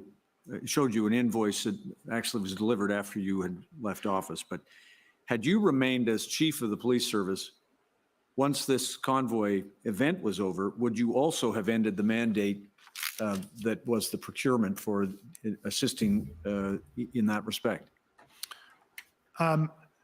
No, until I had probably had the conversation I would have had, Commissioner, was through that unified command structure. To what extent would Navigator support that unified command structure, and particularly the communications component of it? If happy there was no Halloween, need guys. I for hope any you're further spooked. supports from Navigator to I hope you're really spooked incident about this command, nonsense. unified command, then I would have ended Navigator's participation in that, because they did support communications efforts up until that point. The next conversation I would have had was commissioner to commissioner, Karik and Lucky. To what extent do the three of us believe that Navigator supports would benefit us going forward in that unified organization chart that you showed? And if I had received significant negative feedback or a significant position from both of them that we discontinue, I would have taken that into serious consideration and likely ended the contract totally at that point. If I didn't, and my two colleagues felt that it was useful, I would have continued on the contract, but only to support the strategic level, the command level of that unified command. And just as to that, I'm not going to pull the document up, but am I right that you shared the fact that OPS and the OPS Need a meme in the back, a mime in the background, were Kelly? using Navigator to assist in communications with your federal agent, federal policing partner and other policing partners? Yes, sir. Both Navigator and ASI were referenced in my tri-level meetings where all three levels of government were present. And in both occasions, I offered their services to any of those levels or any of those parties if they thought it would be helpful. I was completely above board about the fact that we procured these services, and I was willing to share those resources should there be any value in it by any of those partners. Yes, Linda, for he's the record, auditioning. OPS, I don't need it, Mr. A Registrar. full but 30 minutes of OPS this. 14454 at page 39 is one such communication. I should rename this I stream think you "Watch told Me the Get Commissioner Tortured that Alive." Navigator was working with your communications team at the OPS. Significantly augmenting vacancies that existed and capabilities that we simply They're not working with us. They're not Now, working with us. They're significantly augmenting I want vacancies. to ask you then, please, some questions about your The February 2nd language, comment that the there may not worming be a of policing language is solution incredible. to this protest. You've explained that this was an aspect of You can't the even say that event they're that working with us. you wish you'd done differently. I won't go back to that part of it, but after the meeting of February 2nd, 2022, you did clarify your comments in a number of communications. I want to just get you to identify them, please. Mr. Registrar, OPB 424, please. This should be an email of February 3rd. Between you, Chief Sloly, and Chair Deans.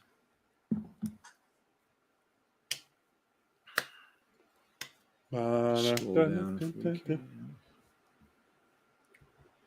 I'm gonna need like 10, 12 hours of sleep tonight. There, honestly. if you see the first paragraph. I encourage you as board chair and other city officials to use your influence to secure additional resources for a safe, lawful end to the demonstration. I once again accept your full support to secure more resources. This aligns with my statement that there may not be a police solution to this demonstration, despite the fact that we are doing everything reasonable to resolve the situation safely and lawfully, and it carries on. Did you send that to the chair? Yes, sir. Can I please ask you to look at OPB 981, and Mr. Registrar, this time on page 2 of the document, please.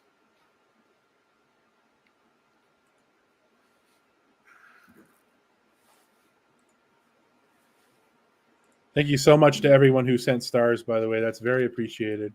Thank you so much for that. It does mean a lot. So thank you.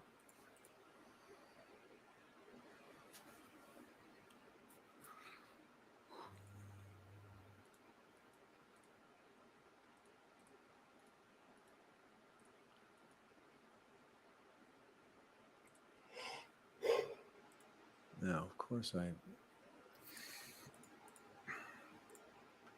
there it is. You see the Radio Canada reporter earlier. The question is to you. These are notes of a press briefing. Earlier, you said there might not be a policing solution. Do you still have that same opinion, regardless of what is being said at the federal level? We continue to do our you wrote or said, continue to do our very best. And as you know, this has gone far beyond Ottawa. I will continue, and you gave another answer. This continued to be a discussion, and you continue to try to clarify and answer press questions and other questions. Absolutely, sir. Okay, and it carries on, but I'm going to leave it at that, please. You were asked questions today about documents, rather, that showed the possibility of an interlocutor to assist interlocutor in negotiating a solution. Oh, that's our to this ding, ding, issue. ding, ding, ding, ding, ding, Um, ding, ding, ding, ding, ding, is ding. that Specificity, a interlocutor, policing solution? assaultiveness. No, it would We're not be, learning a sir. lot of new language that people, they I'm hear gonna it ask you here, some and then you questions hear it about the the next day from PLT someone else, and and it's your like support for PLC. they're Could I really, please ask they're you really to getting their look at brains carried OPS away here. 14454.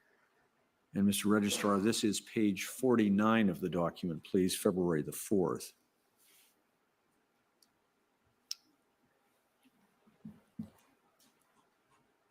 These are notes of your, I believe, your general counsel.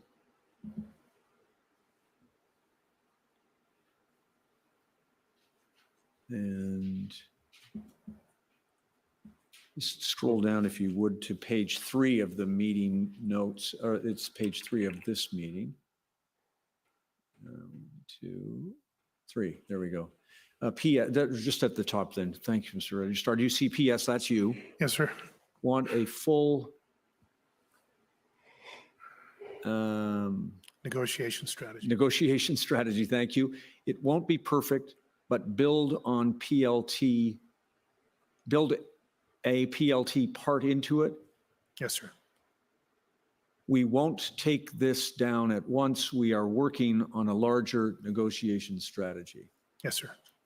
Did you make that comment? Yes, sir. Not just in this meeting, but many, many others. Did it express your intention and attitude towards PLT and negotiation? I think so, explicitly and repeatedly. Could I ask you please to look at OPS 7999? Just for the record, that was February the 4th. Could I go to February 7th, OPS 7999, please, Mr. Registrar?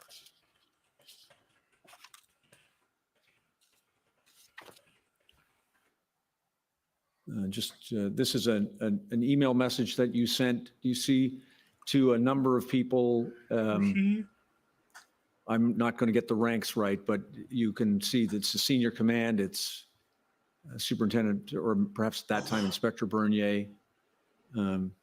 Actually, the 2 line is to Sergeant Louis Carvalho, who's an outstanding frontline supervisor and was one of the 2 supervisors for the Ottawa Police Service PLT. Thank you. On the same line, I've put Mark Patterson, who then was the event commander. And you wrote, thank you for this. You and the PLT members are invaluable. We are still learning how best to work with you, integrate you, leverage you, support you. Please be patient and continue your great work. Be safe and be well. Oh man, this is just such a fluff. Yes, sir. Same question. Did it express your view and attitude towards PLT and its work? Absolutely. And beyond this email, I went down to the PLT room at headquarters, at City Hall, and spent the better part of an hour with them, listening to their concerns, hearing their ideas, expressing directly, unfiltered from me to them, my full support and appreciation to them. I brought Louis Carvalho and his colleague, I shouldn't forget his name, another excellent road sergeant who led the PLT to the November 1st meeting with the Public Order Unit to make sure that they had direct input and involvement in that most critical moment. I just can't think of any more that I could do and could say to demonstrate my full commitment to the PLT function. Well, you could say in these events. Well, one thing you could do, my commitment to them. one thing he could have done is not say to PLT, to Inspector Russell Lucas on Monday, January 31st, that they're not giving protesters 1 inch, and to constantly sabotage PLT efforts, such as the effort to take gas away from Coventry, to which the people who then agreed to do that with PLT were immediately arrested. to which obviously the chief knew about that plan to arrest him, because nothing happens without the chief knowing it, right? Like he said, buck stops with me. And completely destroyed the PLT relationships that they had with the protesters and destroyed the use of PLTs for the Freedom Convoy in many ways. However, the convoy was so malleable and so willing to negotiate that they were still willing to work out deals to the last days, when it was the Ottawa Police Service who stopped the deals of moving trucks onto Wellington. We have that established, as a matter of fact. On May, I'll take Councillor Majikowski's advice that it was late May when they finally sent somebody around, A, to deliver disclosure that I'd been waiting on, and B, to pick up my device. I had stopped using it months before, and so I simply cleared it to make sure that it wasn't going to be used by anybody else. Did you know in the period of time when the service had it back prior to it being returned to you, what was extracted from the device or what could have been recovered by the service? They could have taken everything out of the device if they chose to. Or what might be available to them as the service from the service provider that provided mobile phone services to the service? Absolutely, sir. Right. And final question then, please. Final topic, your resignation. Chair Deans told the commissioner that in the midst of these events, the convoy events, she spoke with you and performed a form of wellness check you had a conversation with you. Do you recall, first of all, having that encounter with her? I had a conversation where it was not a wellness check, sir. She told us that she told you that there were people who, I think she used this language, wanted your head. Yes, sir. Do you recall that? Yes, sir. Can you tell us what was your reaction to that? I have to tell you, sir, I think by that point, the wanting your head comment just piled on to the hundreds, if not thousands of other comments that I was receiving through literally every form of human communication possible. She told us that she telephoned you on the evening of the 14th of February and that she raised the issue of your possible resignation. You told us about that. Yes, sir, she did. And please tell the commissioner, what was your answer to Chair Deans when she asked you whether you wished to resign? My answer was actually reasonably accurate as reported by Chair Deans. I've put my heart and soul into this. And by this, Commissioner, I meant this entire Ottawa Police Service for my entire tenure as a Chief of Police. And it included the last 3 very difficult weeks of the convoy events. I told her that it was my intention to see it through right to the end, a successful and safe end for the events happening here in Ottawa, and through that, a contribution to the events happening across the country. I told her that it was very inappropriate for her to have this call with me, I think at 9:30 at night on Valentine's Day. And I just happened to be in my bedroom with my wife, trying to get some sleep before another busy day the next day. And to be asking me to resign from my office at this stage, at that time, and in that manner, I thought was very inappropriate. What did she ask you to do in response when you told her that? Think about it. Which The to venom. me meant You hear the she'd venom? already made up her mind. She wasn't interested in hearing anything about my Oof. commitment to the organization. Ooh, the daggers. The daggers are out. She was pushing. The daggers for are me out to on Valentine's Did she ask Day. you to think about Of it all overnight? things, chat. Yes. Of Valentine's Day. He Now, called her. you She called him explained in it his to the bed commissioner that your with his resignation wife. Well, that is kind of ruthless. That is kind was of motivated by your wish to enhance public safety and removing yourself be from some the tears. equation and could allow the There is. resources to be obtained. Was it also important to you, or how important was it to you to show the community and the service and your family who had followed you here to Ottawa that you were not quitting?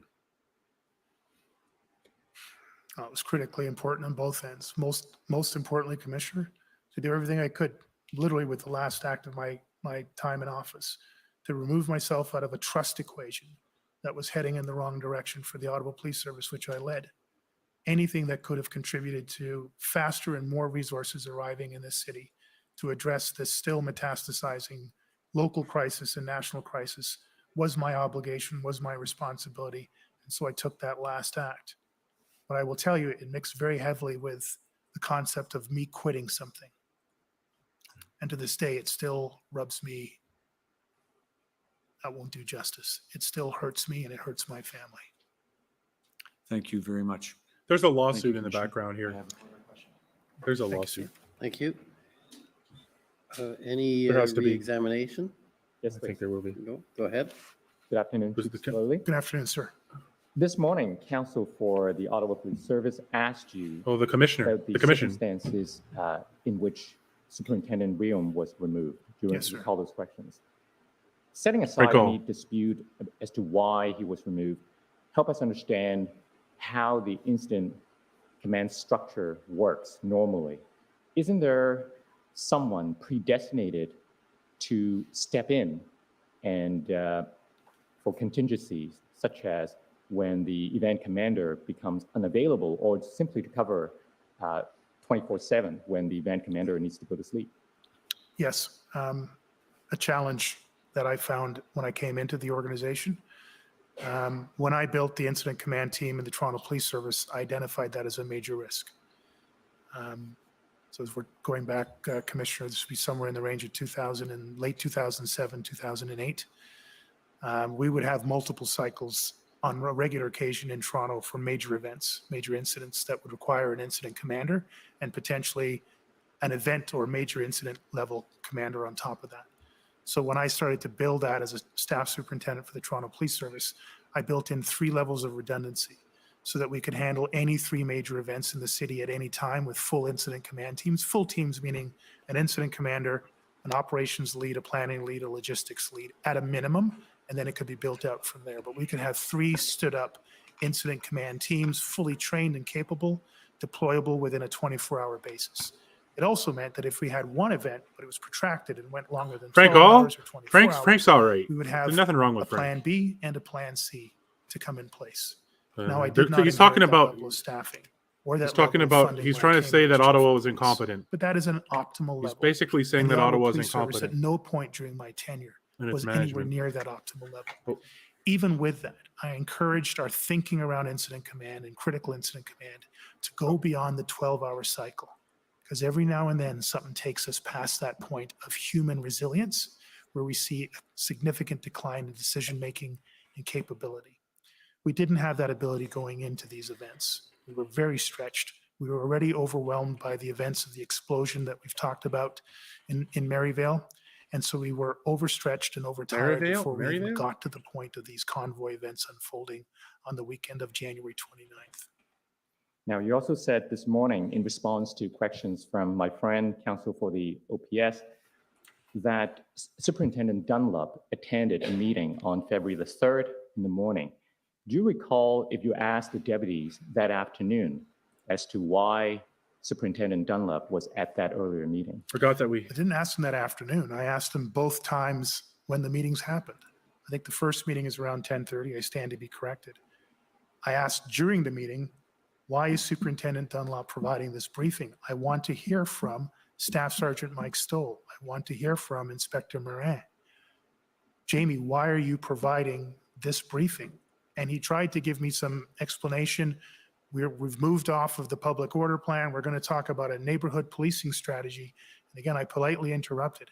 That's not what this briefing is about. The briefing is about the public order options, the plan that I asked for on February 1st. Literally after doing that 2 times and not wanting to go to a 3rd time, I said, look, I think we're not in a constructive place here. Let's end this meeting. I would like another meeting before noon hour where I get Inspector Morin and Staff Sergeant Stoll giving me a briefing on the public order plan with the 3 options. I waited patiently for another hour and a half. I think somewhere around 12 or 12:30, another briefing happened. Again, Superintendent Dunlop appeared on my Teams screen and started to present a discussion around neighborhood policing in the neighborhoods outside of the red zone. Again, I politely interrupted. That's not the briefing I'm looking for. Where is Staff Sergeant Mike Stoll? I was told he was in another room. I said, well, let's wait. Somebody go get him. Bring him onto the screen or have him sign on to the Teams meeting. I need to hear from Staff Sergeant Mike Stoll. Eventually, Staff Sergeant Mike Stoll was brought into the room and given a chair next to Superintendent Dunlop. I then asked Mike, what is the plan? What are the options? And he started to tell me that they hadn't got the resources they had requested on February 1st. He wasn't in a position to provide the briefing to me. I was extremely frustrated and disappointed. And I was confused because because I still did not understand why Superintendent Dunlop was involved in this meeting, nor did Acting Deputy Chief Ferguson. I can't remember if Deputy Chief Bell was on either one of those calls, in fairness, but Deputy Chief Ferguson didn't explain to me at any point as to what the role of Superintendent Dunlop was and why we were not getting a presentation on the public order plan and the 3 options. I only found out about Superintendent Dunlop on Saturday morning, February 5th, towards the end of that morning incident command briefing, where finally I said, "Where's the incident commander?" And I was told then by Acting Deputy Chief Ferguson, There's a that massive was echo going on over there. Superintendent Dunlop. I closed the meeting. I More raised knives out, concern and then that I was the not aware tears of are it. the tears are I watering. closed the meeting, and then I asked for Acting Deputy Chief Ferguson and Deputy Chief Bell to see me in my office. It was at that point I finally had a disclosure from Acting Deputy Chief Ferguson that she had switched Superintendent Dunlop into the incident command. I understood it was at incident command level, not an event commander level. And I understand there's confusion around that. But the essential disclosure on February 5th was that Riom was no longer part of this. Lucas was at a lower level, and Superintendent Dunlop had been inserted into the significant decision-making operational level. That was the first time I heard of it. I counseled both for their respective roles, and I made sure that from there on in repeated meetings, that we would counseled not have both. a repeat of that level of miscommunication. I never removed I the counseled decision-making them. authority from Acting I Deputy Chief counseled them. Ferguson. I always allowed her to confer with whoever she needed to around these decisions, but Then I they was sent her very home. clear going forward, no more surprises like that. Now, in relation to these events, I'd like to take you to a document and see if it refreshes your memory. OPS 30144454. Let me see if I can get rid of that echo, if it's just them, or maybe reloading it. 3 and 4, please. I don't know.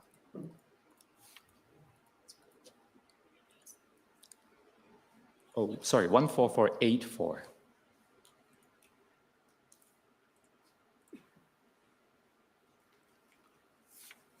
So this appears to be some notes to yourself, dated February the 3rd. Page 3. The time is 1 o'clock to 1:30.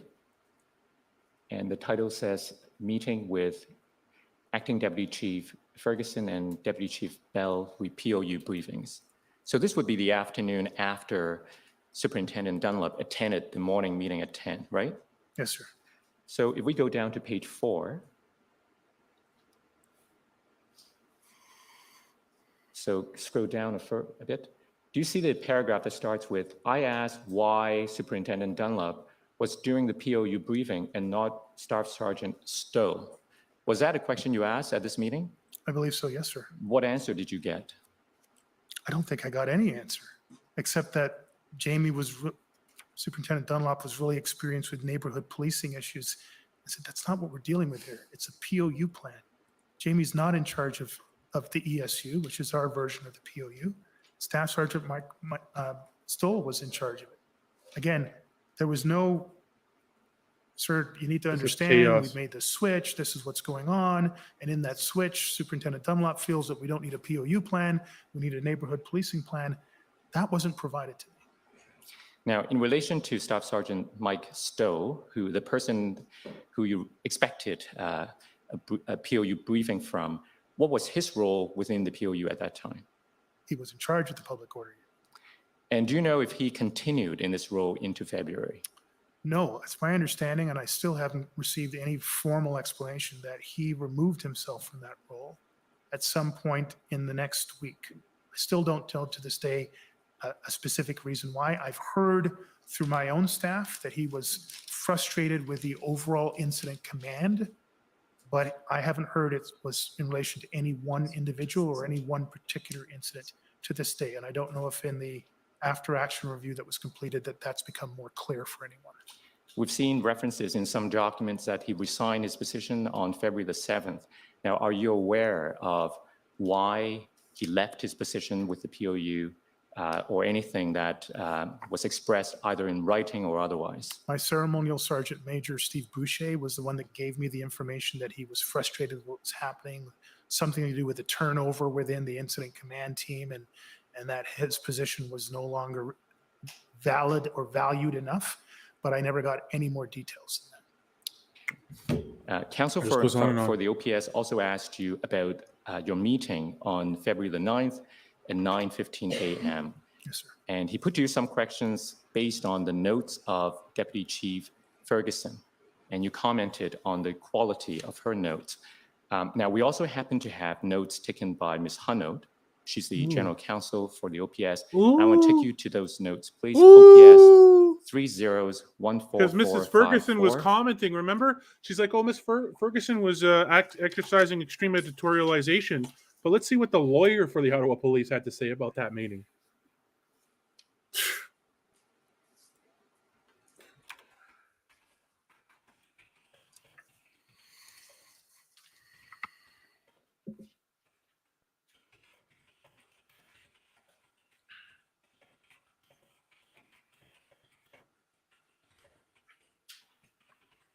So can we go to page 130, please?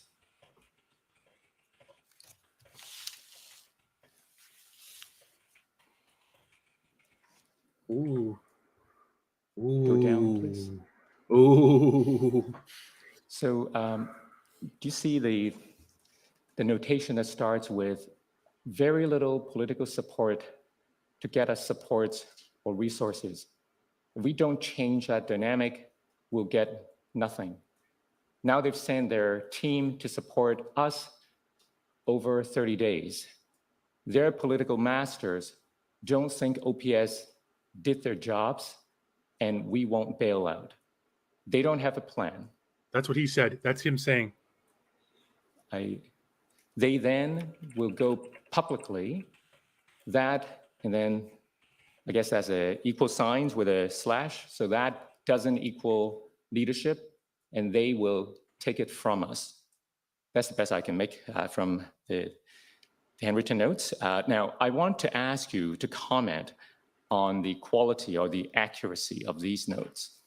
Oh, Frank Awe is not taking it. Well, Christiane, you know as many things. I don't know if she was ever trained on being a scribe, but she's Of course! First thing he does is say that the person taking the notes doesn't know what they're doing.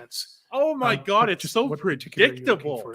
No, just because these are notes of the same meeting that counsel for the OPS had asked you, and your answer to Mr. Majikowski's questions were based on your questioning of Deputy Chief Ferguson's notes. So I want to take you to a different set of notes and ask you to comment on what happened at that meeting. Do these notes accurately reflect what happened at that meeting? The things that were said? Yes, they're more accurate reflections, sir, yes.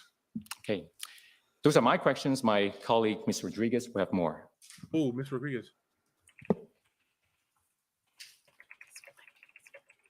Again, just, sorry, the portion of the notes you've just showed me are what I've referring to. If you'd like me to adopt the entire thing more fully, then I'm not sure if that's sufficient. But. No, I took you to this passage because I believe that was the context in which counsel for the OPS asked you the questions this morning. Thank you, sir. Hi, Mr. Sloly again. I do have some clarification questions that arose from your questioning today. I wanted to take you first to OPS credibility chat destroyed. Credibility is destroyed. Now, counsel for the city of Ottawa took you to this document and credibility asked you some is destroyed. questions. This witness credibility is destroyed. And these are your notes of February 9. But the commissioner is going to pad the wall. The commissioner is not going to take after his counsel, and he's going to pad the wall and say, "Thank you for coming. Would you like a scoop of ice cream?" Like bullet point. Of course, the first thing he does is attack Sorry, the OPS legal counsel because his entire argument this morning was that basically Ms. Ferguson, Deputy Chief Ferguson, was editorializing everything. So Frank Awe brought up notes from the same meeting from the OPS counsel, the OPS lawyer, and said, are these notes accurate? And he's like, oh, well, she doesn't have scribe training or something. My God. In Ottawa, this will continue in other areas in the province. If mayor hears anywhere that we don't have a plan, we have a plan. They think we have a too aggressive of a plan here. So I wanted to ask you about that part. My understanding is that 12:10 or so, there was a meeting with respect to the 3.0 plan. And so when you say they think we have too aggressive of a plan here, I assume the they in that sentence is OPP and RCMP. Is that right? The integrated planning team that had arrived. Yes, sir. Yes. ma'am. And so I wanted to ask, why did you think that their view was that the plan was too aggressive?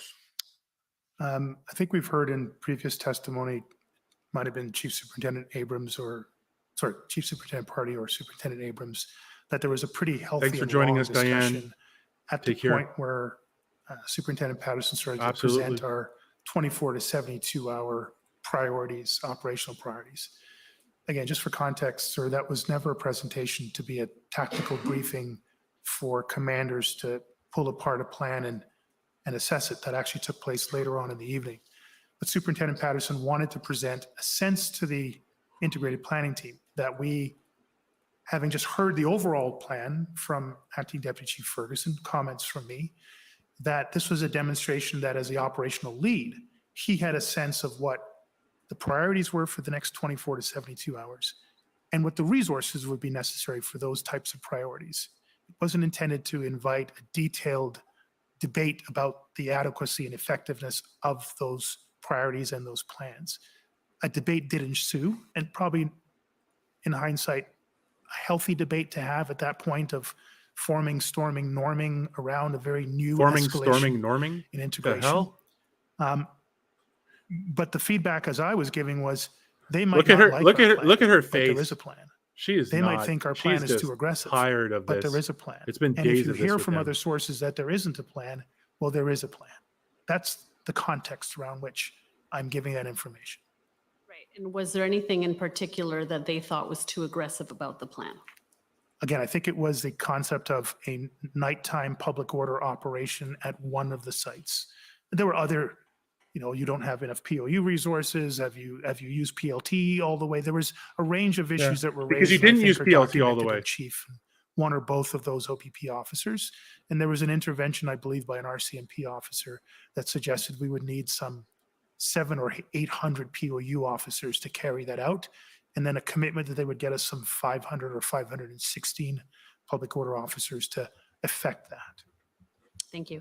Now, in response to a question from my friend for CCF, you indicated that in a conversation with Minister Blair, you had indicated to him that you had towed hundreds of vehicles when he asked about enforcement and whether enforcement had been considered. You recall saying that? I can't remember, it was hundreds of vehicles, but I know the document was on there and I had given some accurate numbers of vehicles. This that is we live towed. right now, Linda. It Thank wasn't you. in a document. You were relaying a This- discussion you had Oh, had this with is- Minister Blair in which you Oh my said to God. him, we've Peaceful. issued thousands of tickets, we've towed hundreds of vehicles. Okay, but there was a document that I viewed earlier on, but Yes. yes, I did try to give him the most accurate assessment of the bylaw offenses that we had issued and the number of vehicles and the nature of vehicles that we towed. Okay. Mr. Ayot testified that on the first weekend, 28 vehicles were towed as a result of essentially blocking emergency lanes. And so towing was used as a way to clear emergency lanes. He testified that that was essentially the purpose of towing, to maintain those emergency lanes. And after the first weekend, there was generally compliance with maintaining those emergency lanes, and therefore there wasn't much towing needed after that. And he agreed that there were about 0 to 3 vehicles towed thereafter, after the first weekend, every day. So many days there were 0, some days there were 1, 2, up to 3 vehicles. But in total, the number of vehicles towed Yeah, was quite low. he's contradicted himself many And there were times. never any heavy trucks that were towed. They were all passenger Yeah, vehicles. that's one of the many So I just want to reasons. understand where you got that understanding that hundreds of vehicles. had Yeah, been towed. there's. Again, It's insane. I would need to see a document where I said that. I just recall seeing a document earlier on today about hundreds. Yeah, I felt just, I gave an he's accurate been, answer Sloly's to, been all day, which Minister is- Blair, it's that have you painful to listen considered to. towing any vehicles? And I said we had been towing vehicles since the beginning. I think that aligns with what you've just said. If I got the Oh my God, total stop- wrong, Stop that's a whining. challenge of communicating winding numbers road. and me would be able to remember numbers. But Okay. we were towing vehicles heavily at the beginning and consistently throughout. So you were towing where it throughout. was safe to do so, using the equipment that we have. And that was my substantive answer to Minister Blair when he said, have you thought about towing vehicles? Okay, so we can rely on Mr. Ayot's evidence and the documents from the City of Ottawa bylaw with respect to the number of I would prefer to rely on the incident commander and the stats that we kept overall, because there may have been other towing operations that Mr. Ayot was not aware of. Again, I'm not challenging Mr. Ayot's numbers. I just don't know if that is the single source of truth for all towing activities in the theater. And you are? Fair enough. In the theater. I want to In talk the to you a little theater. bit about He's like, a in the discussion theater, you like had the with Mr. Pacific Miller, or the about like crowd the dynamics of and Europe. generally the risk of harm in enforcement efforts. If I can take you to OPS 30s14454. And this is again Ms. Hanaud's notes. And I'll take you to page 6, which is notes from January 31st. And I believe we've seen this before. If we can zoom in, right. So if you see the third bullet, turning from demo to occupation, increasingly volatile and aggressive. And then it says police intervention to remove massive risk, which is underlined, injury, loss of life. And so if we look further down after the list of police forces that are there, it says operational arrest, no safe way to do this, injury, death. And then under that, avoided full-scale riots. So I wanted to understand your basis for understanding that there was no safe way to carry out removals or arrests without the risk of injury or death. What was the basis for saying that there was no safe way to do arrests without risking injury or death? Just to be clear, clearly we did do enforcement and clearly we did make arrests. But to be absolutely clear, I forget who asked the question, Commissioner, but was this more like a family event or a powder keg? It was more like a powder keg. And no point ever more powder keg than that very first weekend. I had experienced it myself when I went on foot patrol at Wellington and Rideau and Sussex. I had experienced it myself. I had seen it and felt it firsthand. And those I felt efforts very of different swarming things from you. officers, not just an individual officer writing a bylaw offense, but sometimes officers in 2s or 3s or more were swarmed. Senior experienced officers. We had brand new recruits on the street. This was a regular occurrence. Sometimes Swarmed, that no serious violence. injury or death is not the death or the injury to the officer. It's that an officer being swarmed and overwhelmed physically may need to resort to serious injury or death to prevent themselves from being overwhelmed. So it's a two-way issue. Not fair that the officer is going to get hurt, but the officer may hurt or take the life of someone who's trying to overwhelm them. And in every one of the instances, there was no I saw grappling or I even melees like that. attempted as a uniform officer to gain compliance, even the most small compliance, was aggressively surrounded and intimidated. And if I had carried through on that, or other officers carried it through on the most basic level of engagement, never mind He enforcement, just keeps giving there was a speeches. risk of escalation. This is to this is violence. exactly what And Trudeau the is crowd going to be like. dynamics that existed that weekend, No, it is only but for the grace of God that something worse did not happen. it's only because the people Right, so were you're telling peaceful me that there something was didn't happen. enforcement, and my understanding is no You're so all police over the place and officers contradictory were ever and full of assaulted. it. You're full of That's it. not correct. I believe that I've given an example on the situational report from the night of February 4th. Councillor and the February Rodriguez 5th, is not Inspector Day, who taking talked this about one of our nonsense. sergeants who was swarmed and assaulted. City workers in the same situational report who were swarmed. Now, I don't know whether or not a criminal code charge was ever laid, whether or not the officer could identify who did it. But as was led earlier on, not every incident of assault or threat led to an actual charge, but those Because it didn't incidents meet a- occurred on a regular basis. Because it didn't meet on a criminal 24/7 threshold. basis across that micro theater that caused us so much harm and trauma in the city. And were you also then in that assessment that there was risk of injury or death and that the crowd was volatile? were you receiving specific intelligence about the composition of some of the people there that led you to think that? Were you receiving intelligence or information that led you to believe that there was this risk? I could see it firsthand. And yes, I got regular reports literally at every single briefing cycle about the level of volatility across the theater. And you were using that then to determine when enforcement action should be used and where? No, I didn't determine when enforcement actions should be. I set a This is strategic such level a direction, mess. use discretion. We don't want to cause a bigger problem than we're trying to solve. Make sure officer safety and wellness is there. Make sure we understand that trying to do enforcement in one area may be more risky than not. So I never directed any particular enforcement action, if that's what you're asking. Sorry, by you, I meant OPS generally, not you personally. Through the incident command process, yes. Okay. Ms. Tamman, for the Coalition of Businesses and Residents, had asked about closing access to the downtown core prior to the convoy's arrival, and your view that the charter precluded that activity. You recall that discussion you had with her? No. I think I put some nuance into it, but the advice that I had got around full closures of the downtown area were not in alignment with that course of action.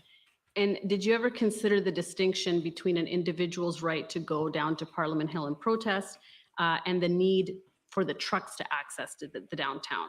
So that is, did you ever consider blocking access to the trucks, but not the individual protesters? I won't say there was no consideration around that, but the conveyance, whether it's a skateboard or a truck, is what brings the person to the location. Okay, sorry. But the skateboard is clearly able to go into downtown. There's no restrictions to skateboards. There are established Brain is truck like routes Jell-O. that allow only certain types of vehicles to be on certain roadways, right? And it's my understanding that PLT tried to negotiate around those truck routes and to keep as many trucks out of the downtown core as possible. Okay. So you also told counsel for the Absolutely city of Ottawa that one of the OPSB's primary functions was to assist in His getting trousers are the aflame. This is- resources that OPS needed. Do you recall that exchange? Yes. Now, are you aware of the other primary functions of the board during a major event such as this one? During a major event or just the primary functions of a board in general? Well, in setting priorities, especially when it comes to a critical incident or a major event such as this one. I'm not aware of the board's ability to set priorities during a major Skateboarding in event. the They can snow. set priorities for the organization, overarching priorities, strategic priorities, but I'm not Strategic aware of, I stand to be corrected, that the priorities, board can daily set priorities, for any hourly specific priorities, event. smelling priorities, daily. So I'll take you dancing to the priorities. Morden report, which we've seen before, COM 50616. And I just want to make sure that we're clear about the scope of the function of the board, that it's not limited to getting resources, at least not according to the Morden report. If you can go to page 22. So there it talks about 3 elements to the consultation protocol. So the first element is information exchange between the board and the chief of police.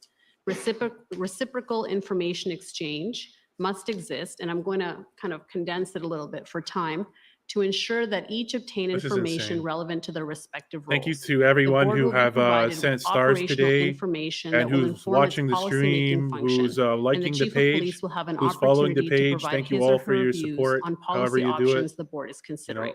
Really With this appreciate it. exchange, both policies All those and likes operations and may be shares adjusted and to address comments changing and everything. It circumstances. just really helps out. Thank you so much. And so the first Thank step you so is much. really exchange of information. Now, the critical I'm working on my point is the streaming setup here. second element, Getting a which new monitor going. seeks No, you really specific can't, Paula, operational because information from it's the not chief just of that. It's police just that where there's a dishonesty critical going point about. arises.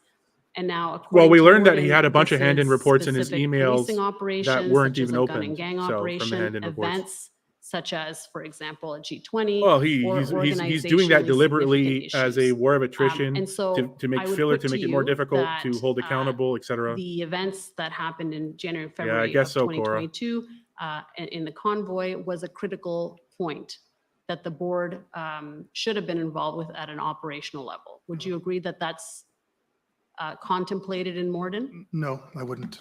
And even with this information in front of me. Thank you so much, Alice. I mean, if what Morden is considering, first of all, Morden is a report. It is not a statutory authority under the Police Services Act. So it's informative, but it's not instructive. Secondly, Informative but not instructive. If what he The refers to as a specificity of what policing you're saying operation is is beyond gun me. and Thank gang you. operation, if that is, for instance, what is, I'll go back to my Toronto police days, but Toronto police experienced, sometimes years in a row of escalating guns and gang violence. What is, Chief, your approach to addressing gun and gang violence in the city? We'd like to have some policy positions on that. For instance, we are not going to use street checks and carding to disproportionately stigmatize or victimize Black and brown populations in the city. Check, Morden's right.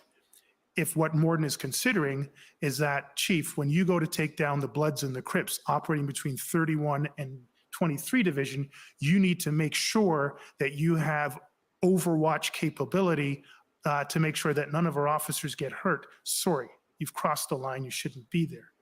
I can't imagine in 1,000 years that Morden would consider that the board would sit down with the chief of police in the middle of the first weekend and start to debate policy instructions around a still unfolding national security event. Well, maybe we should keep reading. So specifically, I was considering the point of event, not a specific operation, but an event like an international summit of world leaders.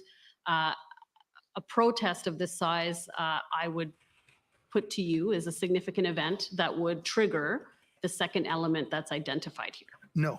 A planned event for a visit of world leaders usually has a 4 to 5 year cycle of planning, and in which case, yes, they would have plenty of opportunity. I gave information earlier on, Commissioner, about the planning that went into the G20 that severed from Muskoka down to Toronto. In 5 months, we had regular meetings, regular scheduled board meetings, specially scheduled board meetings, where Chief Blair and the command team, which I was a part of, provided a lot of information to the board around what we were planning for. The board had time to take tour of facilities that we were giving. We were able to give very detailed updates, even though we were on an incredibly intense timeline.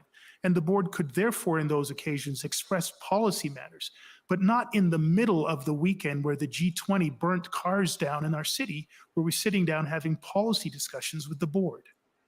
So I'll take you to the third element. Board So the violence wasn't out of collaboration in control defining then. the It was what, but manageable. not the People how were of an arrested. Trucks were operation. towed. Things So were it says the happening. board should You use the stopped PLT operational movements. information it obtains You from the had chief of a police part to to play determine in the what police happened here services' and the overall failures here. objectives That's and on you. Like priorities you will said, be I'm for a the chief. I particular delegate operation, everything. So you're event, responsible. or organizationally significant issue. So if I hear what you're saying correctly, you're telling me that the protests in Ottawa did not fall into any of these categories. Is that what you're telling me? I don't believe they did. And even if they did, the ability for us to slow the world down in order to have a policy discussion, I don't think would have been practical.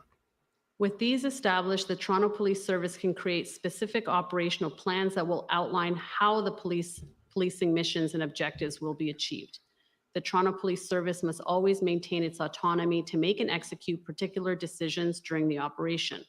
The board should review the Toronto Police Service's operational plans to ensure they are consistent with the mission or objectives stated by the board and that they have the benefit of an adequate policy framework. So if I'm understanding correctly, your view is that that doesn't apply to this situation, correct? Again, if I understand everything that's in this paragraph and where it fits into the larger structure of the Morden report, if I understand that Morden is suggesting the board should set the mission statement for the incident command operational plan, I would have to reject that. Okay, fair enough. And so it's fair to say that in this case, the board did not have an opportunity to provide input on the what as is contemplated here. Is that correct? Again, based on my limited ability to interpret this section in the regards to the larger report. Okay. Now, during the February 5th OPSB meeting, Chair Deans asked you to indicate what you needed in order to bring the demonstration to an end. We've talked about that. And today, the fact that the answer was made public has come up as something that was potentially problematic. Do you recall that it being discussed? So in your witness statement, you say Chief Sloly publicly announced the request for 1,800 police resources during a special city council meeting on February 7th. This was not his normal course of action, but the Freedom Convoy was unprecedented. Specifically, Ms. Deans asked Chief Sloly in a public OPSB meeting to provide a detailed report on that level of resources required. And then at page 43, you say Commissioner Lucky expressed concern that his public request for 1,800 officers was creating officer safety issues. Chief Sloly recalls defending the decision as it had been made by his board chair, Ms. Deans, at a public meeting. Did Chair Deans or the mayor consult with you on whether to make the specifics of the request public? The short answer would be yes. There was a lot of discussion back and forth as to who would sign the letter, when the letter would be presented, how it would be presented. Quite frankly, I left that largely to the chair and the mayor to sort out. The chair But and the in mayor. terms of them asking whether or not the request should be made public, in a public forum and to be released to the public, was that Well, the something- substantive discussion was around the board's ability to secure adequate and effective resources for what we were dealing with. It was going to be a public document. I don't think there was discussion about it. It probably wasn't a very long discussion. The intent was for one or both of those individuals to sign a public letter and send it to the highest offices of the land provincially and The federally. highest offices of the And land. did you ever ask that it not be made public? No, I didn't. Those are all my questions. My Thank you. apologies. Perhaps I've missed it. Is the fact that the letter is made public just that it's sent? I just want to make sure I understand the question. No, that the numbers were not provided in camera and that the letters were made public and were not kept confidential, like sent on a confidential basis. Sorry, and perhaps I've just misunderstood, Commissioner, that the letters were made public when they were sent to the Prime Minister and the Solicitor General and the Premier and the Minister of Public Safety, or that they were otherwise made public? Yeah, I'm not sure we're gonna be giving evidence No, lawyer I to just lawyer. misunderstood. If you want the counsel to ask the witness further question, you might put it that way, but I'm not gonna ask for evidence from counsel. That was certainly not my intention, Commissioner. I'm just trying to understand the basis for my friend's question. That's all. I don't understand what my friend means by making the letter public. I don't understand. And if the suggestion is that the letter was made public otherwise than by sending I it do, to the Kelly. politicians, I don't then wanna I sleep. question the basis for the question. That is all. Well, the question stands. What it means is something that the witness can be asked what he understands from the question, but it's not up to you to cross-examine or question. The I question. think that's slowly If you counsel. want a Ottawa further Police opportunity to ask Council. questions to the witness, that's fine. The question and answer is, maybe I've misunderstood, but there was a question and it was answered. Am I wrong about that? Sorry, Commissioner, perhaps it's late in the day and I apologize if I'm the one adding to the confusion. I certainly don't intend to cross-examine my friend on her question. That was Well, by you were, no- but go ahead. Well, What are you seeking? I don't believe I was, Commissioner, and certainly I can assure you and She my gonna get friend that was ejected? not at all my intent. The She gonna get reason ejected from the hearing? The only reason I'm speaking is I had understood Mr. Sloly to say his witness summary, and it came out during his evidence, and I put it to him that he had made the number public during the February 7th council meeting. My friend has asked him whether the letter was made public. And I didn't understand that to have been the case or that to have been in evidence up until the moment of the council meeting. So I'm just asking what is meant so that I can understand the basis for the question. It's not a cross-examination, but of course there has to be a basis for any question put forward. That's the only clarification I was seeking. If it's confusing, I'll leave it there. I think I've stated my Yeah, concern. you're for very the record. confusing. I'm happy to respond. My question was whether the request was ever made to keep the request private, not public. It wasn't about the letters. It was about the resource request, the numbers, whether that was ever requested that the number of resources required be kept confidential. I wasn't asking about the letters. I was asking about the number of resources, but in any event. I'm more than content to leave it there. Again, maybe it's late. in Stop the day, I'm talking. content to leave it there. Stop talking. Okay, well, Order. if everybody's Order, allowed. content, I'm content. Order allowed.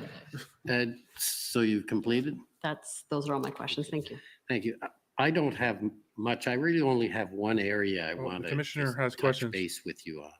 And that's following up a question you answered from Ms. Rodriguez towards the end, and was something like they, I think, referring to OPP and RCMP commissioners might not like our plan, but there is a plan. Is that, you remember that answer, that question? Yes, Commissioner.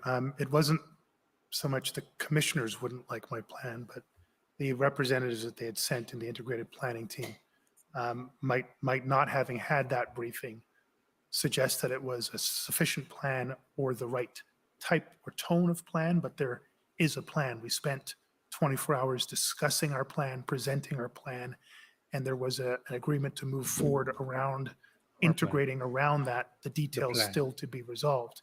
Should you hear from other sources, that there is no plan, there is a plan.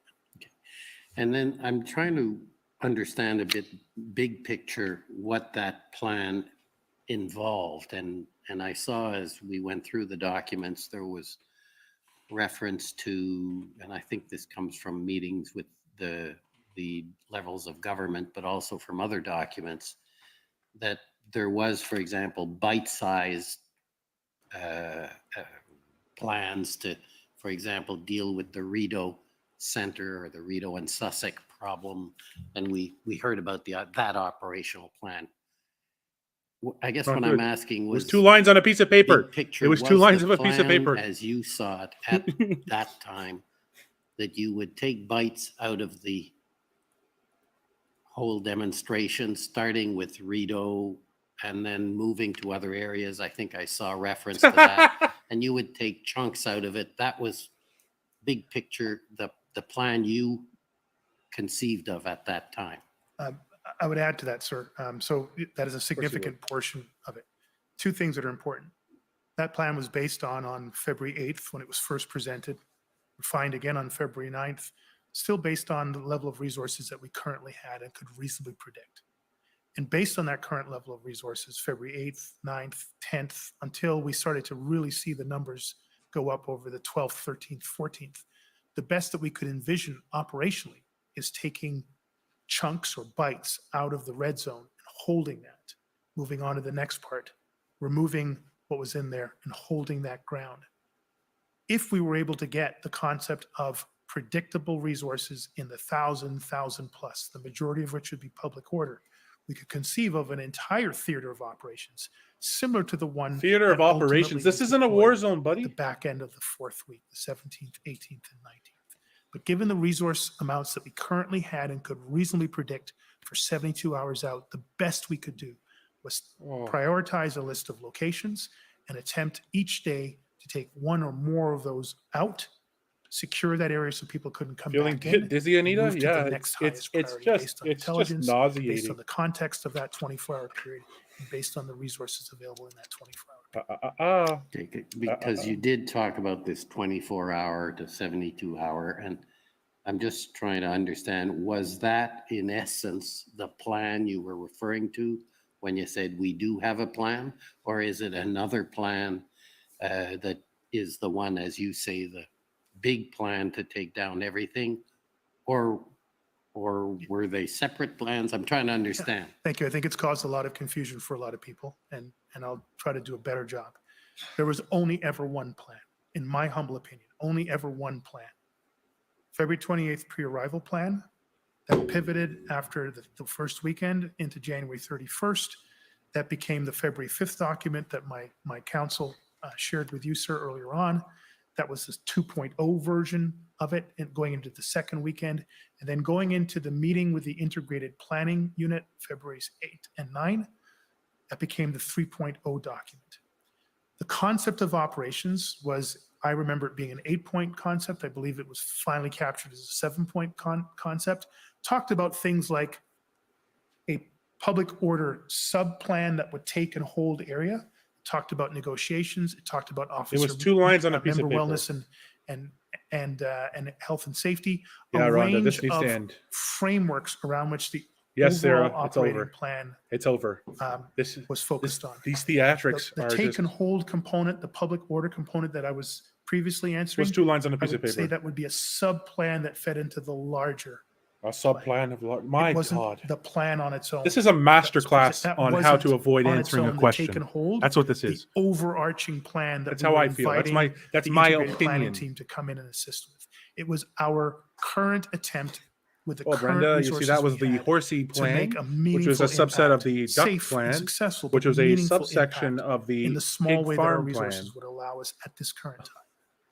I hope that clarifies things, but there is one overarching plan and several sub-plans. I'm listening to this in the most sub-plan clear, of high take and definition hold possible. was It's agony. specifically explained It's totally to the torture. integrated team at the February 9th meeting, and they challenged that sub-plan. I think constructively challenged that sub-plan, but they weren't challenging the overarching They're not plan, going framework of challenging with the operations. overarching plan, the framework of Because operations. I'm still having some trouble understanding. Yeah, you didn't if answer have anything. the take and hold, basically, and I think that's was explained to the in one of the documents to the gonna throw tripartite up. group, I think, saying, well, that allows us to move, and it included, I think, moving to Wellington.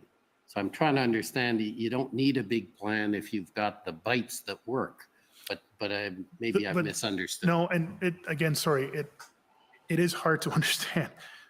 That wouldn't be sustainable. We could, with the resources stretched as we were trying to take what we could in terms of public order plans. You could have just listened to the suggestion on didn't get a January significant 31st greater to amount move of trucks onto resources, Wellington where we they would wanted run to out of be, steam very quickly. and you would have had a It's lot not more at your sustainable hands. thing. And But bite-sized goodness that didn't happen across because even the your hands are fear that reckless. we had, I think. that would take weeks, if not months. And we just Worried couldn't about- sustain our operations at that point without that massive extra amount of resources that the larger concept was I'm worried requiring. about this because it's 1800 just, or I'm not 17 impressed and by 90 this. change. This- So the concept of operations plan, the 3.0 plan, was for a massive amount of resources to come in, to do a significant amount of activities. While that was happening, we presented this sub-plan of existing resources The to sub-plan take and of the hold plan. areas of the red zone. But that was not sustainable, and that would not have ultimately led to a safe, successful outcome. It's the best we could do at that time, and that's what we were presenting. Okay, so that may answer the question I was going to ask you. So your bite-sized plan process, you weren't asking, or you weren't complaining about the lack of additional resources by OPP and RCMP to fuel that sub-plan. You were focused on the big plan. Yes, sir. On the big plan. Thank you. That's helpful. So we'll adjourn for the, oh, sorry. Oh, yes, there's one further announcement to make. I'm sorry. Yes, Go ahead. the former chief, Sloly, is the last witness we intend to call from the OPS. But I do want to note for the record that the commission had hoped and intended to call Superintendent Mark Patterson as a witness in these proceedings. His counsel advised the commission that he's unable, Superintendent Patterson is unable to testify for medical reasons. The commission did its due diligence to ascertain whether he could testify with or without accommodation in these proceedings. That due diligence included seeking and reviewing the opinions of 2 medical experts bearing on his Patterson- health. The commission is satisfied in the circumstances that it would not be appropriate to call him as a witness. So they did want to call Patterson. Thank you. He's the one who approved the That, situation. further, explanation of Patterson was the witness, was the not one who attending. We're going organized to adjourn the for today, and the cuff. tomorrow, I think we're going to start with some of the witnesses who are involved in the protest themselves, I believe, or organizing the protest. So adjourn till tomorrow morning at 9:30. Thank you. See you then, Commissioner. The commission is adjourned. La commission est adjournée. That journey. Oh, thank God we're free of that. We're free from whatever that was. That was a nightmare, walking nightmare. What are the key takeaways today? Well, you'll have to come and watch the summary video, but basically there was that tweet between government and media outlets that they're are talking about the narrative early on. I'm still trying to confirm a date for that. I'm going to get that. That's the last piece for my summary video. We had that exchange with the JCCF where he gave the soundbite that the foreign funding doesn't know where it's from, CSIS director nonsense. But we already know that GoFundMe testified to parliamentary committee that 88% of the money on GoFundMe was from Canada. Alleging CSIS and CBSA said trucks were coming from the USA. That never happened. It's total nonsense. We also have the testimony of Superintendent Patrick Morris, who is the director of POIB, who daily coordinates with his RCMP and CSIS counterparts, who gave sworn testimony basically destroying all of that, including no credible intelligence of anyone, foreign, domestic planning, espionage, sabotage, or activity that involves serious harm to any person or property. Testified under oath by Superintendent Patrick Morris, Director of the Provincial Operations Intelligence Bureau with the Ontario Provincial Police, who coordinates on a daily basis with CSIS and RCMP, as he testified that he does. We also had we had loosely January 6th comes to mind. This was not that. OPP Superintendent Morris felt there was widespread grassroots support for the Freedom Convoy, blah, blah, blah. A lot of people shared the sentiments expressed by the Freedom Convoy and popped up, what do you want to call it? That protests that were sympathetic to the root cause for the convoy popped up across our country, across our province, but they weren't directly coordinated with the Freedom Convoy. We already said that. Talk about Russia or USA being involved in the Freedom Convoy was not true from Morris's unique perspective in criminal intelligence. No validation for these assertions. Sensational and exasperated. OPP had no specific intelligence against, and read that, OPP read RCMP/CSIS, had no specific intelligence against a specific attack, e.g. an attack on Parliament during the Freedom Convoy. You have to understand that the OPP builds these reports with input from the RCMP and from the CSIS and from CSEC, so nobody had those credible threats. And we've had contradictory statements. Commissioner Carrick of the OPP testified that it was a threat to national security, but then he later informed. He later said that he called Superintendent Morris the foremost subject matter expert on intelligence in Ontario, and he agrees with his testimony. Morris testified no credible materialized threat. Maybe Commissioner Carrick forgot about that. I don't know. Brendan Miller got OPP Commissioner Carrick to admit that there was no credible threat to national security, no federal authority. And then Brendan Miller specifically asked Commissioner Carrick, and this was a really interesting exchange, if there was if any federal person in the federal public service, which means CSIS, CSEC, RCMP, had reached out to him and said that there was a credible threat to national security on or before February 13th, at which he testified, no, that did not happen. OPP brought up a conspiracy. So then this is something that actually Sloly mentioned earlier today, that the conspiracy, Carrick testified that he thought that all the protests happening across Ontario were deliberately to stretch OPP resources, but he testified, and I quote, "I have absolutely no evidence of that." The protest had sympathy across millions of Canadians. Millions of people shared the grievances. So millions of people began to protest across Ontario. Ontario is a huge place. Our population centers have huge amounts of distance between them, between Ontario, between Ottawa, between Thunder Bay, between Kingston, between Belleville, between Toronto, on ad nauseam, to London, to Hamilton, to whatever. There's distances there, to Niagara on the Lakes, to St. Catharines, from there, from Barrie to North Bay, to Timmins, to Thunder Bay, to Nipigon, et cetera, et cetera, et cetera. Wherever you want to go, to Kenora, to Dryden, wherever you want to be, there's distances in Ontario. We have huge distances between our population centers. So when our population has sympathetic grievances and they create protests, there's going to be geographic distances between those sympathetic protests because we're far apart. Ontario is massive.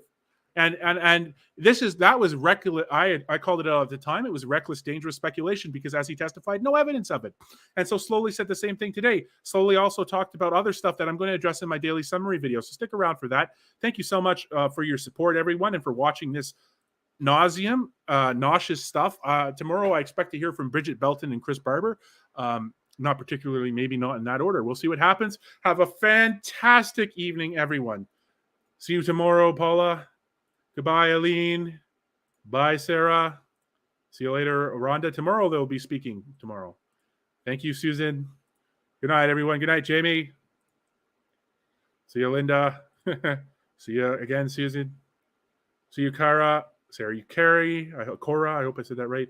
Thank you, Brenda. Thank you, Howard, the grasshopper. Let's go, everyone. Good night. Have a great, fantastic evening. You're welcome, Cindy. Good night, Anita. See you tomorrow, Jody and Jody Lynn and Jody and Brett. Happy Halloween, guys. Have a good Halloween. I hope it's good weather where you are and that everyone has fun and is safe in the sense of what safety used to mean. Good night, Derek. Good night, Ruth. Good night. I'm just going to have to end it here because they keep coming in. Thank you so much, everyone.